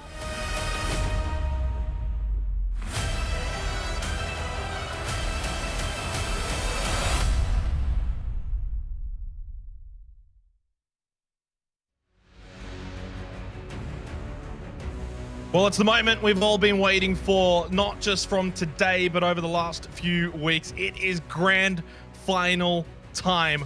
Wildcard versus the Pittsburgh Knights. And of course, as is grand final time, we need a grand host of talent. All the boys are in here, and even one of the older ones who has gone all Hollywood on us. Come on in. Firstly, before I throw to any of you guys, because I mean, who knows what's going to happen when everyone starts talking. Dev, how have you seen the playoffs so far from your perspective? Very exciting, very unpredictable. My predictions have kind of been blown out of the water, particularly with that last game. I did not think that I would be in the minority guessing a Kami win, but apparently I was. I thought I was right, you know, map 1, first half of map 2, but then Knights just came in and was like, good Knights. That is horrible analysis. What? We sent this guy overseas? No, I'm just kidding. Obviously, Manic, Raven, you guys would have been watching on from the sidelines, seeing that lower bracket final, since you guys are going to be casting the grand final. Raven, what was your thoughts on the performance from the Pittsburgh Knights? Look, I'm going to put it out there. I called the consulate thing that Dino mentioned, that they felt like it was a lost cause from the start, and that they were kind of just keeping it in the pocket maybe for a bit later. It did not look like the Knights at all. I was like, what is this team? They look completely different. And then once it got to Coastline and they got rolling, boy, they actually looked really scary. It's got me super amped up for this grand final. Manic? I had pretty much prepped for Okami after the first map. I literally had to go through in the old textbook here. You'll see we had Okami ready for the entire matchup, right? And even into Coastline, the first 4 rounds, that looked really dangerous. And I just didn't see a way for Knights to get back into that. Raven and I were sitting in a Discord chat together, and we're like, this does not look like the Knights we saw all season. And then literally on a dime, they just went 6 rounds straight and literally just looked like a completely different team. So I don't know, man. That was a really strange lower bracket grand final that's kind of set us up for now. It certainly has. And then the last one, my good old co-caster, Guz. Well, I mean, we just casted the match, I guess. So what's your thoughts on, the grand final matchup, looking a bit more ahead? Yeah, obviously it's difficult to look past wildcard. It always is, but Knights have put a big statement on the board. They literally just crushed Okami on that third map. Not even a contest at all, really. 7-1 in the end. So the Knights have put their best case forward. Whether or not that's enough to take down wildcard, who knows? Maybe not, but we'll have to wait and see. You certainly will have to wait and see, of course, though, guys. It's been amazing Oceanic Nationals over the 3 days. Day 1, 2, now, of course, day 3. Throwing it back over to Dev, I just want to ask, because it's been a while since you've casted Oceanic Siege, at least since 6 Masters, which was quite a few months ago. From a spectator's point of view, what's something that has maybe stood out for you? Not just, I guess, over the playoffs, but even the regular season. I mean, I guess there's a lot of things I could touch on in terms of results. It's probably what you're looking at more so, but I just want to point out this season, you guys have done a bang-up job of production as well. I've really enjoyed. I know a lot of people who've been watching it as well. It's just night and day. You guys have made some huge improvements, so credit to all you guys. But in terms of results, I guess it's just good to see that maybe some of these teams that were on an upward trajectory like Knights, they've managed to continue that. Of course, they did really, really well in the 6th major, and I was hoping that wasn't just like a strike of lightning, and it has come to show that they're definitely one of those top teams. And also, it's very competitive. Like a team like Rhythm, who we definitely counted out after 6 Masters, they took 3 teams to overtime, 3 of the best teams to overtime. And you've got a team like LFO that looked like they were, guaranteed relegation. They almost beat Okami here in the playoffs. So I think that's my big takeaway, is how competitive and how close all of these teams have been, regardless of whether they've got organization, regardless of whether they've got pilot program, regardless of how long they've been together. They're all here and very, very much to play. Yeah, certainly, it's been fascinating to watch, and of course, the relegations as well to come. It's going to be interesting. It was unfortunate for Ferox that they dropped down there. They're not part of the playoffs, so yeah, you're right. It's been a very, very close affair. Although one team that has probably separated themselves from the rest of the pack, rightfully so, Wildcard. We're going to hone in and focus on them now for the grand final matchup. Roster aside, Manic, I'm going to throw it over to you. I feel like I just spin the wheel and just pick one of you. Give us your take on how you've seen Wildcard, I guess, dominate, especially after they did have a bit of a slow start to the season. Yeah, look, I think it's Wildcard season has been quite interesting. You look back at their earlier matches, they lost to Noble, which straight out of the bat in the second matchup of their Oceanic National regular season kind of wasn't warning signs necessarily, but with that new addition of Vinny replacing Ethan, I think there were a lot of questions surrounding what Wildcard were going to be able to do. We've always looked to Ethan to really be the shining light, the big fragger, the big name that comes up in those big moments. And look, I think that we've spoken a lot over the course of the season at what has been, I would say, shaky, with the 8-7 against Ferox, the 8-6 against Rhythm, teams that we thought they would just run over, not necessarily having a good run-in. So I think that without playoffs, I was kind of expecting the maps that they were going to be playing to be a lot closer than what they have been, because they have really shone on the back end, especially heading into what has been the past 2 days.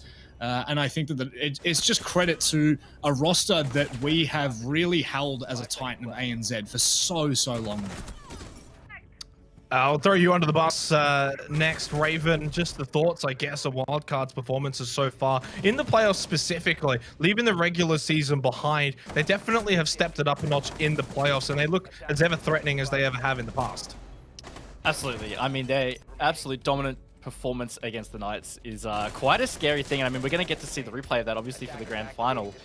But it just felt like no matter what the Knights were doing in that series, Wildcard were there to capitalize. And I think what's really scary is on top of the stars that we've seen step up during the regular season, such as Geo in particular, Diesel, I feel like, has stepped up his form in playoffs. I mean, yesterday, he had an absolute banger of a series. He was just nailing his retakes on Villa in particular against the Knights. I think he only ended up dying 3 times in that entire map. Just absolutely crazy, and that's definitely something you want to be scared of if you, as an opponent, or not want to be scared of, but you will be scared, is that when Diesel is in that kind of form as an anchor player, it's really tough to come up against.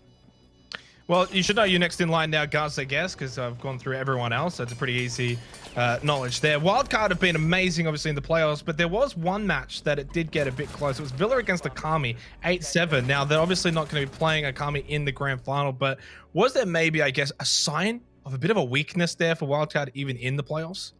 Yeah, when I look at Wildcard, I get a sense of deja vu from Six Masters. We saw a flawless run for them through the bracket in that playoff series, and so far it's been flawless for them. Yes, it got very close against Okami, but outside of that, has there really been a genuine threat against Wildcard? There's a real possibility that they do a repeat here. They might have another flawless playoffs bracket, which in any national league is a very big performance and a very big achievement, if you would, for any team. So look, is there any weaknesses? Sure, any team has weaknesses. Any team can be beaten, right? But will Knights be able to capitalize on that? That's the question. Yeah, certainly is a question we'll have to see get posed later on. In terms of focusing on one of the players, for me, if it was to be anyone, it would have been Geo, but we're going to look at some of the highlights from Diesel throughout this season of Oceanic Nationals. And Dev, he's been a part of this team for quite a while now and is still ever as important. Yeah, very much so. He's really become the new heart and core of this roster, especially as Geo's Ethan's now been replaced, of course, by Vinny. And Diesel's just he's got such a brain for the game, such a great support player. But as from these replays, we can also see some huge moments of mechanical skills, some smart plays that are closing out these rounds for Wildcard. He is the backbone of that roster. He is that core support player, but he can also step it up when needed. And when you chuck him on someone like the Ace with this AK, when you chuck him on someone like Maverick, you just know that he's going to be stepping up in the fragging department as well. So a player that I personally have been a huge fan of for a long time and has certainly stepped it up this season once again. Actually, fun fact, he's got the most plants of anyone throughout the entire regular season of Oceanic Nationals at 9, topping Sushi in 6. So he's definitely doing his job as a support, but as we can see from the highlights, also in the fragging department as well. Little spinning of the wheel here. I'm going to land on Raven. Raven, who's been your most standout player for Wildcard this season? I think it's still going to be Geo, just in general. I think throughout the regular season, he was very consistent for them and had some really big performances. And when you think about the context of losing Ethan, that's what they needed. They needed someone else to be able to fill those kinds of shoes where they have those big games where they just absolutely frag out and can be that kind of consistent player. So Geo really filled that for them. And I think that was really critical for ensuring that they had continued success coming into Oceanic Nationals. But it's hard to not count some of these other players, and that's the scary thing about Wildcard is they're a very well-rounded team. Vincia had some matches where he went absolutely insane. Pat, Diesel, I've forgotten somebody. Imarin in particular actually also had some really big games. So look, I think it's a scary thing. Geo though, if he's firing, it's hard to see Wildcard be beaten, to be honest with you. Well, guys, what about the Vinny storyline in a grand final now? Yeah, well, I mean, Vinny only just joined this season, joined this roster this season. Of course, he jumped ship across from Noble and filled that gap of Ethan. There are still question marks as to whether or not he actually truly filled those shoes or whether that role may have transferred over to Geo, for example, who is, of course, now one of the top fraggers in the region and by far the top fragger for Wildcard. But when you pose the question, who was the best team for Wildcard, I find that such a hard question to answer. Right? Sure, Geo statistically is the best player, but if it wasn't for the likes of Diesel, who we highlighted in that support role, Ethan, Emarin rather, as well, on that flex as well, like, would Geo actually be facilitated to be in this position? Probably not. And that's the strength that Wildcard have. The team relies on one another. and not necessarily these individual players, which for the Knights, for example, they've been leaning heavily into Hayward, and they can't just do that against Wildcard. Yeah, last little tidbit here. I'll get you on the floor, Manic, and you can speak about whatever you want as long as it's wildcard related. Look, I think that we'll highlight Pat in particular, because I know we've spoken about Emo, we've spoken about Geo and the likes of that. But I think Pat, yesterday for me, kind of came into light a lot more on the match with Villa.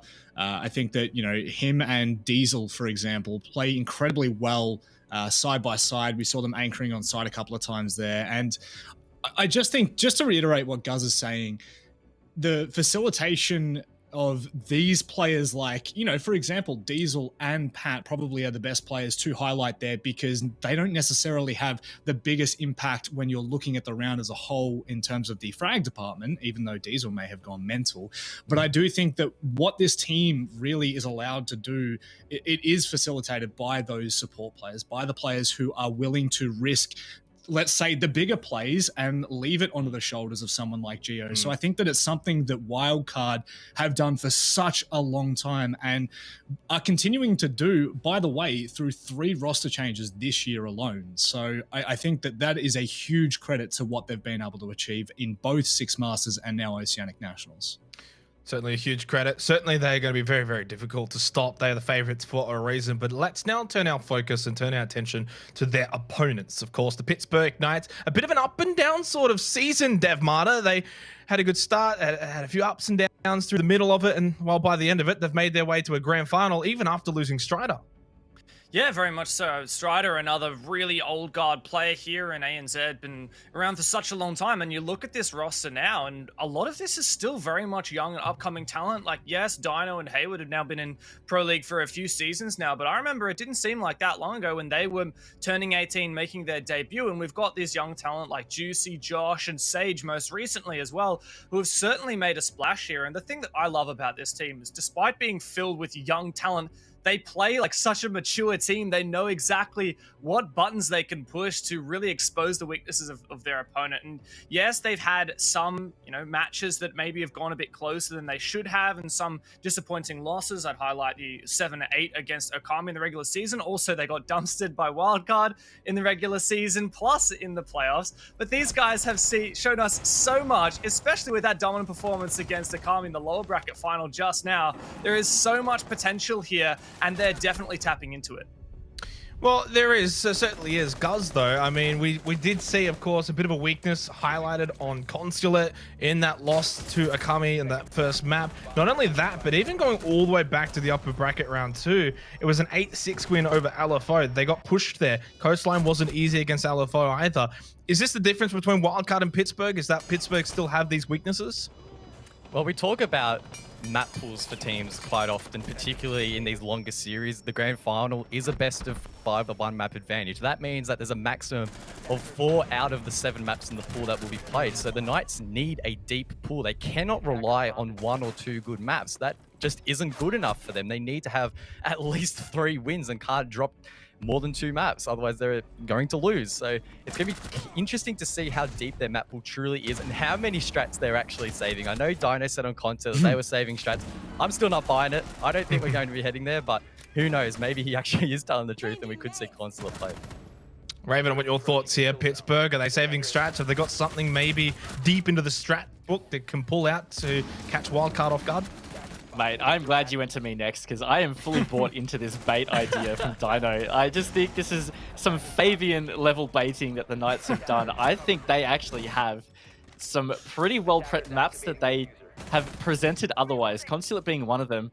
And then even Villa last night, I felt like they just decided the same thing, you know, just maybe fall into security here, Wildcard, or feel comfortable that they know how to counter Knights on these maps. It's no problem, we'll leave them up. And when you do have the disadvantage in that BO5, you want a trick or 2 up your sleeve to try and equalize that. So the Knights might have just done that big bait so that they can get the first map in particular, for example, and then it's even grounds from that point on. So I really do. I'm believing in this bait idea.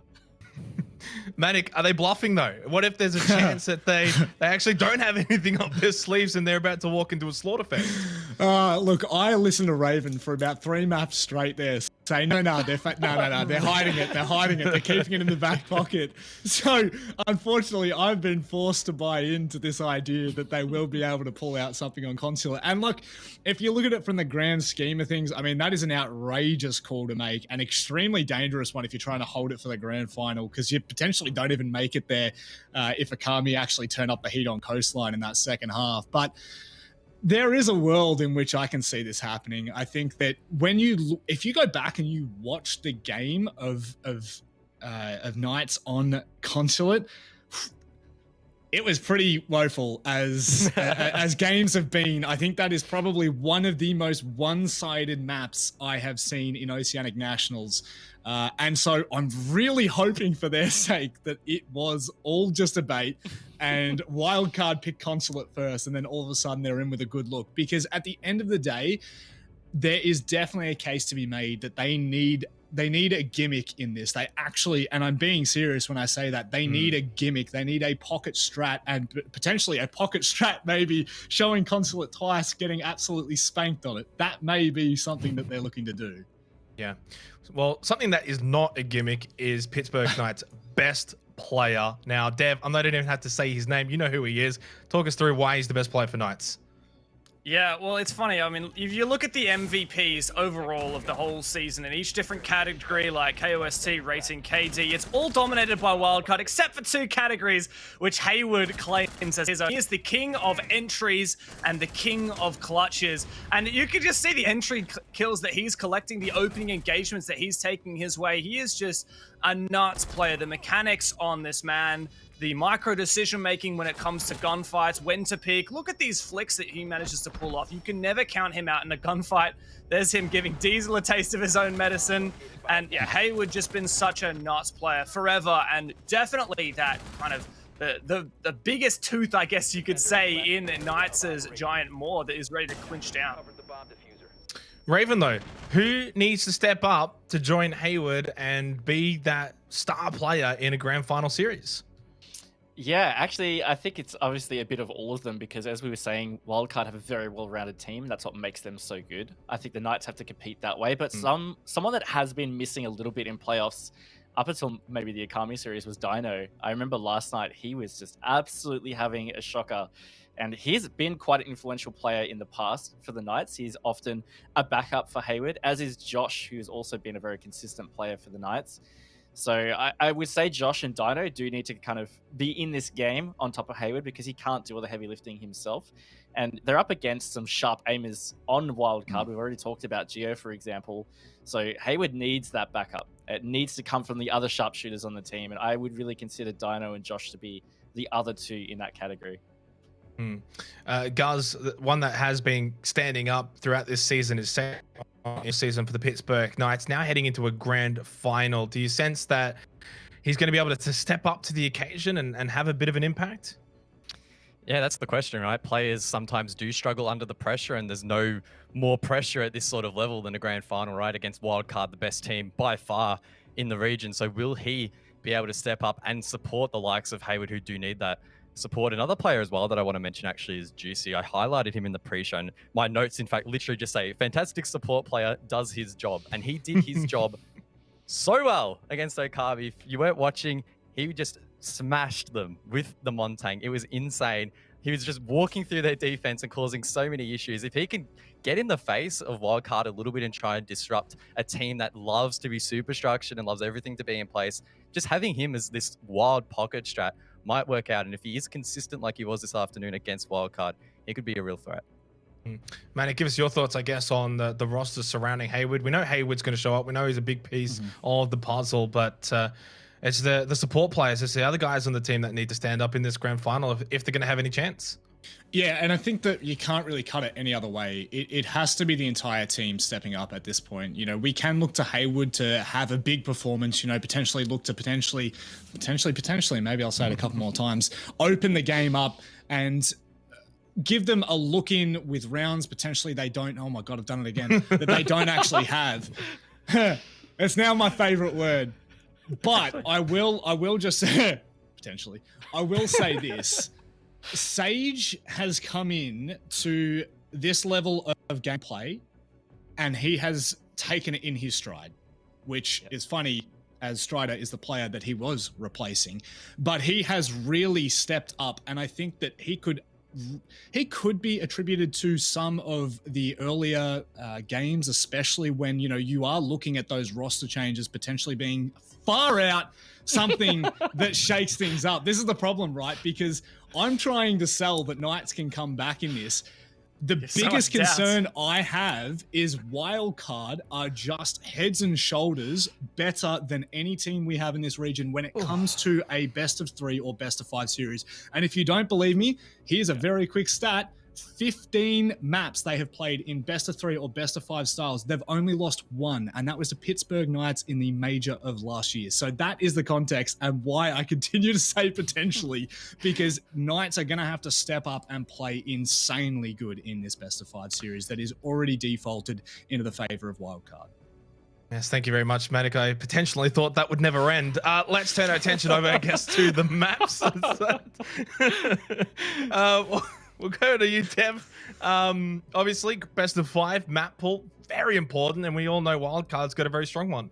Yeah, very much so, and I'm glad that, Rob, you're back, because you mentioned it. The only map that these guys have dropped in a best of 5 series was actually 2 Knights recently in the 6 major August, and that was Oregon. Admittedly, I don't think Wildcard were expecting that to come through. I don't think they actually knew exactly what the veto system was, because it was pick ban rather than ban pick. And historically, Wildcard are a team that have this really big map pool, but they often have like an insta ban. It used to be Border back when that was in the case. Everyone remembers. I know if you like to say, like, oh, we're playing Border, he's like, sorry, what's that? Never heard of that map before. But now Wildcard, like, you look at their stats over the last little while, and yeah, they dropped 1 map to Noble. It was a really close one on Cafe during the regular season, and that ended up being their ban last time they played against Pittsburgh Knights in the semis, or in the upper bracket final. So I guess you could say that Wildcard, they kind of trump Knights here in terms of almost every single map. And that's why I totally agree with what you were saying, Raven. I definitely think Knights have to come out here and do 2 things. 1, have some good pocket strats, some good counter strats, bait them into the consulate pick. I love all that good stuff. And secondarily, when it comes to something you said, guys, when it comes to those more structured maps where Wildcard knows how to play, just Knights, bring all that fire and just make it so Wildcard cannot play structured. That's what I think you got to do. Was there anything you agreed with, Manik? Because you mentioned Cuz and Raven. No? Okay, cool. Raven, map predictions. You pretty much hell-bent on that we're going to see Consulate at some point. What else are we going to see? Yeah, look, I think we'll definitely see Villa again. That's another one where I feel like it was a bit of a bait in that upper bracket final as well. So I think Villa and Consulate are certainties. Clubhouse, I'm sure, is going to make it through the veto as well. They're the main 3 that I think we'll see. There is a bit of a up in the air, I guess, with what we might not see. I'm expecting Oregon won't get through. That being said, Wildcard did have a big performance against Okami on it in the end of the regular season there. It was 7-5. So they certainly can play it now. And like Dev said, I felt like they were surprised about it in the August major. And while Oregon was also a lot newer to the map pool at that stage, it hadn't been developed as competitively as it has been now.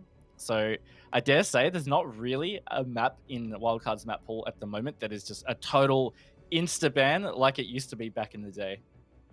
Obviously, Raven and Dev covered a lot of it there. Guys, have you got anything that you want to include?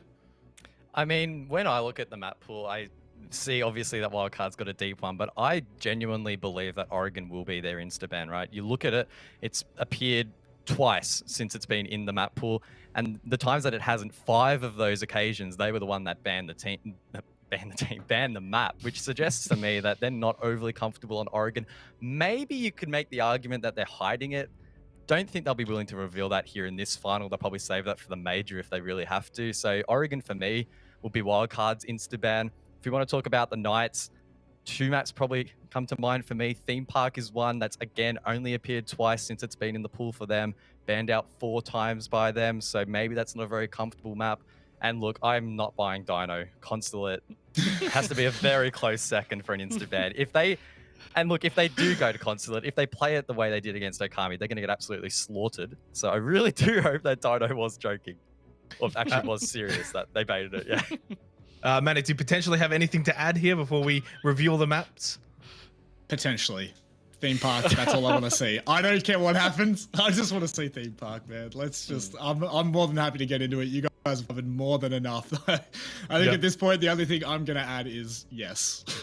Yes. Let's go. Well, let's go and have a look at the bans first and foremost. And Consulate is off the board. There are no tricks. There are no bait and switches. Wildcard will also take out Cafe. Raven, I'm going to throw it straight to you. What do you think of this? Double bait. I am utterly devastated to the core, Yogs. I wanted to see Consulate replayed. I wanted this to be a big bait. Maybe it still is. You know, maybe it is still a bait for the major. And this is just like an extra layer on top of it. But no, I think look, either way, bait or not, probably good to take it away because Wildcard have proven that they are strong on the map. If you want to go back to the regular season match they played against Elevate, they dismantled Elevate on Consulate also. So it's definitely a strong one to take away from Wildcard. I think at the end of the day, it's a good choice regardless. Well, let's have a look at the first two picks. And as they are revealed, Dev, Marta, I want your thoughts because we're seeing Coastline picked by Knights and Clubhouse picked by Wildcard. I just will, before I touch on the picks, 2 cents. The Consulate ban from Nice, it was a bait, because I'm like, why would Dino, if say in his interview before the map veto has been done, that they wanted to play Consulate, I mean, like, why would you do that anyway? It's the triple bait, the quadruple bluff, whatever it is. Coastline, well, we saw how good Knights can be on that map earlier today against Akami with that crazy 6 attacks in a row, I think it was. And Wildcard, they beat Pittsburgh Knights on Clubhouse during the regular season, so this seems pretty predictable for me. I think this is a set of maps where both of these teams would be expecting to go first up. So I think this is pretty good territory. If I recall correctly, last time these two played each other in the semis or the upper bracket final, Coastline was the decider map, if I recall, or maybe that was against Akami. So, you know, Wildcard are no strangers to Coastline. I think that, again, this is going to be pretty good maps for both teams, but I wouldn't be surprised if Clubhouse does lean more so towards Wildcard. Guys, we just saw, obviously, Knights on Coastline, and after a bit of a slow start, they obviously stormed home against Akami. Is it fair to say this is really going to be their best shot of getting a map against Wildcard? Yeah, well, we mentioned that for the Knights to be a decent chance in this best of 5, they need to bring out some pocket strats and try to make Wildcard feel uncomfortable. And Coastline is a map where if you play it right, you can make your opponent, particularly on the defense, feel extremely uncomfortable. So we don't know what sides they'll be starting on. Knights, of course, picked it, so I'm assuming Wildcard get to pick sides, which means that the Knights might have to put up with that defense in the first half. But when the Knights are on the attack, it's imperative that they just go berserk here, throw everything they have at Wildcard to make them feel uncomfortable. And if they could take that map pick, that then evens out the series 1 apiece. And then it really comes down to, you know, Clubhouse, which will go Wildcard, and then it could go back and forth from there. Well, Manik, I'm not going to bully you here. I'm sorry. I love you. I'm a very kind host. So what I'm going to do is I'm going to give you the floor here as we unveil the next 3 picks. You can discuss the bans and all of the picks as they are unveiled right now. I mean, to be honest, I am disappointed that we're not going to see theme park. That is my analysis on all of this. But I think we've seen so much Oregon, so much Villa, so much Clubhouse throughout the entirety of the Oceanic Nationals regular season. I'm pretty sure they lead the stats in all. So it doesn't surprise me that those 3 are in there whatsoever. We know Clubhouse is just, for me, it has always been a map that I don't think I could ever call it against Wildcard. No matter how close it's been in the first half, Wildcard still just managed to impress me on that map. So I think heading into Oregon and Villa, I mean, the biggest concern right now is Wildcard start off with that 1 map advantage. I can't see Knights really being able to I know this is probably going to be a little bit, but I just can't see them beating Wildcard on Oregon. And then again, if we get to Villa, I don't know, man. Like Wildcard are just, for me, have just shown so much perseverance. I mean, Villa has only been shown once throughout the entirety of Oceanic Nationals regular and playoff season for Wildcard. But even then, they had a really good game against Akami on Villa, obviously. But I think that came down to Akami playing incredible Siege, and still Wildcard stood up to that challenge. So for me, again, just reiterating what we've been saying throughout the entirety of this pre-show, Knights have to turn up on those first 2 maps, and they need to put that pressure onto Wildcard from the get-go. They cannot allow them to get comfortable. Raven, here's your co-caster. Do you share the same concerns? Yeah, I definitely do. Coastline is so critical for Knights. Honestly, if they lose that and they're down 2-0 in the series straight out of the gate, that means they got to get 3 maps in a row. It's the whole reverse sweep scenario. And Wildcard have basically lost 3 maps, I think, when you look back all the way to 6 Masters. You know, if you count 6 Masters, the major, Oceanic Nationals, it's basically the amount of maps that they've lost in that period, which is a long time, right? And right now the Knights are charged with having to get 3 maps in a single series to be able to take this. So it's going to be tough, and they need to start off with that positive mindset, get map 1 in the book. It does negate that map advantage at stage then, and it feels more comfortable. Well, I'll throw it back over to Dev first and then Guz after, because obviously you two didn't get to see the other picks when discussing. Has anything changed to your mind since we last spoke, Dev? I mean, when I look at the whole context of this, right? Oregon, to my knowledge, Wildcard have only played it ever twice, and the first time was against Knights in the 6 major, and Knights actually won that. And the second time was against Akami in the regular season, and Wildcard won that one. So there's actually not that good stats there for Wildcard. I feel like if there's any map here where I'm going to swing towards Knights, it's actually going to be Oregon. But you got to get there first, right? Wildcard could do this in 2 maps. So I totally agree with you, Raven. Coastline is super critical here. It's a good map for both teams. I think Knights have to slap that one just straight out of the gate. Clubhouse and Villa are super wildcard favored. So for me, it's going to come down to Knights have to come out with good form on Coastline. They have to also be really good on Oregon. And then hopefully they can either take one of Clubhouse or Villa. And I really hope that they've counter-strated the absolute living hell out of it, because I think that's how they win against wildcard here. Well, guys, we kind of signified the importance, I guess, of Coastline. It seems like everyone agrees with that. And Oregon, though, is that a path forward now, potentially, for Knights? If they can get Coastline, they can get Oregon. Is there a way that can maybe make something of this best-of-5 grand final? Yeah, I definitely share the sentiment of the group. There's a there's a real chance that the Knights do win their map picks, but that's only 2 maps. You have to win 3 because you don't have the map advantage. And seeing them winning Clubhouse, for me, yeah. And then Villa is even more of a So, like, which one are they going to win? They need to win one of them. And that's even if they're in a position by that stage to actually win one of them. So, look, I think the Knights probably done the best they can in the map veto, so they haven't done it horribly by any stretch, but it was always going to be difficult from the offset. It certainly is, and I definitely share the exact same sentiment as all of you. I think it comes down to Coastline first and foremost. You lose Coastline, I probably see them losing Clubhouse, and then it's a 3-0. So Coastline's going to be super, super important. Let's, though, of course, dissect the Snowball Expert Panel prediction. I say expert, it's in quotation marks. Number 1, Guz, of course, will remain number 1. I will remain number 2. That means we're the best caster pair when it comes to the predictions. Dev, 21, what's happened? Have you spent too long away from us? I was actually going for the wooden spoon this season, but Sky and Ducky had just beat me, so damn it, guys, damn it. Raven, of course, you and Manic, both 22. How cute, you'll end up on the same amount of points. But looking at it as a whole, no surprise to see everyone has, of course, gone for wildcard. Yeah, not surprised at all. I've said it a lot. It's hard to predict against them. Even if you think it's going to be close, ultimately, it's hard to predict that they'll lose. I'm going to put it out there, though. I think given the way the veto just went, there is totally a world, I'm not saying it's likely to happen, but there is totally a world where the Knights could 3-0 this series. If they come out of the gates and get Coastline, I mean, they're not terrible at Did you say Knights get 3-0?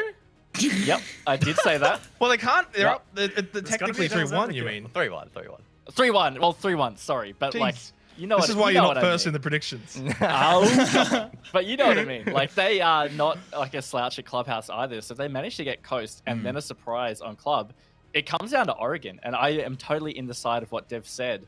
Stats would definitely be favoring Knights over Wildcard on Oregon right now. So I don't know. It's a little bit scary. I think if Coastline does go the way of Knights, that percentage becomes more and more likely. But like I've said, it's hard to predict against Wildcard. I can see that potentially happening, but at the same time, I doubt it will happen. Manic, surely this time you're not actually going to believe your co-caster and share the same sentiment that it's going to be a 3-1 to Knights. Look, we'll start with you, Manic, and we'll make our way across. Final thoughts before we get into this. Look, I think regardless, we are pretty across the board in terms of this will be a wildcard heavy heavily sided game. And I do think the fact that we've only seen Villa and Oregon once from wildcard, that actually scares me to see what they'll pull out in a grand final. That is something definitely you want to keep your eyes on if we actually get to Villa. So, well, actually either of them, because there's potential we don't. So just Knights, boys, I am begging you right now, you have to come out swinging and you have to be ready to play. Raven? Me again? Yeah, you again. Yeah, I said that's what we're going across, you know, Manic, Raven, Yep. guys. Okay, yep. Look, I think it's just to reiterate, Knights have got to win Coastline. If they don't win Coastline, I think it's just too grim. Wildcard is going to be too strong at that stage. Guzman Gomez? Yeah, I don't think we can underestimate just how important this grand final is. Wildcard want to win this for the best seeding at the major. They're the only team in Oceania that can actually make 6 invitationals. So don't underestimate how hard they are going to go in this match for that really important seeding. And who knows, maybe the Knights can capitalize on that bit of pressure that maybe they're feeling and maybe pull off the upset. Final thoughts from Mr. Hollywood himself? Yeah, well, to add to that, guys, Wildcard have won back-to-back Oceanic Championships now. The inaugural Oceanic Nationals 2020, if they win this, plus 6 Masters. Before that, it was a rough slog. Invitational did not go well for them. They came off the back of probably the darkest time that Wildcard has ever seen. 2020 started really poorly. They brought in the new blood. They lost Ethan. They bring on Vinny. This is their moment to really set themselves up to take the Invitational 2021, to get themselves there. If they can win this game, they get straight into that major grand final. They win that, they qualified for SI 2021. And I think that's really what Wildcard has on their minds right now. But guess what? They've been sitting there. Everything on paper says Wildcard, but they're just sitting there all day watching Knights just have their way with Akami. Knights have been in the server, warming up, having a good old practice scrim against Akami. Now they're going to come in red hot fire, ready to go. They take Coastline, and suddenly I'm going to start to look at those snowball predictions with a little bit of suspicion that we might all have egg on our face by the end of today. Well, thank you very much for your thoughts, your time as well, Dev, and to you as well, Guz, for this season. But this is it. It's the moment we've all been waiting for, the grand final, the best of 5, the 2 best teams. Pittsburgh Knights will be up against Wildcard, and they must get off to a good start against Wildcard on Coastline. Over to your casters, it's Manic and Raven. Thank you very much. And gentlemen, a pleasure it has been throughout the entire season with you. And what a joy it is for Raven and I to bring it into the grand final. I can't reiterate enough. This is a huge opportunity for Wildcard to set the standards, to set the statements for the next 6 to 12 months. It is all going to come down to this best of 5, and a lot riding on the line here, as the winner will, of course, secure that grand final spot come that Oceanic Major. Yeah, look, that's an important point. We're talking about the seeding advantage. It is literally, if you win this grand final, you will make it into the Oceanic Major grand final by default as the first seed. So that's a big deal. And to highlight what we were talking about with Wildcard, they are in the position to make SI should they win the November Major. So that is definitely going to be on their minds right now. And in that vein, I feel like that puts more pressure on Wildcard in this instance right now. For the Knights, if they end up losing a series, in a way, no skin off their nose, yeah? Like, they're going to be second, they've still got the major position, all that kind of stuff. But for Wildcard, if they end up losing this, they have to think about dealing with Okami to make it to the grand final of the major. So, pressure totally on the side of Wildcard. Certainly is. And the fact, you know, when you look at the track record of what Wildcard have really been able to do over the past 2 seasons with all of their roster changes, it is still quite triumphant. And like I was saying, I'm really looking at Wildcard. The target is on their back, and this is where they need to be making the statements. Now, a statement has already been made against both Akami and Pittsburgh Knights. I will just remind you, the run-in that Wildcard had, a 7-3 victory on Clubhouse, an 8-7 victory on Villa against Akami, and then backed it up with 2 knockout performances against the exact team that is in the server right now. 7-3 Villa and 7-2 on Consulate. So they have really come into playoffs ready and raring. So, Raven, What are we expecting in this? We know Knights have to get off to a good start. Do you think the bans are going to help them whatsoever in this? That's two massive roam operators on that attacking side just gone. Yeah, look, the Lion ban is a bit of a baffling one for me. I'm not sure I've really seen Wildcard use a lot of Lion to the point where I would say, hey, boys, let's ban it. That's going to put a big dent in their armor. So, I don't know, there's probably a lot more behind it, but I can't really see the reasoning right now. Outside of that, Jackal's always a good ban because it means that it's harder to hunt down the roam, like you were saying. And on top of that, getting rid of the Valkyrie on the start of Wildcard, that does make roaming a touch trickier because you generally are doing so with less info. That's the great thing about Valkyries. You can chuck those cams around. It's low profile. Rush, hello? Hello? Yeah, that's a way to start it. It's Wildcard initiating. The diffuser's already down. Oh my word. Absolute mayhem here. Sage and Hayward to try and claw this back. Wildcard, they set the pace. They set the tone for what is this best of 5 grand final. And by God, Knights, are they shaking in their boots? Because that is terrifying.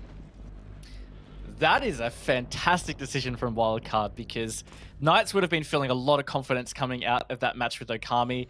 Dino loves to be a little bit cheeky in those interviews. You know, he talks about how they're always going to stop their opponents, and he talked about the bait, obviously, with the consulate on Okami.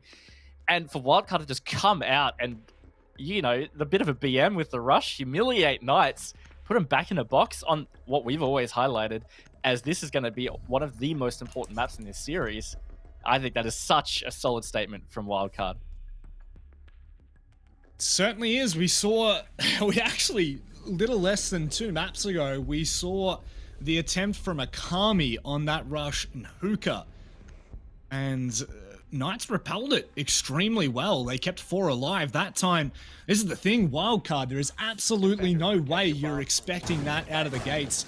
They are a team that are slow and methodical on their attacking side. I know we've spoken about it multiple times, Raven. The new changes that have been made to this roster, it does allow them to kind of go explosively, and we are seeing more and more of it. Just to bring your minds back to the Elevate matchup on Consulate, probably one of the most aggressive games I've seen from them. And this right now, it really sets a tone for Knights that they have to be careful. They really can't be looking at any sort of gimmicky play on their defense regardless. It is going to be that 1-0 start, and Wildcard will be cheering in that factor. We do see Knights reattempting Kitchen. Yeah, really important for the Knights that they don't let that bother them too much. If anything, that should be a challenge that they need to accept. They need to rise to this occasion. They've made it all the way to the Oceanic Nationals Grand Final. You don't want to let Wildcard put you in a box and then you just have to go home with your ball and that's it. Like, you want to step up right now. I think the Knights are definitely a team that can do that with their aggression. So if I'm Wildcard, now that they have to switch back to this more structured play, I would be a little bit mindful that the Knights are probably going to try and throw it back in their face. You see Dino here. He looks pretty keen to try and peek towards the hookah door. Pat, not too afraid though, enters through as the Mozzie does catch a drone. It's going to affect Wildcard just a touch, but Pat has made some great forward aggression here onto Cool Vibe stairs. It's certainly pushed back Knights. You could see Dino previously playing a little bit more lackadaisy up there. Wasn't able to find the encounter he would have wanted to. Gosh. But for a second there, might be an inkling as to a cheeky push, but Pat is watching that and watching it really firmly. You can see as well, Vinny's just taken all control. Oh my word, Knights are going to throw 3 players. The bodies go directly to Pat's position, but Raven, he deals with it in a 1v1 trade. Oh my god, Emo-Rin. Raven. The heat on this game already, Manic, is through the roof. It's just unbelievable. That 3-body push from the Knights, it almost worked out for them. They did not account for Emo-Rin. So 4 versus 2, still over a minute to play. There's a lot of time here on the clock for this attack to make work. Geo in that vertical position is going to be able to do a lot of work and make site very uncomfortable. Sage is not on site, so it's only Juicy there. He's looking to get aggressive out the front door, and the timing is not right for him. Imo-Rin jumps out the window. He's found a triple for the round. That leaves it all up to poor Juicy, and he's not going to get anywhere before Vincia takes off his head. Wildcard storm out to a 2-0 lead. Well, I could not be happier with how we've started this matchup. Completely different to what we've seen from both of these teams throughout the season, even throughout the playoffs. This is what Knights have to be able to really contend with. And right now, a sporadic wildcard seem to be catching them off more often than not. I am so happy that we saw that adaptation from Knights. Yes, it is just brutal. It is raw, but you have to try and do something, and potentially that 1-for-1 trade could have worked quite favorably for Knights had Rin not have stepped up with a huge two-piece. And so far, it has been an entertaining start. Warning signs just starting to creep through, as that is both the kitchen defenses gone the way of Wildcard. We will head up to Hookah and Billiards, hopefully with a little bit more luck here for the Knights. I think it was still a good decision by the Knights because it did show Wildcard that they weren't particularly intimidated. You know, I really feel that that first play from Wildcard was a psychological attack on Knights. Really, really wanting to just dampen their vibes, so to speak. But the Knights being confident enough to do that 3-man push-up cool vibes, I think is fantastic. And it almost worked, like you said. Rin, he did hit a nutty two-piece. And not something the Knights could deal with. And on top of that, you know what? Coastline can be a little bit like this with attacks. It's about weathering the storm. I think if the Knights manage to get even just a couple of rounds here, they're going to be pretty happy with that. We saw in that Akami series before, they had 3-3 half in their defense, and then they just didn't lose a round after that. They went off on their attacks. And it's something that Wildcard need to be aware of fully. And you know that they are. This is not something that I'm saying as if Wildcard won't be prepared for this. But the fact that Knights had such a good showing in the last 6 rounds of their coastline against Akami will definitely just bring a wind of caution on the side of Wildcard. My word. 40 seconds off. Dino's down. Potentially a C4 with him as well. And Wildcard are not afraid to be taking these straight up gunfights whatsoever. And this really is the best way to be starting out a grand final. Hugely. And it's something that is a strength of the Knights is their aggression. They're able to turn it on and off at a dime. And Wildcard, with the way they're playing right now, it's a good way to counter that aggression. And on top of that, it is just about containing the Knights, not letting them dictate the pace. It's something we've spoken quite a lot about with Siege lately, is about teams dictating the pace and who's playing their comfort zone and that kind of thing. And right now, Wildcard are ensuring that it is them that are dictating that. It's been a great start, honestly. And I was talking to Vinny the other day. It was last night, in fact. It feels like such a blur. He just said that for them, it seems like the game plan is to just shut down the aggression of Knights. And then it's just about playing things as they go. And you can see the game plan. That is exactly what Wildcard is starting to do. And the thing as well, just to add, obviously we talked about the operator bans on the attacking side, both denying that roam. Both those operators are gone. Pat just adding salt to the wound here for Knights, and this is a way to really be setting that tone and ensuring that no matter how aggressive Knights are playing, that they are going to have to tread with a lot of caution. Once again, I think Wildcard just bringing it to another level here. Juicy, he did hear the player being brought back up. Shot out nicely, so that's only 2 left. That's not the greatest way to be holding cool vibes. And see you later, not this time. Juicy just gets away. Little tickle of the toes. Yeah, not really working out there for Juicy. And he's going to be able to down Pat. Geo gets aggressive though, saves Pat, and it's not going to matter in the end. It's all up to Sage. Just in a blink of an eye, he's going to be able to get through the hallway. Flawless round for Wildcard. They are rolling right now, Manic. And like, how are you going to stop this? How are you going to stop this forward momentum of Wildcard? We know obviously Akami had a pretty similar start, all things considered, on Coastline. Again, only 2 maps ago, and Knights were able to almost stop them like a stick in the mud. So without a doubt, they can reach deep and make that work. But they need to be doing it, and they need to be doing it now. This is the warning signs, if ever I had seen them. Could we potentially see a very quick grand final? I will just reiterate the fact that this game, Wildcard Knights, was played last night. 7-3 and 7-2 Wildcard took the opening map, so Knights have already expressed their discomfort in playing this roster. And now they have to stand up. It's time. See what Knights can do to stop this momentum from Wildcard. Of course, it's always going to be tough on Coastline defenses right now. So they're going to Blue Bar Sunrise. Haven't seen from them yet. They struggled with this against Okami earlier. They looked comfortable on Coastline overall, but with defending this side, I think they were 1 from 3. So it's not a solid site for them in general. And Wildcard, you can already see it. Like, they are ready to punish any mistake that the Knights make on these plays. They need to be really pinpoint precise with the way that they're playing against Wildcard.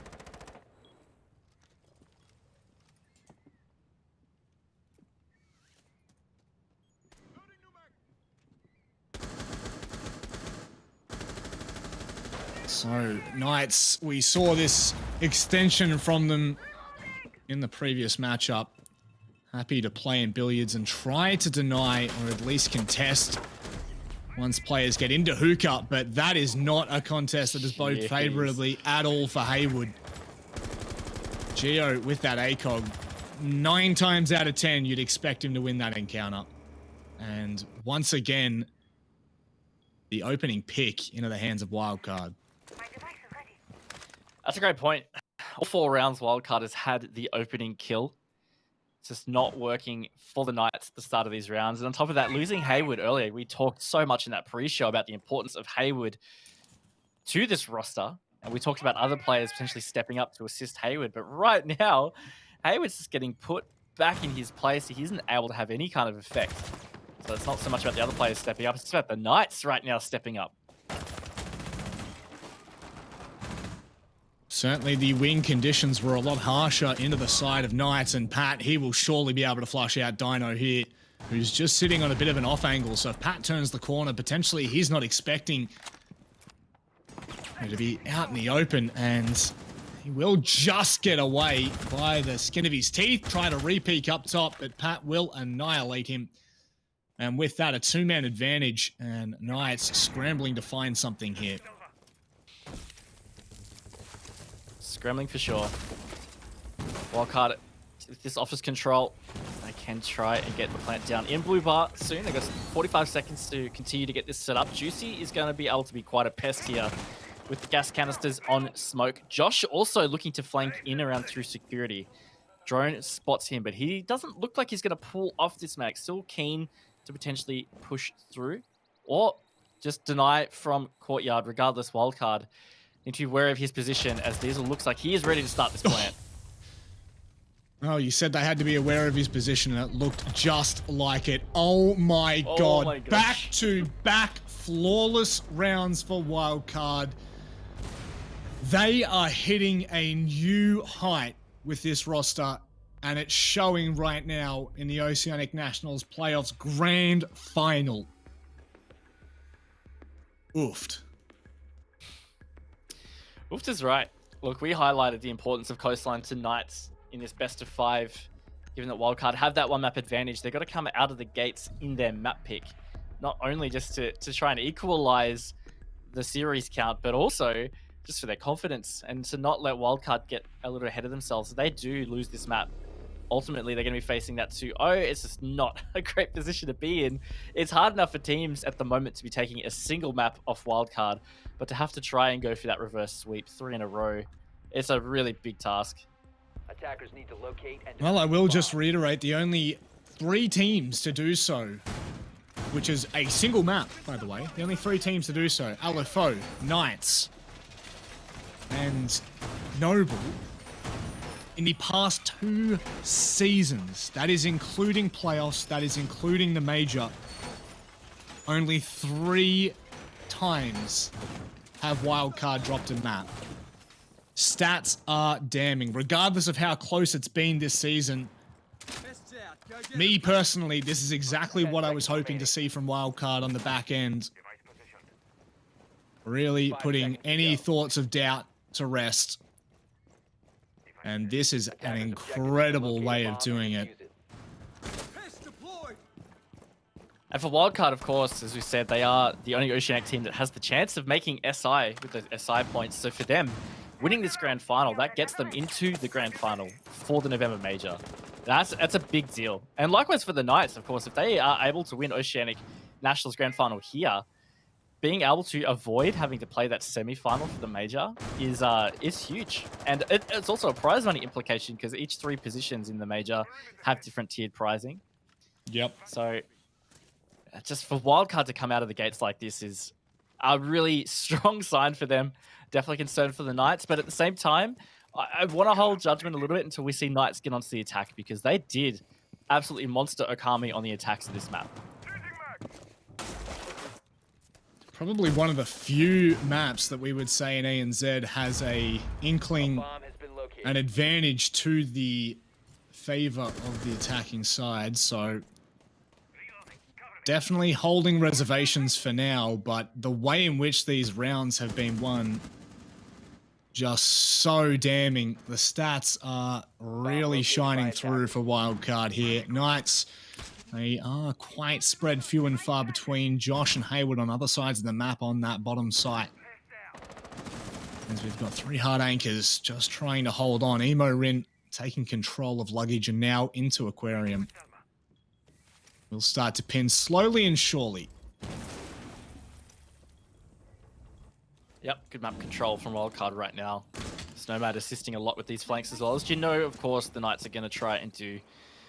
It's generally their play style. That's a great line of sight from Pat. We saw that be pretty fruitful for Geo in previous rounds as well.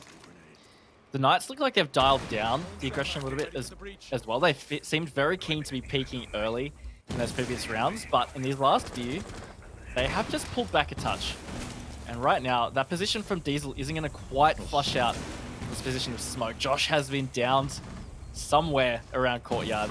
Dino, though, he actually gets the opening kill onto Geo. So that is the Knights stepping up there with their first opening kill of the game.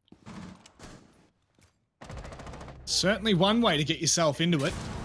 Juicy falling, however, makes things a little bit more awkward for Knights here. It is a 3 versus 5 as Josh is down. We could see there Dino trying to pick him up, but he's just being held by Pat. So it is going to remain a 3 versus 4 as it comes in the final 20 seconds. Wildcard, they are ready to explode here, Raven. Yeah, Hayward, though, he gets Diesel, so it's going to make it a little bit tougher as Pat pushes through. Good trades coming out, makes it a 2v2. Wildcard get themselves the man advantage, all up to Dino to try and save this for the Knights to get their first round potentially. They don't have Diffuser, so that is going to be a round in the books for the Knights. Finally, on the scoreboard, Manic. I do wonder where that diffuser was left and potentially Wildcard misstepping on that occasion. A very good call, however, from Knights just to turtle back a little bit further and allow Dino to remain living. And a very well-needed round, all things considered, for Knights as they give themselves some breathing room heading into the last round of the half. You would have to really back them here.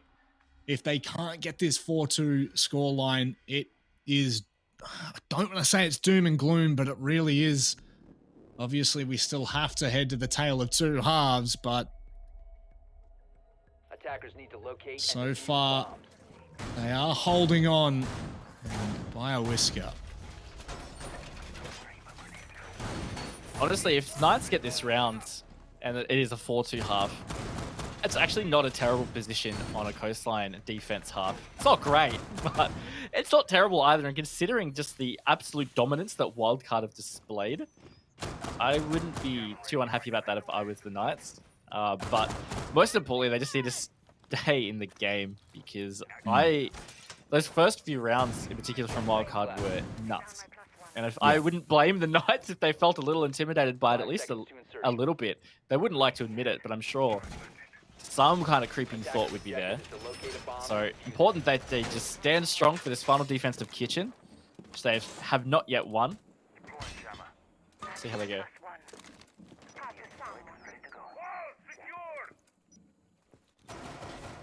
Once again, just reiterating that Wildcard do have that default map in hand, so this would spell disaster if they cannot convert.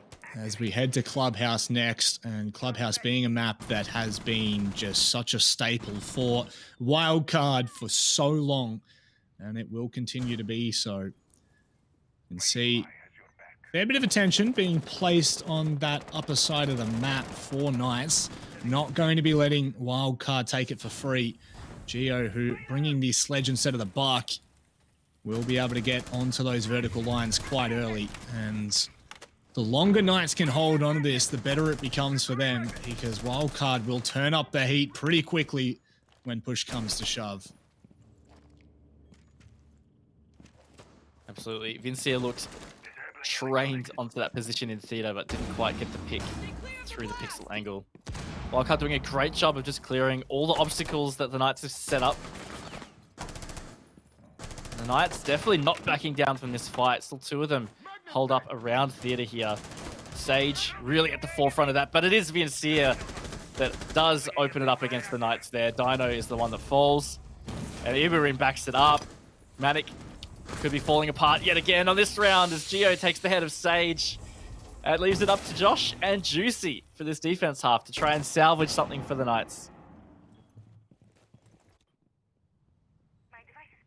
Both of them as well have peeled off of the site rather than trying to anchor down and potentially just being caught in all sorts of crossfires here. They need to try and open something up with a bang. Josh holding that line up the top of that bedroom hatch potentially may get a free kill there, but then also has to be able to fall away.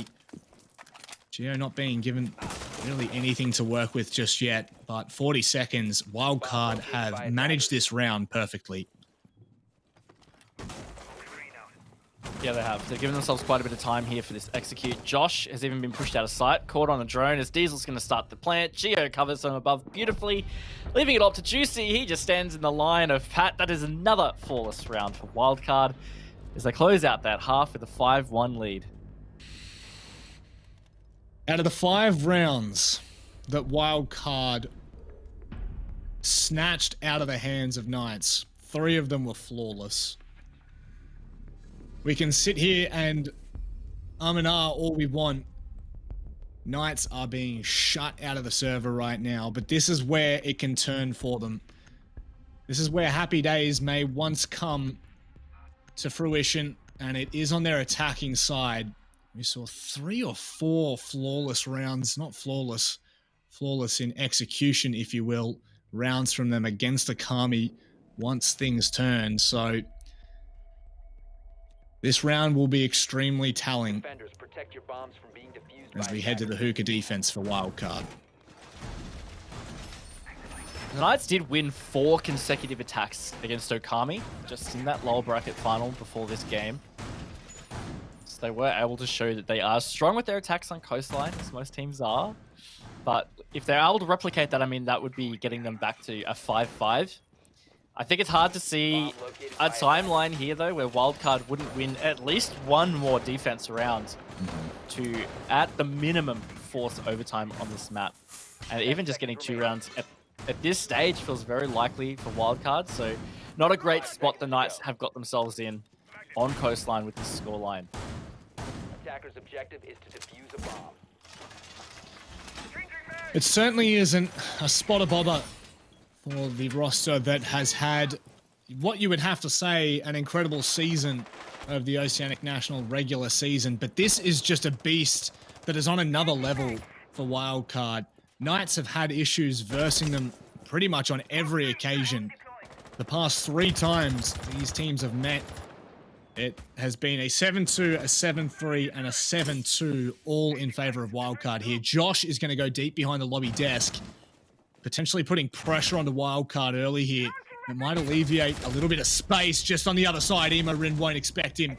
And very nicely done from Knights to explode early here. The trade is quick from Pat. A 4 versus 3 as Sage just doubles down. Gee, oh my god! Raven, this is absolutely ridiculous. Yeah, and they've just bundled it. They did not get that pick onto the player in blue bar, and that means that Wildcard have come out with this 2 versus 1 advantage. That all happened in the first minute, Manic, and it's just all up to Hayward. He's just going to yeet towards site. Default cam spots him. He has so much time, so he doesn't have to commit to any particular push. Looks like he wants to try and catch them off guard and continue this forward momentum as he pushes through. Hasn't found a play yet. Sees the vault, though. Does get the down. This might be doable, Manic. If there was one player you want to see still alive for the Knights, it is Haywood. See you later, Geo. Good night. A 2 versus 1 confirmed once again for Haywood. Starting to make a name for himself in these situations, and it will give Knights a much needed round to start off their attacking half.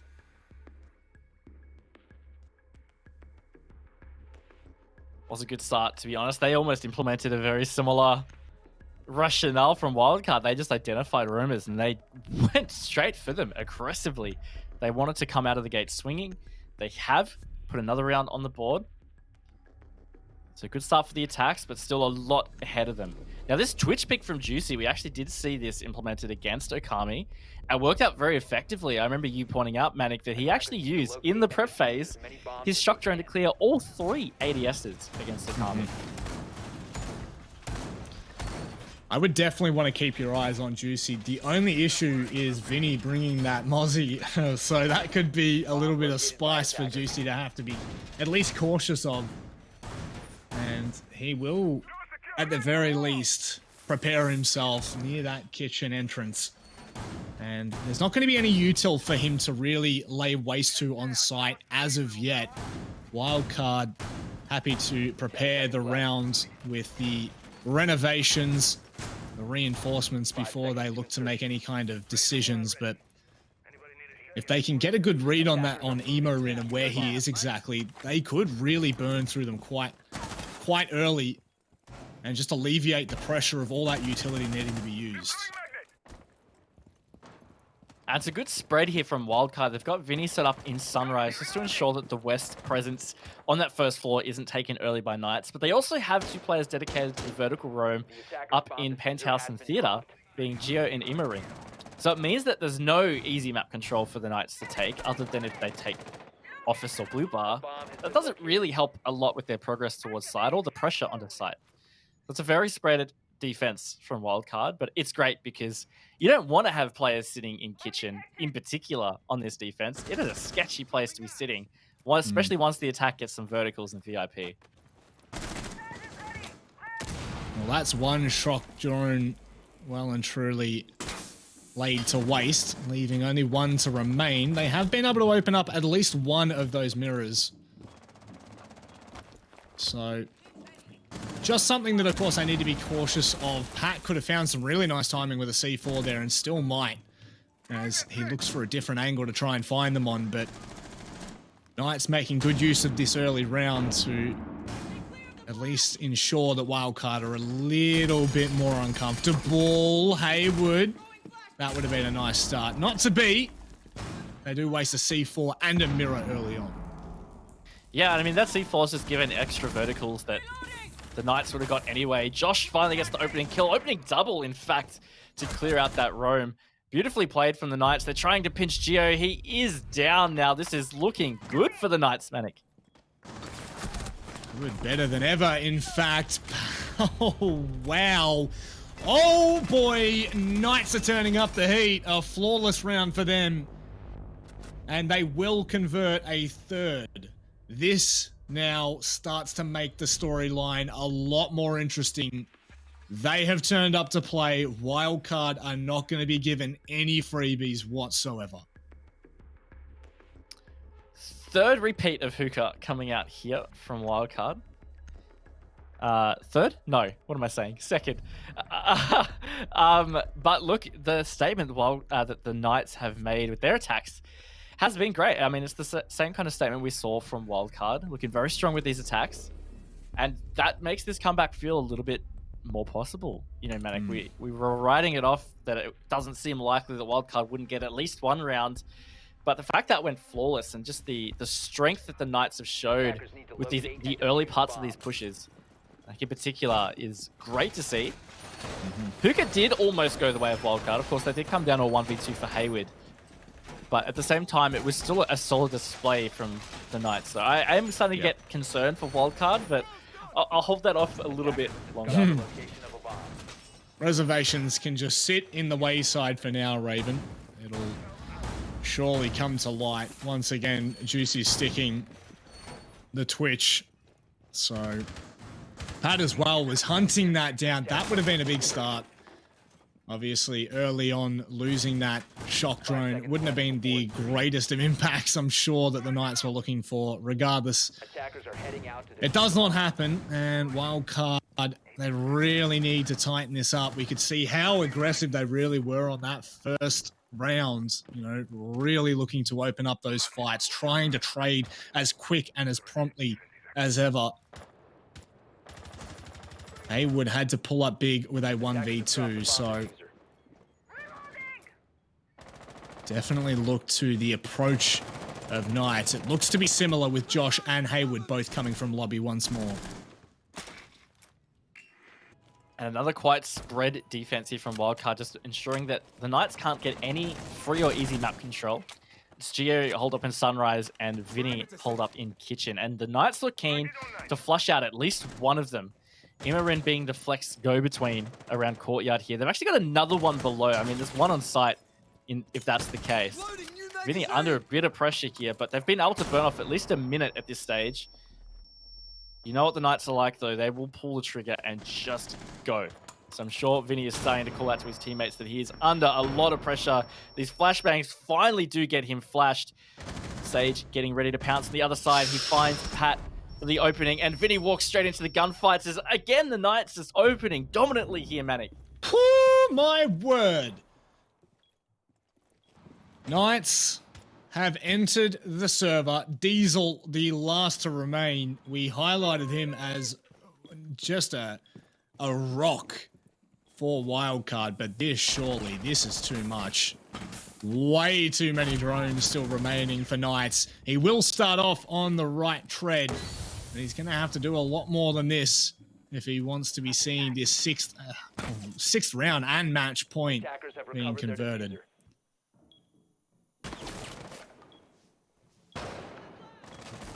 Definitely going to be tough. He's got a lot of time to burn. He's still got 2 gas canisters in the pocket. Finds one on the double window. Haywood. It is followed up by Josh, though. Knights, they've found 3 in a row. And they are starting to mount this comeback. And the way they're doing it, in which is really the point to be highlighted.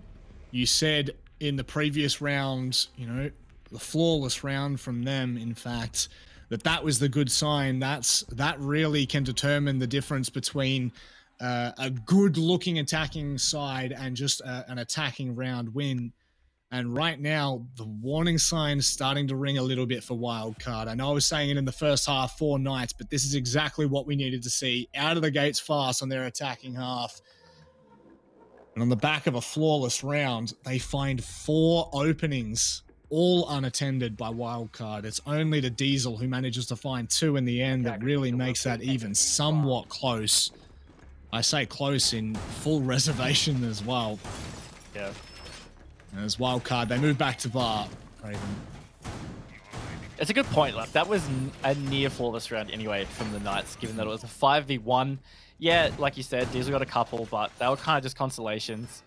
And I was saying, as we were about to get to the half switch, it's hard to call a game over on Coastline when you've only seen one attack half, because it really does seem to favor the attack these days. I believe I heard Xenox say the statistic, or maybe it was Guz, the statistic in the first series we had today, where in OCN, the attack win percentage on Coastline is hovering around 68% at the moment.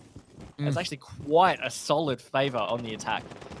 The Knights are really showing exactly why that's the case, as did Wildcard, I would say, in their first round. So maybe it's just a matter of, can Wildcard even get one of these defenses?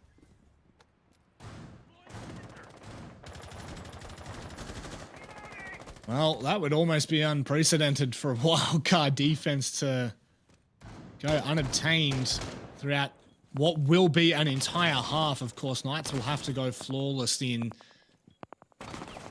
They look to close this out in the regulation, which still would baffle me completely.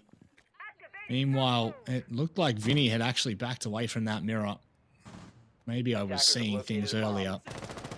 Set one up, at least for a little bit more support in kitchen there. Dino has been tagged up quite heavy, but Vinny could very much lose out in that engagement. He'll just give a sniff and move away. Yeah, I mean, Dino got very tagged in that engagement. Juicy comes through with that Twitch drone, has opened the mirror, so it makes things a bit more sketchy for Vinny here. Looks like he's very much got the thing here of just hold till death in kitchen. They want to deny that map control. It's been very obvious with a lot of their strategy. Pat does get the opening kill onto Sage, something that Wildcard have struggled with, but the trade has come back out. Vinny's still not displaced from kitchen, but Josh is holed up in office now. So that is some good map control that is in the hands of the Knights. Attackers drop the diffuser. Well, that's not what you want to see for Knights at this point, as they're starting to mount a comeback. Two very quick trades from Wildcard, a 4 versus 2. Haywood and Josh are still remaining, though. Both of these players have had some mental rounds. And I'm not counting them out of this one just yet. Although the hill is quite high that they will need to climb. Absolutely going to be tough, but like you said, it's definitely winnable for these two players in particular. They've still got a bit of time too, 45 seconds. Gio's been spotted by that drone. Josh in hot pursuit. Going to try and cut him off from VIP, but he will walk into a crossfire. There is a wildcard player. It's Imorin over in Billiards. Peeks onto Gio, loses the gunfight. Not refragged by Imorin. That does make it more doable, but time not on their side. Imorin, he does get the frag. He does find the second. Wildcard move to match point.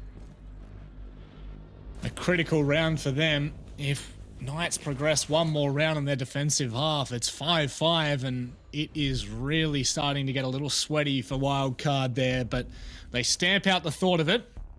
And now they've got 2 rounds to convert here before we see that first map of Coastline really bow in the favor. But they would definitely be feeling comfortable going into this round right now, Raven. They've broken the streak.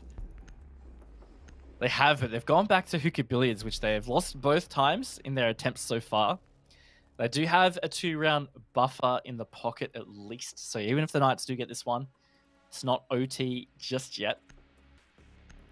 Gio is going to 6th onto the Mozzie. I think this is great having Mute and Mozzie, because the Knights are a pretty efficient team with their drones, especially their early drones. It's what enables their time management and early round aggression to work out so well.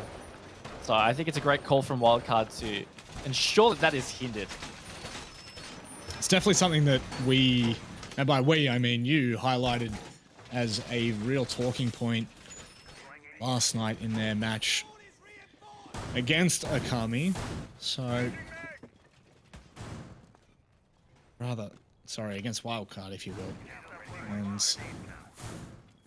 10 seconds left before insertion. it has been an impressive game that really clawed back for Knights. I mean, you think about the one round they were able to convert on the defensive half, and that was on the back of a misstep by Wildcard, or seemingly it was. It was the diffuser that was out of hand with 5-10 seconds left to go. Now, once again, Wildcard incredibly spread out right now. That's a shock drone well and truly disabled. Bomb located by attackers. As Hayward looks to put a little bit of more pressure through that double window. Diesel not looking to peek it either, not just yet. No, very important that Diesel does not peek that window, because it's really not a great thing for the smoke player to be doing on this side in particular, to be trying to take these early engagements. It's going to be calling out a lot of info for his team, as they're very spread out. They have really committed to ensuring that no vertical pressure can be obtained. You see Pat and Emo are in there defending both bars, essentially. Hayward may be looking to get aggressive early, and you wouldn't count him out from doing that. If he sees that there's only 1, potentially 2 on site, he might decide that he just wants to try and yeet and take it. 3 of the Knights are stacked up here in Hall of Fame as well. They're looking to try and take this VIP control and use the vertical to flush out that player that's hanging out around kitchen. Doesn't look like they've stuck around there, rather Wildcard. They've just backed away almost instantly now. Sage with a very deep line onto that double window in Billiards. So rotating for Wildcard, not exactly an option right now. Vinny has come up to almost double down as still 3 players kind of, I mean, if you do bar Geo there, Pat and Emo, they are still yet to even be tested, or so it would seem, as Knights start to take more control of luggage and that southern side of the map. Wasted C4 there too, behind the Aquabar, so that's Pat without a C4 from below. Of course, he does have the line of sight. Diesel actually gets the first peek and the opening kill onto Dino. He's going to start to smoke off the entrance into Billiards. Time starting to tick away. Hayward, that's a great pick onto Pat though. It's going to put them in a slightly more comfortable position, but they are really starting to run out of time to displace these wildcard members. And that's vertical control that has been obtained to the Knights there. You see in that red outline, Josh of the Zofia down below. It's a great position to be, and 30 seconds. Time for them to start trying to get a move. Great shot from Josh there. That is devastating for Wildcard. A linchpin in their defense now. Well and truly gone.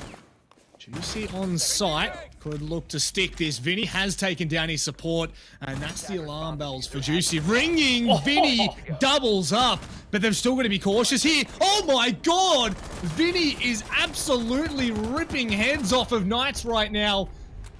And that will be 4 kills in quick succession to close out the map for Wildcard. They're now 2-0 up in the series, and they're setting themselves up for victory as we head to Clubhouse. Vinny just single-handedly won that series for Wildcard in that round. That looked like the Knights, once they got that pick onto Diesel, I thought they were going to be able to confirm that plant and that we would be looking at a 6-5, potentially overtime. But Vinny stepping up gets the 4K to close it out. Beautifully done. Wildcard too strong on Coastline. As you said, they're getting out 2-0 in the series. It's now do or die for the Knights. There you have it. The storyline comes to a close for our first map. 7-4, ladies and gentlemen. It is now oh so pivotal for Knights to step up, because that was the win condition from all of us there on the panel. We were saying Knights have to get at least they have to get map number 1. They have to confirm Coastline, because we just cannot see them really going toe-to-toe with Wildcard on the likes of Clubhouse and Villa. Oregon's still a chance, but we might not even get there, Raven. Yeah, I'm not too sure we're going to. I think it's going to be it already was a really tough challenge, but now it's just made even harder by the fact Wildcard, they are up 2-0 in the series. So it means the Knights, they have to be perfect on 3 maps in a row. They need to have this reverse sweep. It's just such a tall ask. Winning 3 maps in general against Wildcard is hard, but to do it without dropping one in between, you know, at least if you don't lose that first map, you've still got that buffer. But now it really is. It's just do or die. Backs are up against the wall for Knights, unfortunately, but good signs for Wildcard as they look to cement their first place in the Oceanic Nationals. Ladies and gentlemen, a short break is nearing, but on the other side, Clubhouse. We'll see you then.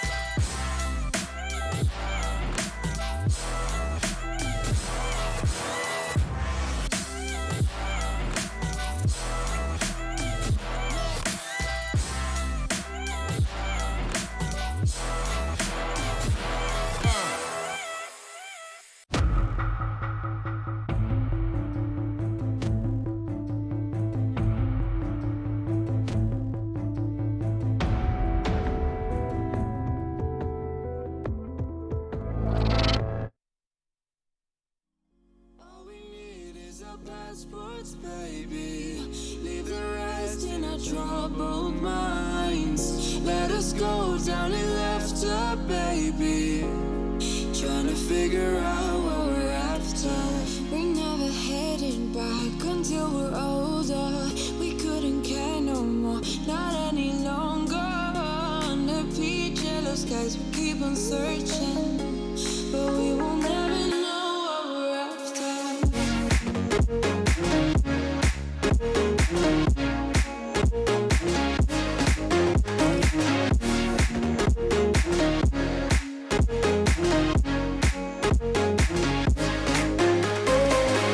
Book a plane, fly away. We will never be the same. And as long as you are mine, come on and run away. We wanna run away. We don't need any reasons, baby. Leave it all for the faded hearts. I don't mind if they call us crazy, 'cause they don't understand what we're after. We never heading back until we're older. We couldn't care no more, not any longer. Under peach yellow skies, we keep on searching, but we will never know what we're after.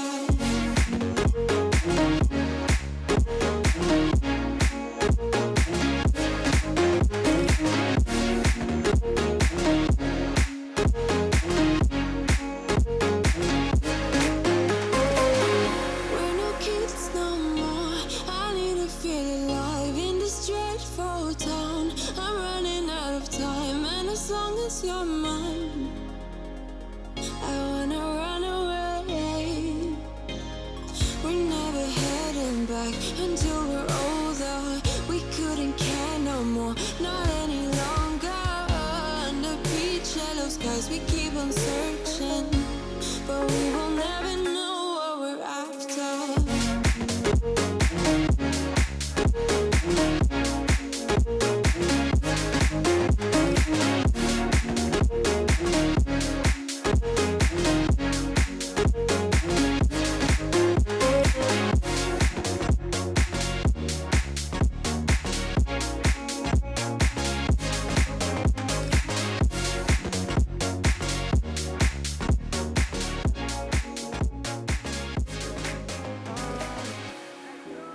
Ooh. Yeah, yeah, I see no signals, no signs. Girl, you be tripping.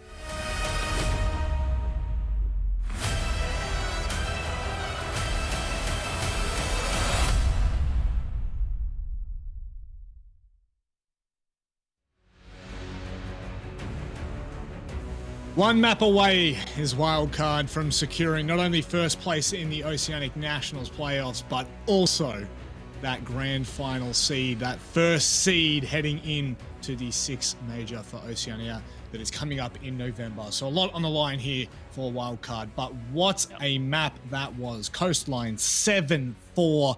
It looked like Knights were on a comeback, but this is why you got to be careful on any given round. A mistake thrown in the way of Wildcard, they will capitalize, Raven.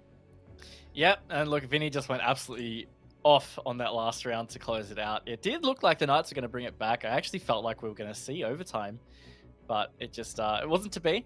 And I was quickly looking back at past results as well. I was like, I wonder whether these guys have played Coastline against each other before. They did in the August Major Grand Final, and you know what? Wildcard won that 7-4. So Lightning might strike twice. Might be a bit of a concern, because the next map we are going to is Clubhouse. The last two times these teams faced off on this map, it was a 7-2 onslaught from Wildcard. Knights, this is the do or die match. They have no other option. They have no other opportunity. They need to claw this back. They need to bring back map number 2. And it starts in the ban phase, because there is no other way we can do it, Raven.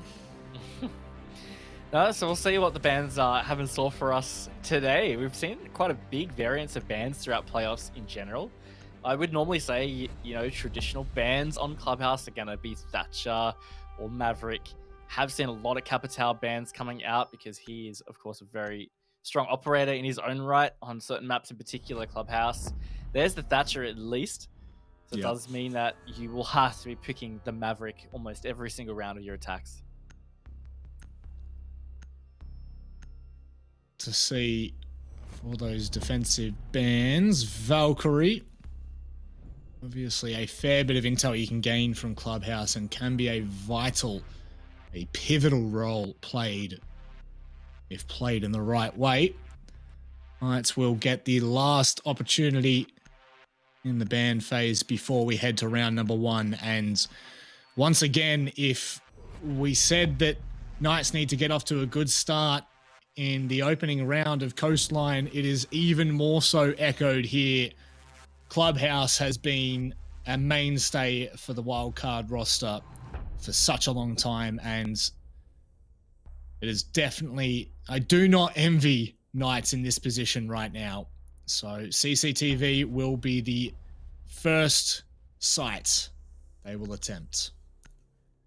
It's been a dark history for the Knights against Wildcard on this map. Going back to that Oceanic Major Grand Final in August, I talked about how it was 7-4 on Coastline.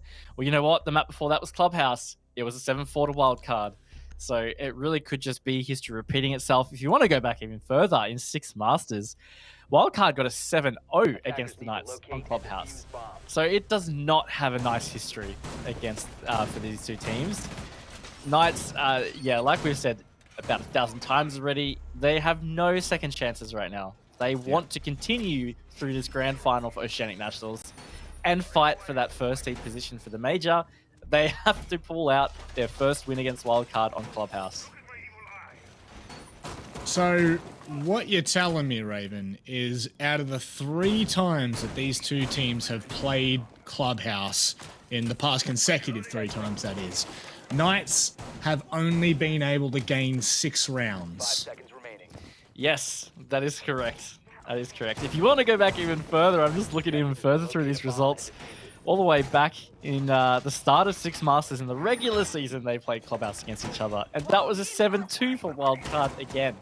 So it just really does not have that great history for the Knights. And I'm very concerned for them because I just think this map in particular, it just favors the playstyle of Wildcard over Knights.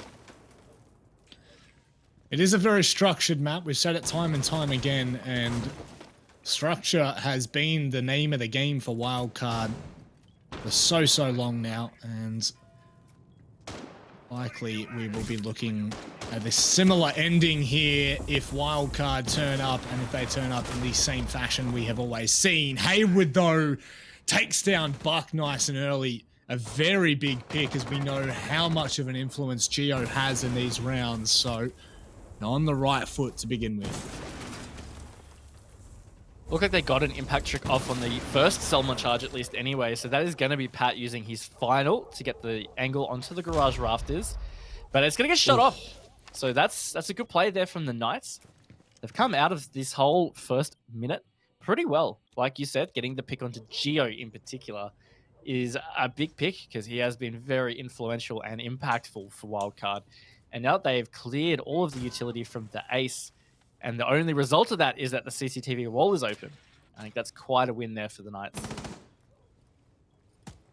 Looks like they just rid the CC wall of that Maestro cam, which I assume was what denied the Selma charges from actually going off in the first place. So one less piece of utility they're going to have to worry about. But the time is dwindling away here, and they need to get Haywood out of this position. We've seen highlight clips from him multiple times before. He's been taken low. Once again, though, it's never confirmed. It's never over until the fat lady sings. And Haywood needs to step up once more here for the Knights. Yep, he does, but he vaulted straight into the nade. I think it actually hit him on the noggin. So Diesel closes it out on that engagement.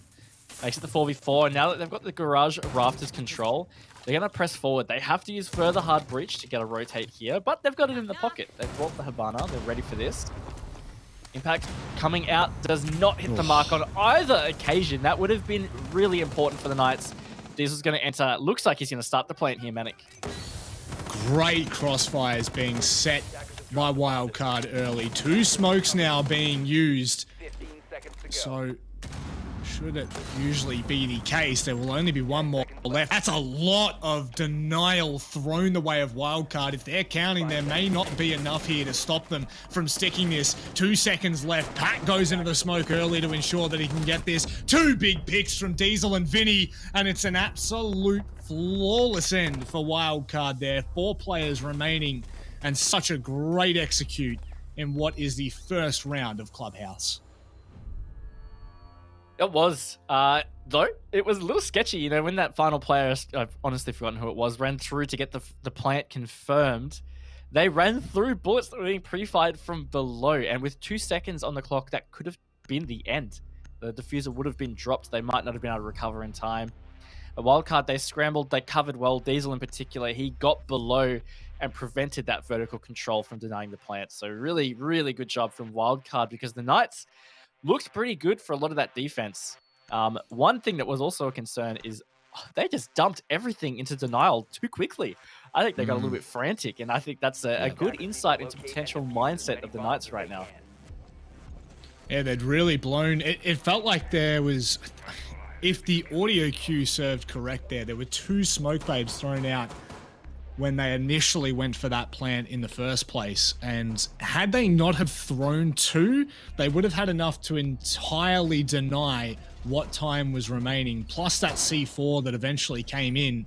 Yep. So, you know, just small micro mistakes that, again, if you are not able to correct those, it really comes back to haunt you against a team like this, and against any team realistically, but it is extremely highlighted when you are looking at the Wildcard attacking. Hayward, man, come on. Leave my boys alone. Yeah, we start from Wildcard on these attacks, see what the Knights do have for us right now. Doesn't look like they're going to go for a roam, which, again, I'm a little surprised about, just given the playstyle of the Knights. I felt like that they would want to try and stick some kind of roam on Clubhouse, which is pretty common for a church defense. The fact they're not doing that, again, concerns me a little bit, that they are getting in their own heads about the position they're in.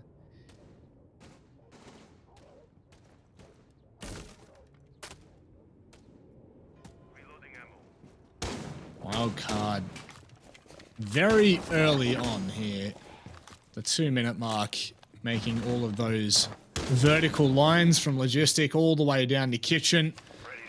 So they do have that free roam, and they will be allowed to dismiss and play with whatever they need. Dino playing close to the hallway there. Geo will start to inch further toward it, but it won't make a difference. Dino completely backing away in that instance. So it looks like Wildcard have near but all the vertical lines they would want set up early here.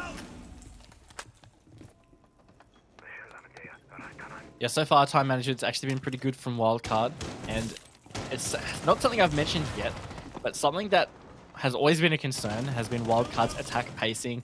It's never been that fast. You know, they usually end up leaving themselves very little time. Probably the biggest weakness of their attacks compared to a lot of the other Oceanic teams is they really never have time for their executes. But in playoffs, they've really gotten on top of it. I noticed it against the Knights last night. They just were so quick, and they were ready for their executes with 30 seconds to go, which is pretty good timing for Wildcard, given they usually only give themselves about 10. And right now, they're almost set up for a very similar situation. They've gotten so much control. They're really ticking all the boxes. Pincing Knights onto the site now. 2 players in dirt that are just trying to find their safe haven for when Wildcard eventually go. 30 seconds, and now they will start to execute. The attention being put on site. Sage and Josh go down early in this encounter. And Wildcard, they just settle for a second here, Raven, and they will start to go now. Yeah, but Dino, he's just watching the drop. He can continue to do this as they drop one by one. What? Not sure what the play is here from Wildcard. Juicy answers with another. Geo is going to start planting. Haven't given themselves much time after that drop fiasco. Vinny isn't able to cover well enough, and the Knights pull that one out of nowhere, Manic. Gone unchecked. Dino will really wreak havoc, and it's exactly what he's done on this occasion. Wildcard probably scratching their head trying to figure out how it all went so horribly wrong. Seems like such a simple solution with Dino just holding the line to hatch. If only it was that simple every other round. One apiece, and very important that Knights get around on the board early here. It sets them up for, at the very least, the room to move as we get later into this half. As it felt like that was what really caught them off on Coastline, was the fact that we did not see them convert a defensive round until the 5th attempt. So great to see it so early on. Defenders, protect your bombs from being defused by attackers. You have to feel, though, it was really more off the back of a big oversight from Wildcard, right? They just never seemed like they considered somebody was holding the church double door watching the hatch drop. And they just continuously just went one by one, so Dino could just reset every time, take the shots like shooting clay pigeons, essentially. So Wildcard, that's a bit unfortunate for them, but the Knights capitalized. They're gonna go to gym bedroom, and if they do manage to get a few rounds on a roll, you know, maybe you consider them back in it here, but always hard to call at this stage after just seeing 2 rounds. Siege is definitely a game of forced errors, and you do have to capitalize on them. So it's a great point you make there with Knights actually converting it. It is one thing to have the opportunity, and it's another to successfully work on it. And Imorin on the back of that live drone from Vinny will allow him early access into garage here, as well as a very early C4 being placed into oil. So Wildcard happy to pick up the pace a little bit more so than what we've generally seen in rounds before.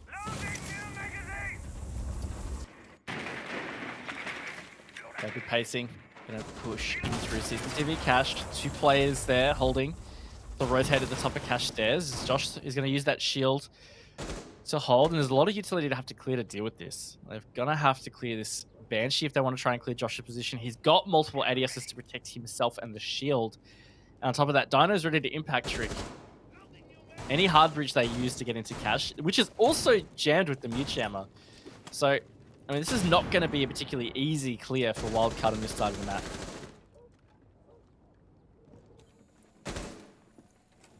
Speaking of hard breaches, plenty to do that, but again, it is going to come down to being able to lay waste to the utility that lies in front of them there, and Knights really could just burn through this time. Not only that, but burn through the players. In fact, Pat, he's looking for something. A shoulder is given. Josh will eventually be taken down, but Pat still needs to be cautious. There is still that one player in Dino holding cash, and it just depends on how long he is going to stick this. All rotates are pretty much being watched at this point. You would have to imagine it is just a case of cutting off the limb to save the body here. Yeah, he just needs to stay patient. I think he doesn't need to try and go for any hard engagements. Vinny will finally end it through the breach that was made by the Maverick. Diesel gets Sage as he tried to peek to refrag, I'd say. That's given Wildcard a 4 versus 2 advantage now. With still 50 seconds, it's quite a lot of time to be able to push towards site. Hayward's the one that's holed up on the gym side at least, but it's going to be really tough. Juicy hoping to catch somebody at this logistics hatch. That being said, I don't think Wildcard do have the jacuzzi wall open, so it is a bit of a funnel that they're going to have to do in from that construction side.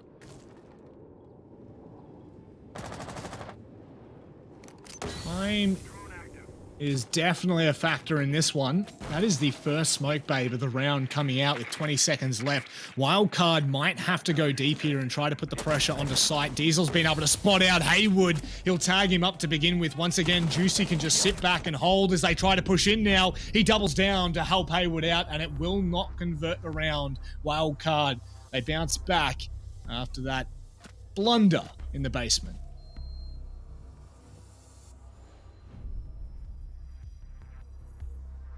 Felt like there was a chance there for the Knights to potentially be able to repel that, but just the confidence and the team push from Wildcard was far too strong.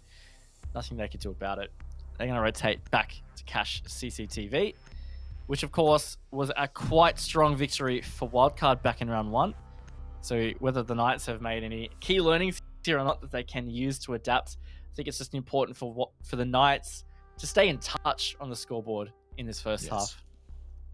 Certainly so. Even not for the obvious reason, if just for the mentality, sorry. You know, even if you manage to bring this round back and it ends 4-2, you'd still consider it a decent half that Knights have pulled out. But I don't know, there is something about, I know this is going to sound quite outrageous, but there is something about going down 4-1 and just clawing back that last round that kind of feels a little bit gimmicky. And that it is a last-ditch effort, so Knights are...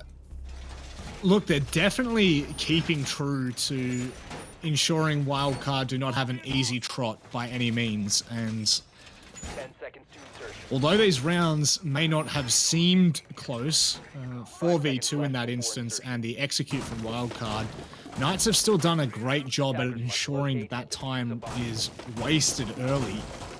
Haywood in the first round on the rafters, and in that case, Dino and Josh. Whoa. Oh, no. No, no, no. Oh, Haywood doing Haywood things. He loves to do this kind of stuff, and that is probably the worst operator that Wildcard could have lost early on the ace. Potentially the Maverick, you could say, might have been a worse loss, but regardless, that's a solid start for the Knights here. Diesel not wasting any time, though. He's just going to get to work on this wall that has been electrified. So, yeah, Wildcard starting on the back foot for once in a round. Great call from Haywood to find that opening pick on the Pat. Like you said, very detrimental in the operator that goes down. But I also enjoy this from Wildcard, cutting their losses and going early to ensure that the player lost is not a round lost, if that makes sense. So very early here, the CCTV wall will be opened. Knights unfazed for now, though. Haywood looked like he'd seen something. In fact, he's just going to get aggressive again down the rafter stairs into garage. Looks like he might be thinking of a peek towards the gym window. He's going to prep the hit hole and see what he can find, but he's not going to be looking in the right direction at least.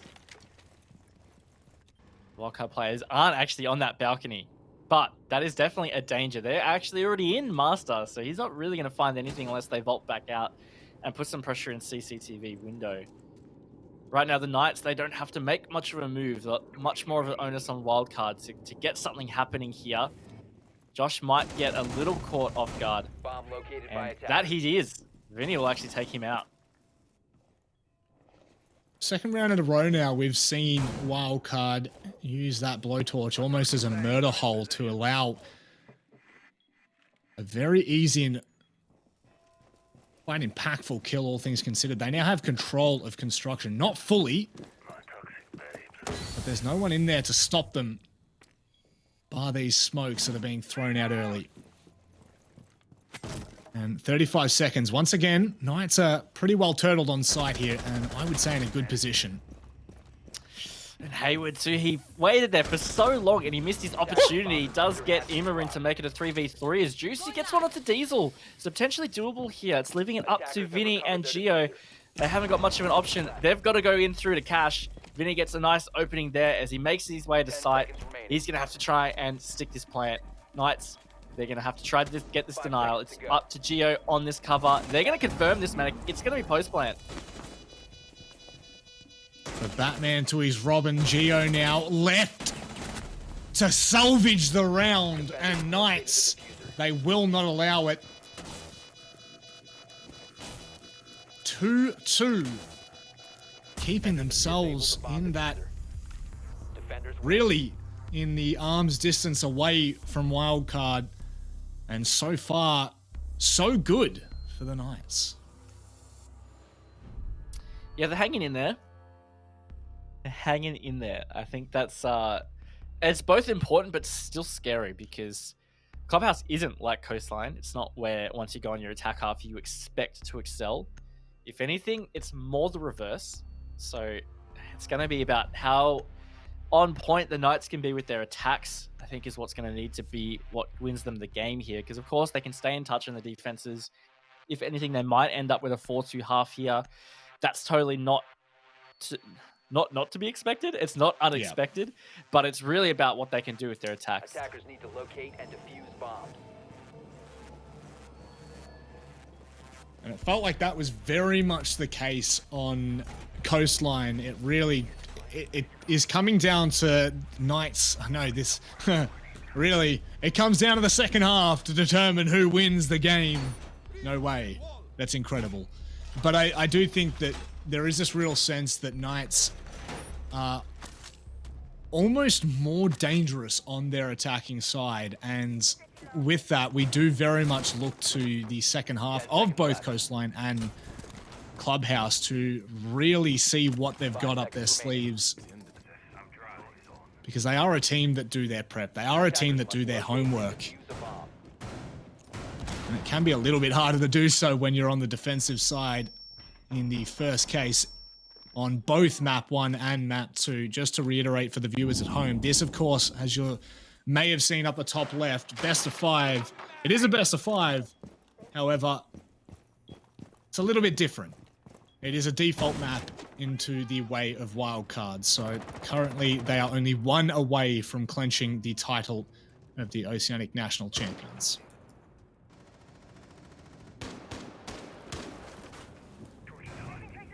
Knights are definitely trying to stop that, and on this Church defense, they are going to be sticking more of a roam this time. Hayward maybe feeling more confident, more comfortable. He's really been getting into the game in these last few rounds, in particular that spawn peek onto Pat. It's quite a big deal in that CCTV cache attack. Here he's just going to be elusive, running around shooting these drones. Wildcard not quite actively pursuing him at this stage, but Immorin pushes through to engage, and that's all they needed. Down goes Hayward. Now they've got the opening frag for this round and looking pretty. I wish you said I look pretty. Oh, you do look pretty, mate. Just fishing for the compliments. Stop it, you. Stop it. Okay, Knights, they are definitely on the back foot in this case. And Hayward has really been a big factor in a lot of what Knights have been able to achieve. The raw power and mechanical ability on this man cannot be understated, so definitely a big loss early on here. Dealing with the Banshee now, just being cautious of potential C4s through the flooring. As now Knights have turtled back onto site in this case. They've defaulted back now. No point sticking to the roam. Wildcard got too much control. And speaking of control, they're getting this church wall open. That's going to give them a lot of pressure onto site. Dino has at least evened out the man count. It's going to help a little bit into the execute phase. But still the control from Wildcard right now is looking pretty good. That makes it look even better. Beautifully cooked nade from Diesel. Means coming into this final 30 seconds, the Knights are really in a tough position. Turtling on site.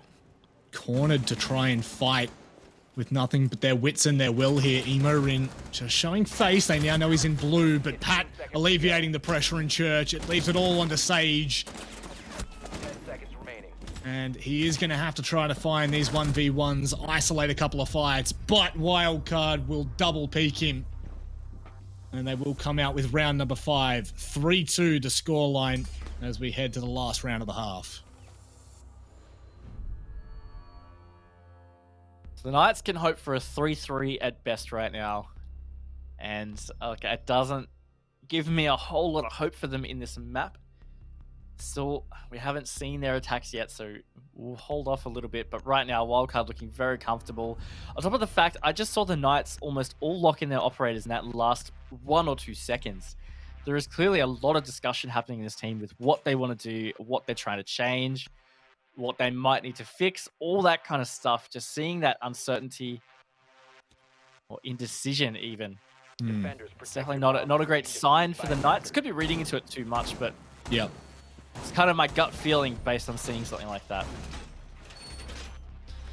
Certainly a good point for the viewers at home to obviously, you know, it is, we only get that broadcast level information, so we can only see the, you know, what is really going on. We don't have the players anywhere near us. We can't hear the comms, so it's always something worth noting. And coming into the last round, you would say this is critical for Knights right now. I wouldn't even say they're necessarily hanging on by a thread, because that does not do the justice that really has been this first half for them. They've played incredibly well, but going into Wildcard's defensive side on Clubhouse at a 4-2 half, not favoring you, is definitely concerning, to say the absolute very least. It is. Well, look, I'm seeing some solid changes here from the Knights. Mhm. Of course, last time they did Gym Bedroom, it wasn't successful for them, so they have switched it up a little bit. Bringing this mirror has created an interesting dynamic here. They've got one facing construction from logistics. They got the other, it looked like, at the top of the red stairs there towards cash. And with Josh looking to utilize that to help them hold that a little longer. See whether that works out. Something last time also the Wildcard didn't do was open Jacuzzi Wall. They just straight dedicated all of their utility towards taking CCTV cash. And that's where they had it. But right now, Diesel actually is prioritizing opening it. So they've made their own adaptation.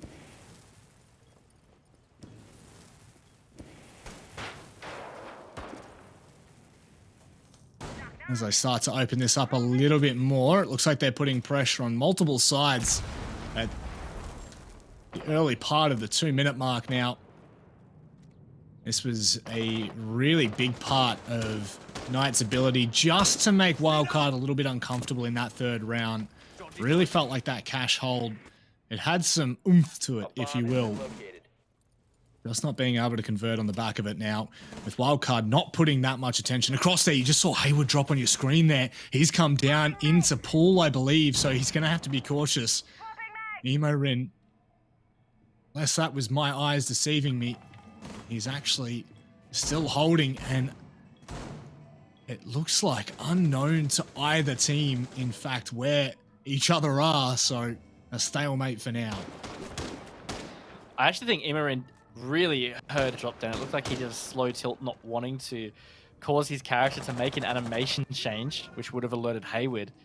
See, Hayward doesn't have any idea. He has not at all considered that Immerin is in that bathroom. He's trying to hold a tight angle here. He sees them cross into Jim, not giving away his position. In fact, I think they might even be in the bathroom.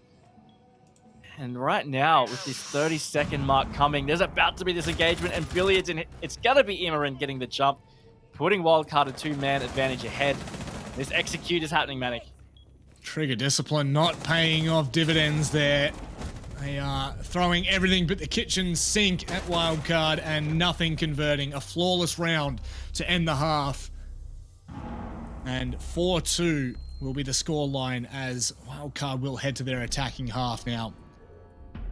The last two... Well, the last 3 times even 4 times, if you want to go back that far, that we have seen these two teams play on Clubhouse. Little less than I think 7-3 is, 7-4 is the highest or closest that Knights have been to pushing Wildcard on this map. So keeping true to the trend, it is on Knights now. They're attacking half. They have to step up here, otherwise Wildcard will confirm this best of 5 as a 3-0. I feel like that is really where we're tracking right now. A 4-2 half is what you would normally expect from the defense side on Clubhouse. So the fact that Wildcard got that in their pocket as they rotate to defense is a massive concern for the Knights right now. They really have to dig deep and step it up on these attacks. It is not going to be easy. Wildcard just need 2 to at least ensure overtime. And when you have the Thatcher ban, you can often say the Church Arsenal defense is usually the one you can put in the books at the minimum. So even if Wildcard, if all they win is their Church Arsenal defenses. That guarantees overtime already. Attackers must locate and defuse a bomb. Not good signs, Raven. It's not good signs, but hope can still be held on for the Knights. We've heard multiple times from Dino so far in this playoff series that this is the one team that they seem to have all the issues with, and rightfully so with wildcard standings. Look at this right now. Oh my word. Diesel almost given a free haircut there as they fall back. So wait and see whether it burns any time on the clock, which it doesn't look like it's going to just yet. Wildcard a bit lucky there. I feel like the Knights had the jump. They just missed the shots on those players rotating down. I think it was Emarin, one of them.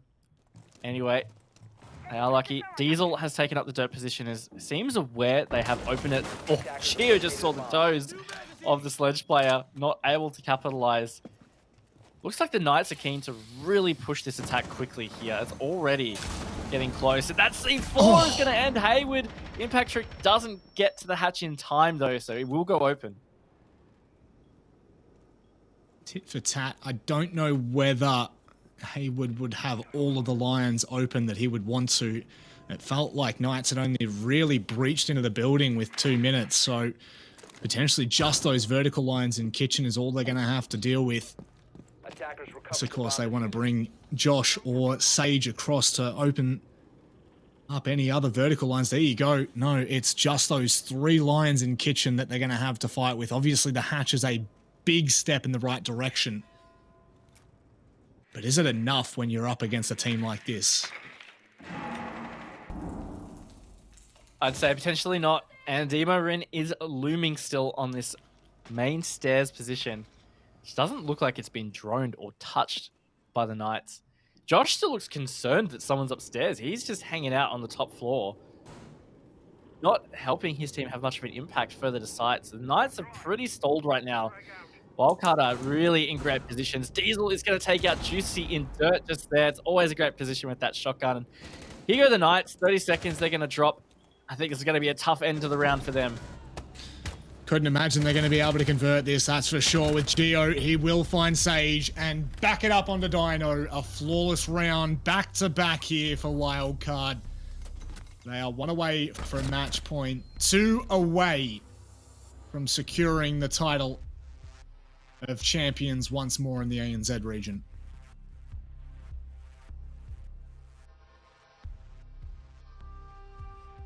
Really looking grim here for the Knights. That was, they got absolutely demolished on that defense, to be quite honest with you.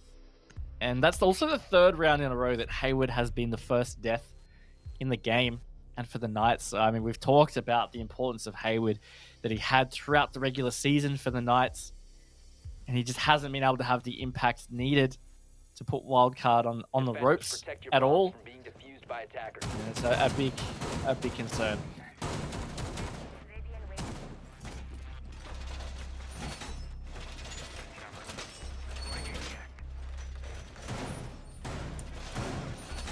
And into it now. I mean, the job only gets harder from here for Knights. Potentially they may have a map to breathe on in Oregon. Even still, I am not confirmed that that is something that Wildcard are not prepared for.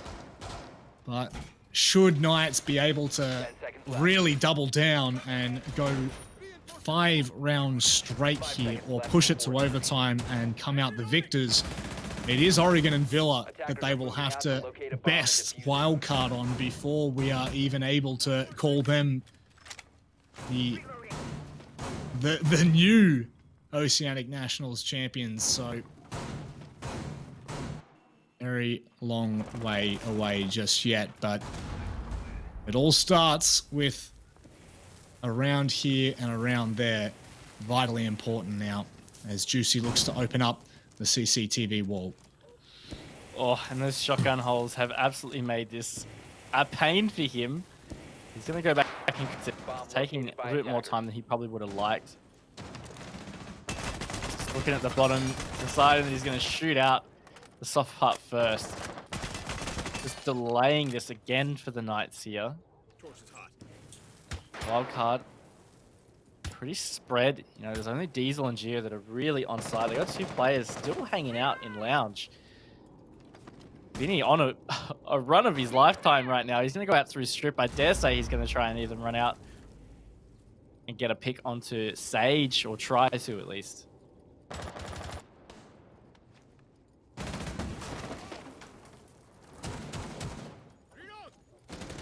Maybe might give Knights even more of a concern. Wildcard definitely look like they're happy to play a little bit more aggressive as the season has gone on. In fact, Geo will take a little bit of a tag. Haywood, though, will take down Emo Rin early on here, but Vinny's in a perfect position to trade that out. Pat's done so as well. And what started out as an advantage for Knights has almost ended in tears. Vinny still holding on there. And Haywood decides not to peek it just yet. Oh, the drop shot. See you later, alligator. Nicely done from Pat. Oh boy. Well, it's going to make it very tough for Josh and Juicy. I mean, I talked about how Haywood hasn't really been able to have an impact on the game either. One of the other really consistent players for the Knights, Josh, just saw there, he's 1 and 7. But he has not been able to get in the game either on this map. It's just the Knights in general. I think it's a big tale of the series. On top of that, Geo is going to down and kill Juicy at Garage. And look, that's the wild card closing the round out. Manic, they move to match point on the map and on the series and for the tournament. 1 round away. It does not seem achievable for Knights. Surely we are not going to see yet again another 7-2 defeat on this exact map of Clubhouse. It feels like that is exactly the trend here as Wildcard look to flawlessly run on their defensive half. Gym and bedroom to remain.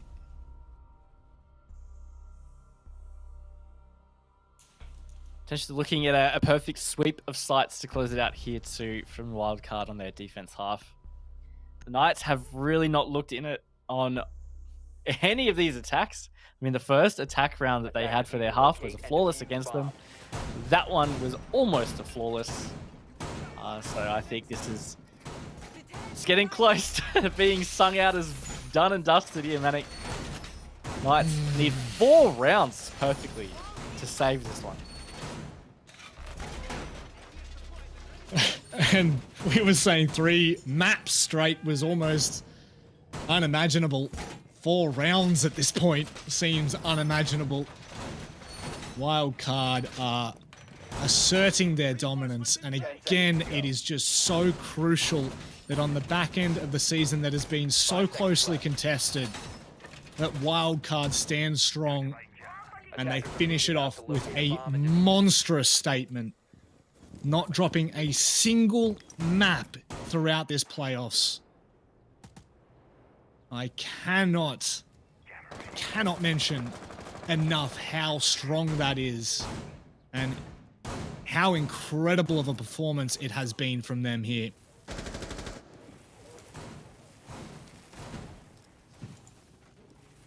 Absolutely. So, what have the Knights got? Can they salvage this? Vinny looming below. He wants to sneak up. Try and flank the Knights maybe from those cache stairs.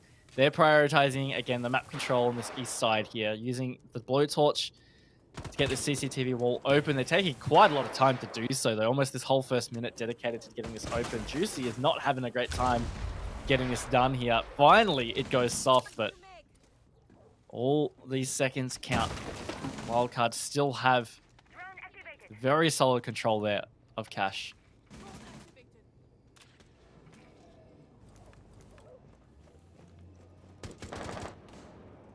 Vinny. Well, put a collar on him, because it's the only way you're going to really keep tabs on what he's doing here. Wildcard fully folding away from that defense, bunkering in on site. They've cut their losses, and Knights, they still don't look 100% sure that there's no one in there, so that mute potentially taking away so much of the intel that they would usually have. Just clawing this round down to the minute mark with not much control from Knights. Bomb has been located. No, really not. They had no idea that Wildcard had just completely left that alone. So they've used utility and time to clear this. They're finally taking control. Diesel sneaking in to that vertical play for the logistics hole here. It's quite the bait, that vault. As soon as a Knights player goes to go through this, Diesel has them in his sights. Looks like Josh might be the unsuspecting death here. But no, he's actually run away from position, but still, Wildcard have all control needed. It's going to be on the Knights right now to try and find the opening here.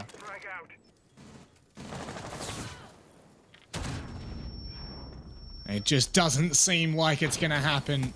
Emo Rin will be the first to deny access. Sage, though, finds somewhat of a trade in amongst the midst of battle.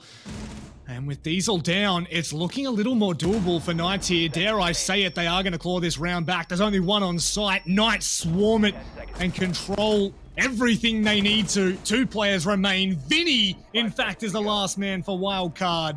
And unless he pulls out an unreal 1v4, we are going to another round, Raven. Great display from the Knights to just explode onto the site there. Wildcard could not maintain it. It's going to be tough for Vinny. There's a lot of angles to check here. Couldn't even get the first. It's juicy to close it out. The Knights survive for one more round.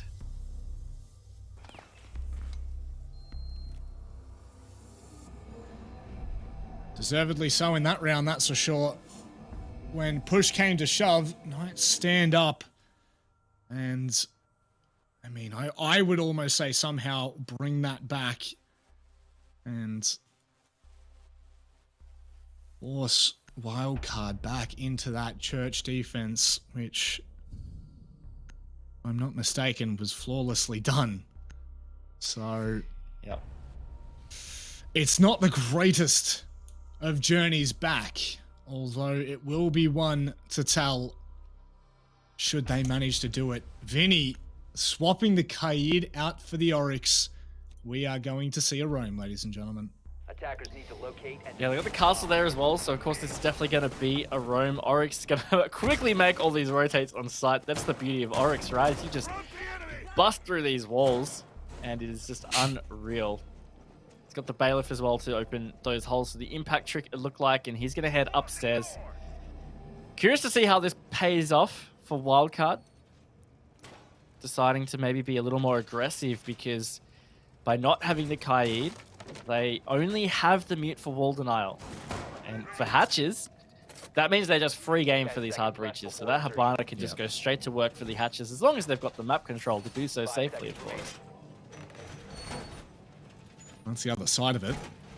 Geo on the visual, for me, says possibly not so much. It's going to take a fair bit, or so you would think, for Knights to really flush this out. Then again, we do know Knights to be such a methodical team in that prep phase that allows them to actually turn into an explosive force to be reckoned with in that first minute of the round.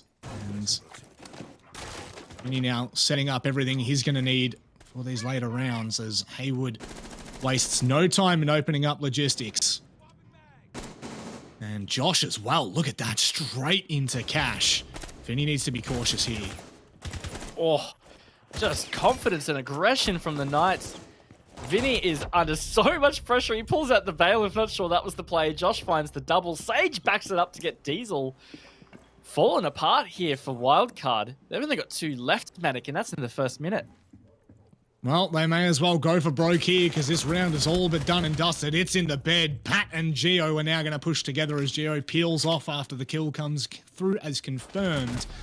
And that will allow Knights to, once again, take site control. Pat nearly catching the backside, but He is not going to have that rotate through kitchen hatch. In fact, he's going to have to come downstairs. Sage is down. The diffuser is currently being stuck, so it is only 2 players up that are trying to fight him at the moment. He could actually isolate some 1v1s here, and oh my word, Dino nearly gives him an opening back into the round, but it's not to be, as Knights, well, they almost simply dismiss that roam from Wildcard. I feel like they've really woken up in these last 2 rounds. The Knights have just gone hard at it. And if it's finally taken them this long to light the fire, man, they really needed it a few rounds ago, because they're still facing this match point against them for Wildcard. 2 rounds left in the half for them to try and salvage this series. Wildcard are going to go to CCTV cash, which they also haven't lost yet. They won it in the second round of the half.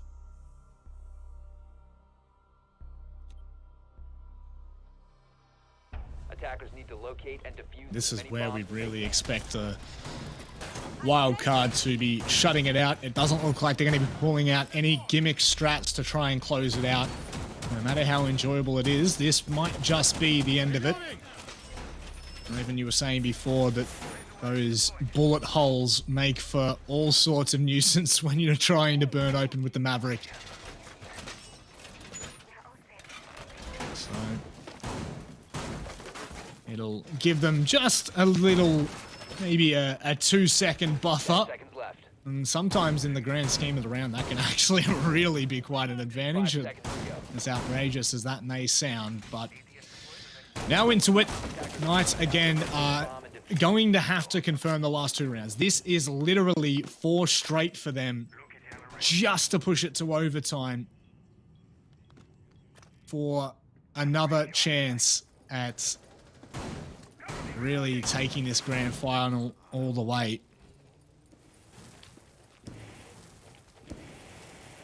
Alright, let's see what Juicy can do this time. He has struggled with this the last few attempts. Or Juicy has struggled in general this series. I mean, I believe he ended map 1 on the donut. Unfortunately highlighted by Wildcard in their socials, I do say. So, see how he goes. He's going to take over the minute again to be able to get this trick open, but very important they achieve this, because if you don't get CCTV wall open, it makes this attack a lot harder. And of course, sometimes you can just straight dedicate to the construction take, but this is a lot safer, a lot simpler. Uh-oh. That's like a macaroni and cheese artwork from your kid that you put on the fridge. Oh, hello. No, you hate to see it. It's been butched, but Knights, they still push on. Sage will be able to take down Diesel as Geo backs up. Knights, this is what we needed to see from them once more. They explode, and it doesn't look like Wildcard have an answer. Jesus. Macaroni and cheese aside, Knights are taking them to dinner. Oh! Well, Vinny's eating too, apparently, Manic. He's going to push through in this 1v2 situation to try and save the map. Oh my gosh, that looked like it was going to be doable, but the Knights, they hang on not only to the round, but they're hanging on to this series, Manic. They are 1 round away from forcing us to overtime. We definitely, I would say comfortably, did not think this was going to happen. Wow, they really made me eat my words right then, didn't they? I love to see it. I love to see it from Knights. We'll see here the explosion. Once it eventually did come, it really turned the heat up. And you have to give full props to Knights. It's all good and well to... What are you doing there, Vinny? Sorry. It's all good and well to make that call, but at the end of the day, you do have to hit those shots, and you have to be on. Those ones are more important than any duel you will encounter. And Wildcard are going to reattempt CCTV, which I'm trying to scroll back through my memory here, and I can't remember the last time I saw Wildcard reattempt a site, and that's just off my terrible goldfish-like memory, but they are definitely wanting to put this one to bed, Raven. They do not want to go to overtime. They actually did a site repeat. Oh no, they didn't. You're right. They didn't do it on Coastline. Thank God. That was really gonna be awful, wasn't it? I was gonna botch that completely. I was quickly checking for you. What I was gonna say is, I think Vinny's gonna be kicking himself because if he had just pre-fired that cache CCTV doorway, he really would have just caught the Ash peeking through and that being GG. But not to be. Again, it's Siege. It's a matter of millimeters. Small decisions have big results. And right now, that small decision of the rush, for example, had a big result. He got the Knights that round, and maybe that is what the factor was for Wildcard to repeat this. Is they just say, you know what, they cheesed it. They can't do that again. We're ready for it. Now they're going to try and really take us on it. And when push comes to shove, Pat, oh, surely I did. Oh, if he oh my word. If he had kept peeking that, potentially that's Juicy out of the round, and a really important operator at that in the Maverick, as they're not going to use him to open that CCTV wall. Pat just firing out some warning shots here, alerting him of the position, but Dio's still up above as well. Does not look like they're going to be able to stop Maverick from going to work. Dino has been heavily tagged by a gunfight somewhere as well, so that's going to make it really tricky for him in future engagements. Probably going to be a little bit more hesitant to engage anyway. Knights very spread. Juicy is going to rappel up to the CCTV wall, and if he is charged with opening this as well, given the amount of torch he has already used, he's going to have to be next to perfect for this. I think so. Only 2 left here. He doesn't have much to play with. I don't think he's going to have enough in this counter. He is going to have to be spot on. And no, it's just enough for him to open that. They still do have Dino on that Habana. I don't know how many X-Kairos he's going to have left either. Oh my word, Juicy. Does he have it? Oh! Juicy! He got it. Oh, I thought surely not. Yeah. And he'll even make nick work of time. a little bit on the left. In the nick of time. Got it open too. So it's now usable. Sage below with the verticals just misses the mark onto Vinny. People have been tagged but not taken out. Starting to get pretty intense here, man, because of course this could be either GG or overtime. Vinny gets tagged heavily in some shots there as Dino takes out Geo. Important position on the garage rafters that is now in the control of the Knights. They are surging with 30 seconds. They are close to taking this to overtime here, Matic. Close. They're knocking on the doorstep. They still have to make it past Diesel, holding on top of that red stairs position. In fact, he'll be flushed out. Pat finding Sage. This makes things interesting. Can they get to Juicy in time? The C4 should be coming out any moment soon. No, Pat just had to try to fire through the bottom of the flooring. Vinny, he's making it back into this game. It's planted in a very awkward spot here for Wildcard to confirm. And Knights can just hold deep lines on this. Yeah, Juicy running out to the best post-play position possible for this, which is the spawn over in Kennels. Knights have got to just stay patient as Diesel's trying to find a peak. Dino, speaking of patient, he downs one on the stairs. As another gets downed, Juicy gets the double for the round. Does leave it all up to Vinny, but he can't do it. It's closed out, and the Knights, Matic out of nowhere, they have pushed this to overtime. Oh, what a storyline this is. We would never in any world have expected Knights to force this to overtime. God damn it, Pat. We nearly went flawless with the rehosts. I'm raging. Oh, so close. So That's just unbelievable from the Knights. Said it felt unattainable for, what, 4 rounds straight on their attacking side versus Wildcard, who we know to be an absolute nuisance when they're on that defense. But I'm left speechless as to what the Knights have been able to achieve in this. I was preparing to have a great speech about Wildcard at the end of the game about how they've stamped out any single opportunity, but my oh my, Knights are really making them work for it. And at this point, you have to say the momentum is completely in their favor. Yeah, it is. They're just 4 rounds in a row. They got plants on all of them as well on top of that. So that just says a lot about the way that they have been able to do these attacks. Just the sheer aggression and confidence that they've had is just unreal. And I can't believe, you know, the first 2 attacks that they attempted, Wildcard got a flawless round, right, on that first one. And the second one was near flawless as well. The Knights just looked done. They seriously did. I cannot believe that they've been able to just flick the switch. And here we are, overtime. I mean, I'm not going to say that this is what we saw against the Kami, but Knights were in a very similar situation on their coastline map, which was map 2. Backs up against the wall, and look what happened there. I will remind you, they ended up winning 6 rounds straight to defeat Akami on coastline. They then went to Oregon and beat them 7-1. And Oregon is the map we have coming up next. Granted, Wildcard and Akami are 2 different teams. Maybe there's something in this. Maybe there's something in this grand final that we could never have expected, Raven. Yeah, I just thought of something too. You know, you were talking about you were preparing your speech for Wildcard winning. You'd have to think that Wildcard were probably preparing for finishing the game, right? They were thinking, all right, 1 round, boys, we can wrap this up, and then it's GG. We can enjoy the rest of our Sunday. But now the Knights have surged. It's overtime. I think you can really catch a team off guard like that, and Wildcard are potentially facing having to play another whole map. And if the Knights are peaking at the right time, they could really take advantage of that. And before you know it, could be a bit of a scary situation here. I just honestly didn't think that there was enough in the map when we headed to the second half for Knights to be able to bring it back. You know, a 4-2 half, Wildcard get off and take the first 2 rounds.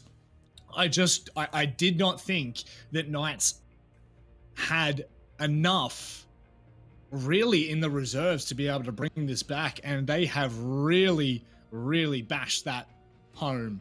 In fact, the way we're headed in overtime, it would not surprise me if Knights come out on top in this encounter. And if I'm not mistaken, this is Wildcard's pick, which means that Pittsburgh Knights should have the choice on what side they were going to head to should it go to overtime, correct? I honestly, I don't remember the ruling. I can't remember if it's to do with the seeding or if it's to do with a coin flip, but okay. Either way, I don't think the sides have been particularly one-sided, where I would say it really matters either way. I mean, for example, one of the Knights' 4 round wins in their attacks was that rush plant. Yeah. So you could say a 3-3 half was maybe looking more likely for that second half, if you want to isolate the halves, that is.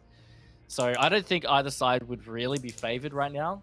Maybe the Knights might prefer attack because that's just where the momentum is. They've just done 4 attacks in a row quite strongly. So maybe that's what they would prefer. Yeah, we'll have to wait and see when we come back for what that actually, where that actually ends up.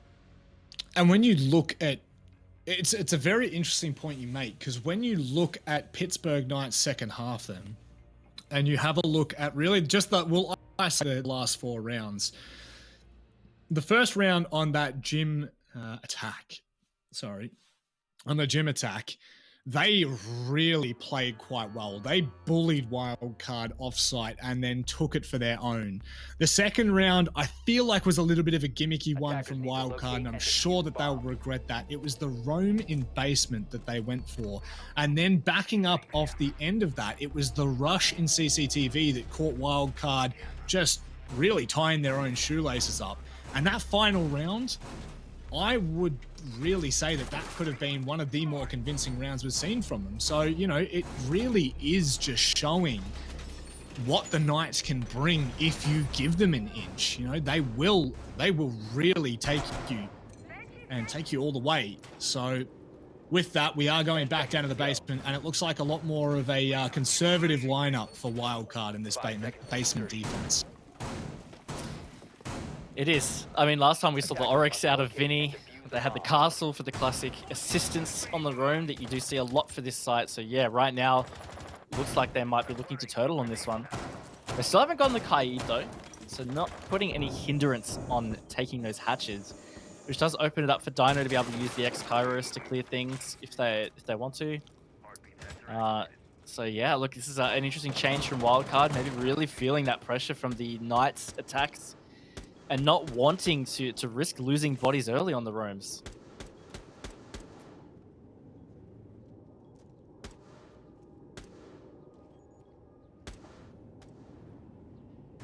certainly both rounds that they played down in the basement, I actually think they lost both of the openings. So without a doubt, it will be something that they will want to tidy up and really, once again, stamp their authority on this round and lay to waste anything that Knights really try to achieve here. But once again, when you leave that top floor opening, you do allow for quite a lot of that vertical control, the vertical pressure. Last time, Hayward had fallen in Kitchen with only the vertical lines in Kitchen being opened. So this time, Knights will have a lot more for the post-plant situation, should it even need to get there. And there's 2 or 3 C4s that are potentially in the pocket of wildcard. One has now been used completely off the mark there. This, if anything, is going to be helping Hayward's job. Pat tagged up a little bit from a frag grenade, it looked like, and Hayward's going to continue to do work on the floor here as they are looking to get Kitchen Hatch open.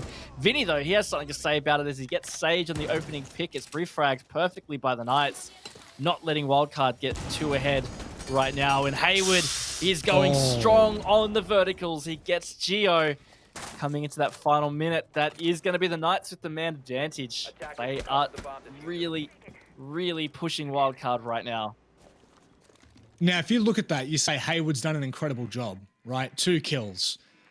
Even more so than that, Hayward denied them any opportunity to play with that impact trick. So Geo and Vinny were the only 2 operators that could deny it with those impact grenades. So that's done and dusted. It's open. They're going to go ahead and try to drop in, but Emo Rin is going to be watching from blue. He'll tag up Hayward as he comes on in. Diesel's going to come from behind as well. You can see the blue outline. Hayward and Josh are left to try and pick up the pieces. They're not going to be allowed to do so. Wildcard with a much better round here in the first round of overtime.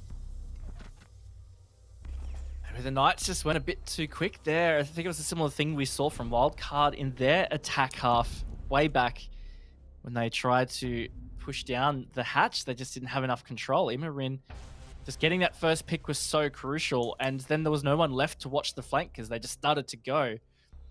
The Knights had the man advantage, and they still had some time on the clock. Felt like they really could have done more with it, but back to familiar territory. It's Wildcard on match point. For a 5th time in a row. Just as a, well, not technically, it's a 5th round, I should say. I should clear that up. A 5th round that they have been on overtime ever since Defenders, protect your very early in that second half. In fact, I think it was round 8 onward they were in that driver's seat. So this time, Knights, we're talking about familiar territory in Wildcard on match point. We are revisiting basement twice now. And Hayward will be bringing the Kaid to make those hatches just a little bit less of a an issue, although it looks like he'll be putting a bit of attention to Dirt. No, he's just baiting me out. Thanks, man. 5 seconds left. Yep, baiting you out indeed. Looks like the Knights are not going to be roaming either on this defense. So also deciding they don't want to try and give any early picks off. Going back to a Church Arsenal defense for the Knights. They lost it in round 5 to Wildcard, and they won it in round 2. The 50-50 win-loss record on this for them. Doesn't present any comfort, but they are using the Kaid to electrify these hatches, which means you are going to have to clear them or use the Maverick, and obviously using Maverick in Kitchen is just no bueno, so you're going to have to try and clear that electrical orb with grenades or something.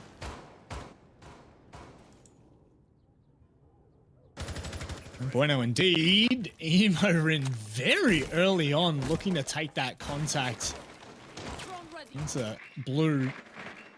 He won't win out on the encounter. In fact, he won't even tag up any of the Knights players. It's just Sage there for the moment. Being very cautious of any drones up on the rafters. And Wildcard elsewhere will continue the maintenance on that first floor. aggressive position from Dino here in the hallway. Just looking to catch someone that might push to the bottom of the main stairs off guard. Right now, no one from Wildcard is looking to be in that position. Half the round gone. The verticals from Geo are going to be done quite swiftly with this buck, and that is really the difference here. But he's been down. Pat also is going to get tagged up, trying to use these Selma charges to open the hatch. Geo is going to at least be recovered, getting down in a safe position. HP damage, though, quite significant. Kitchen hatch has been open. Juicy's pushed into dirt tunnel, and quite deep into dirt tunnel at that. Josh as well, dropping one of his goo mines halfway down just in case it falls apart. So Attackers have recovered their diffuser. now being spotted out there, Juicy can no longer take safe haven there. Some good drone intel now from Wildcard. 40 seconds, Raven. Things are starting to get a little bit more dicey for Knights. Yep, they are. Josh back out of dirt. He's going to go to AK Rax. Vinny looks like he wants to be able to take dirt. He is going to go and contest that. Nope, decides to come back. Geo finally gets the opening pick onto Hayward. Wildcard, are they set to take this series, Mag? They've got 20 seconds to make this work. Josh waiting for that initial contact. They still have that sideward pressure with Dino holding as well. He can't connect the shots completely. It is going to be the impact. 4 seconds left. Knights explode. Emo Rin will find a trade, but this is all coming down to the wire. Vinny, he can't get a hold of him. Eventually, he'll take him down. My word, Wildcard in a messy last round will confirm a second round consecutively in overtime. And they are your back-to-back ANZ champions, ladies and gentlemen, and unquestionably so. Kings of the Oceanic region once again is Wildcard, and they will be taking a spot into the grand final for 6 Major in November. Knights did push them, though. They took that map to overtime in a map that has never boded well for the Knights against Wildcard. Felt like we might have been seeing an extra, but not to be. Wildcard take the series 3-0. Unreal performance from them for this whole season. That is so. Only one map dropped in regular season as well as playoffs, which is an effort that can never be overlooked. 6 maps in playoffs, 7 in regular season, and this is where we really lie. And I think that there is no question, no doubt in our mind that this was really always going to be the answer for our playoffs, but the prayers have been answered fully and quite quickly so by Wildcard. Yeah, they have, and this is exactly where they want to be. They're going to be into that grand final for the Major. And we've said it quite a lot now. They are the only team in Oceania that can really have a shot at 6 Invitational due to the fact they won SI points in August. So now they're looking for their second batch of points, and getting those will secure them a spot at 6 Invitational next year. Big stakes for them moving forward. It is massive stakes because really that's where we set our eyes. Obviously, I want to keep it as close to this match as we can, but that really does put them in great stead for later in November, like you're saying, for those 6 invitational points. So very much what we needed to see from Wildcard, and they have delivered. Knights, on the other hand, geez, they made it close. They've really clawed that one back. 6-2 at one stage. Unreal. And we're actually going to hear from Dino straight after the match here, and we'll be able to get his raw thoughts. And what was an incredible comeback on map number 2, Dino. I've got to ask you, what is going through your head at 6-2 down on really map point for all of those rounds onwards? Let's reset. We have nothing to lose. We have everything to gain. We just literally just sat down for a sec. We just said, why are we losing? We tried to find out why, and then we changed the pace, and I guess it worked for 6 or 5 rounds to come back. Yep. Raven? Yeah, look, I was going to ask a similar thing, but maybe we'll talk about Coastline. I mean, obviously, that was really where we were giving you guys your best chance. We thought that if you were going to take a map initially from Wildcard, it would be Coastline. Maybe are you able to give some insight to where you guys really struggled on that one? For sure, our defense. On Coastline, our attacks are pretty strong. It's just when I think we were 4-2 down when we went on the half, and it should have been at least 3-3 for us to try to win it on attack. So I think that big lead that just screwed us up. Now, I have to ask you a cheeky question that I'm sure Raven wanted to.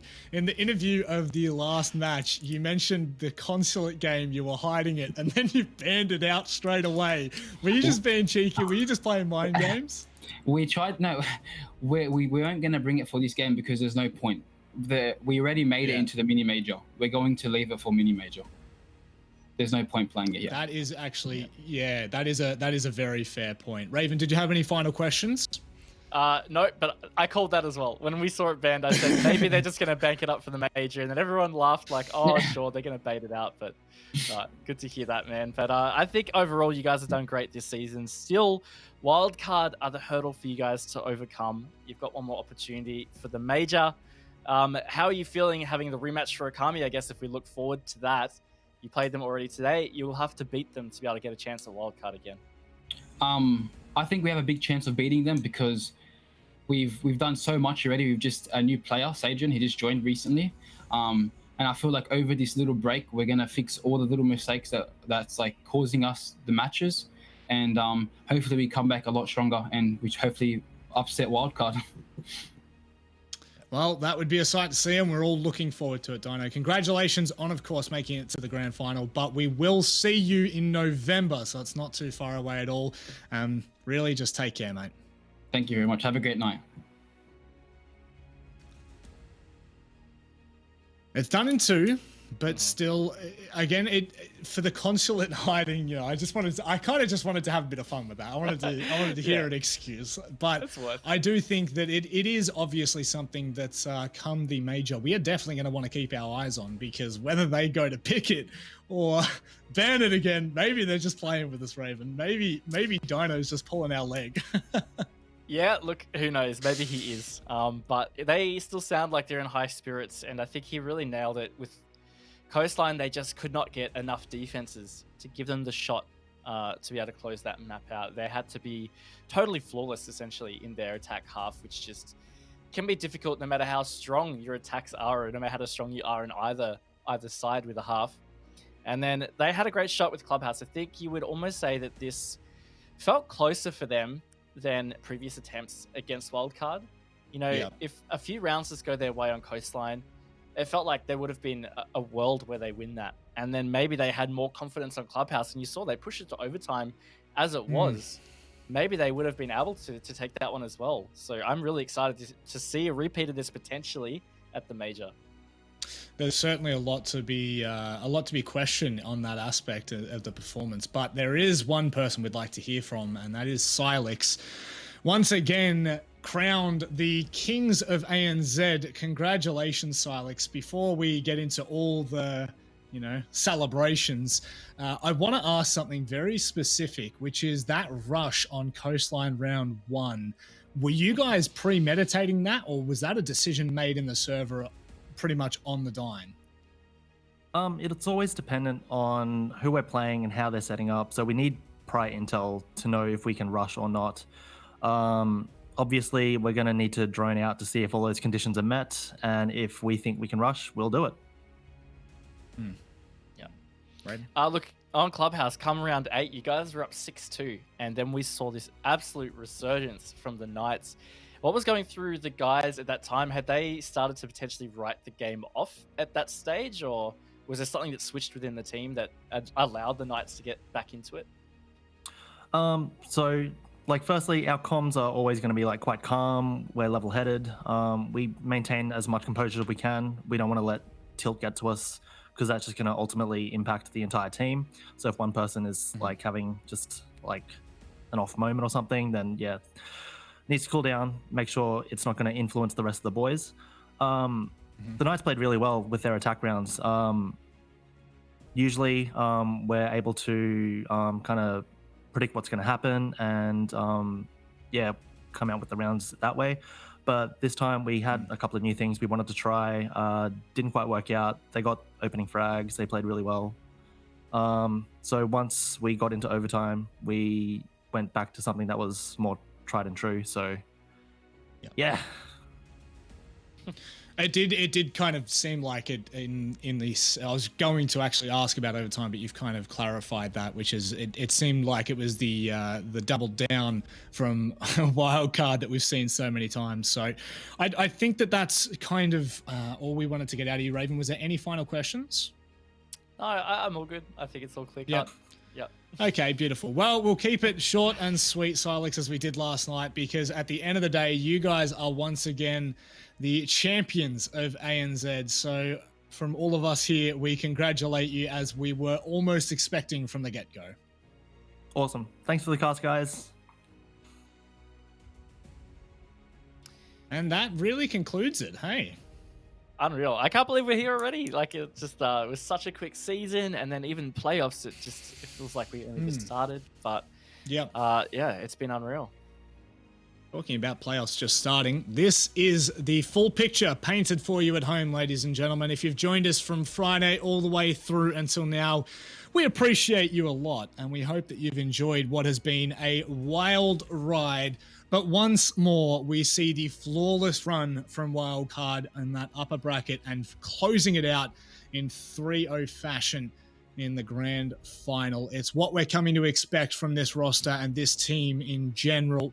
You don't want to take away the teams along the way, Akami and LFO, that really looked red hot coming into it.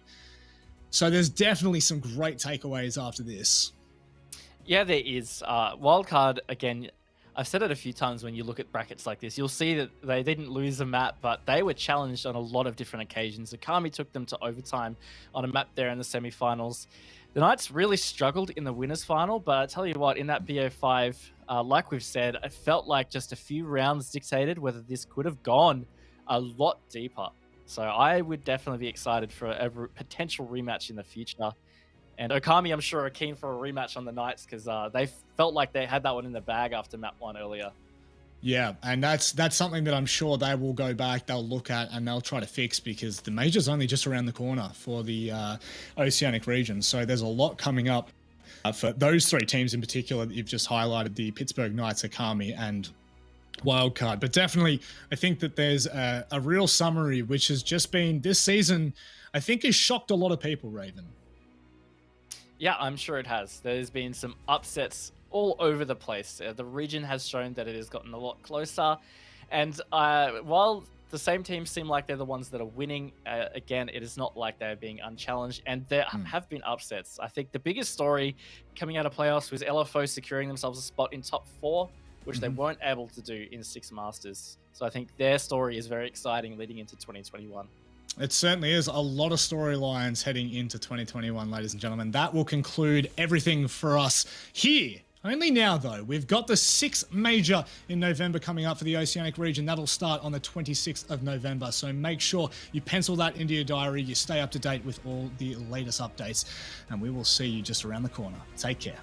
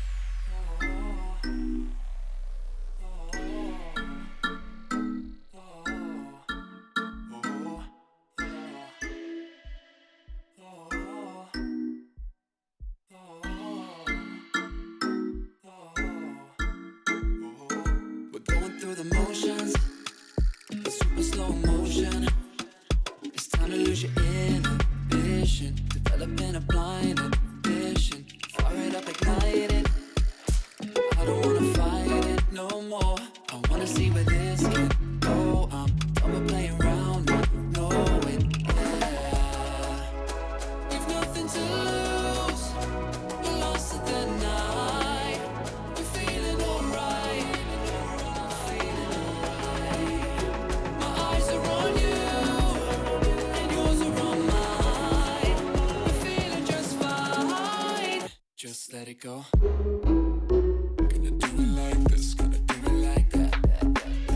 Everybody's on that, gonna do it like this. Yeah, we never look back. Oh,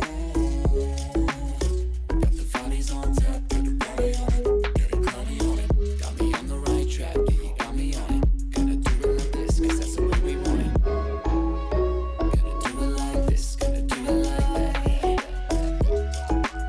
Gonna do it like this, yeah, we never look back. Oh, yeah. The shots in my tap, everybody's on that, getting cloudy on it. Introduce me, I'm the renegade. Every single night, I crave the taste. It's the adrenaline.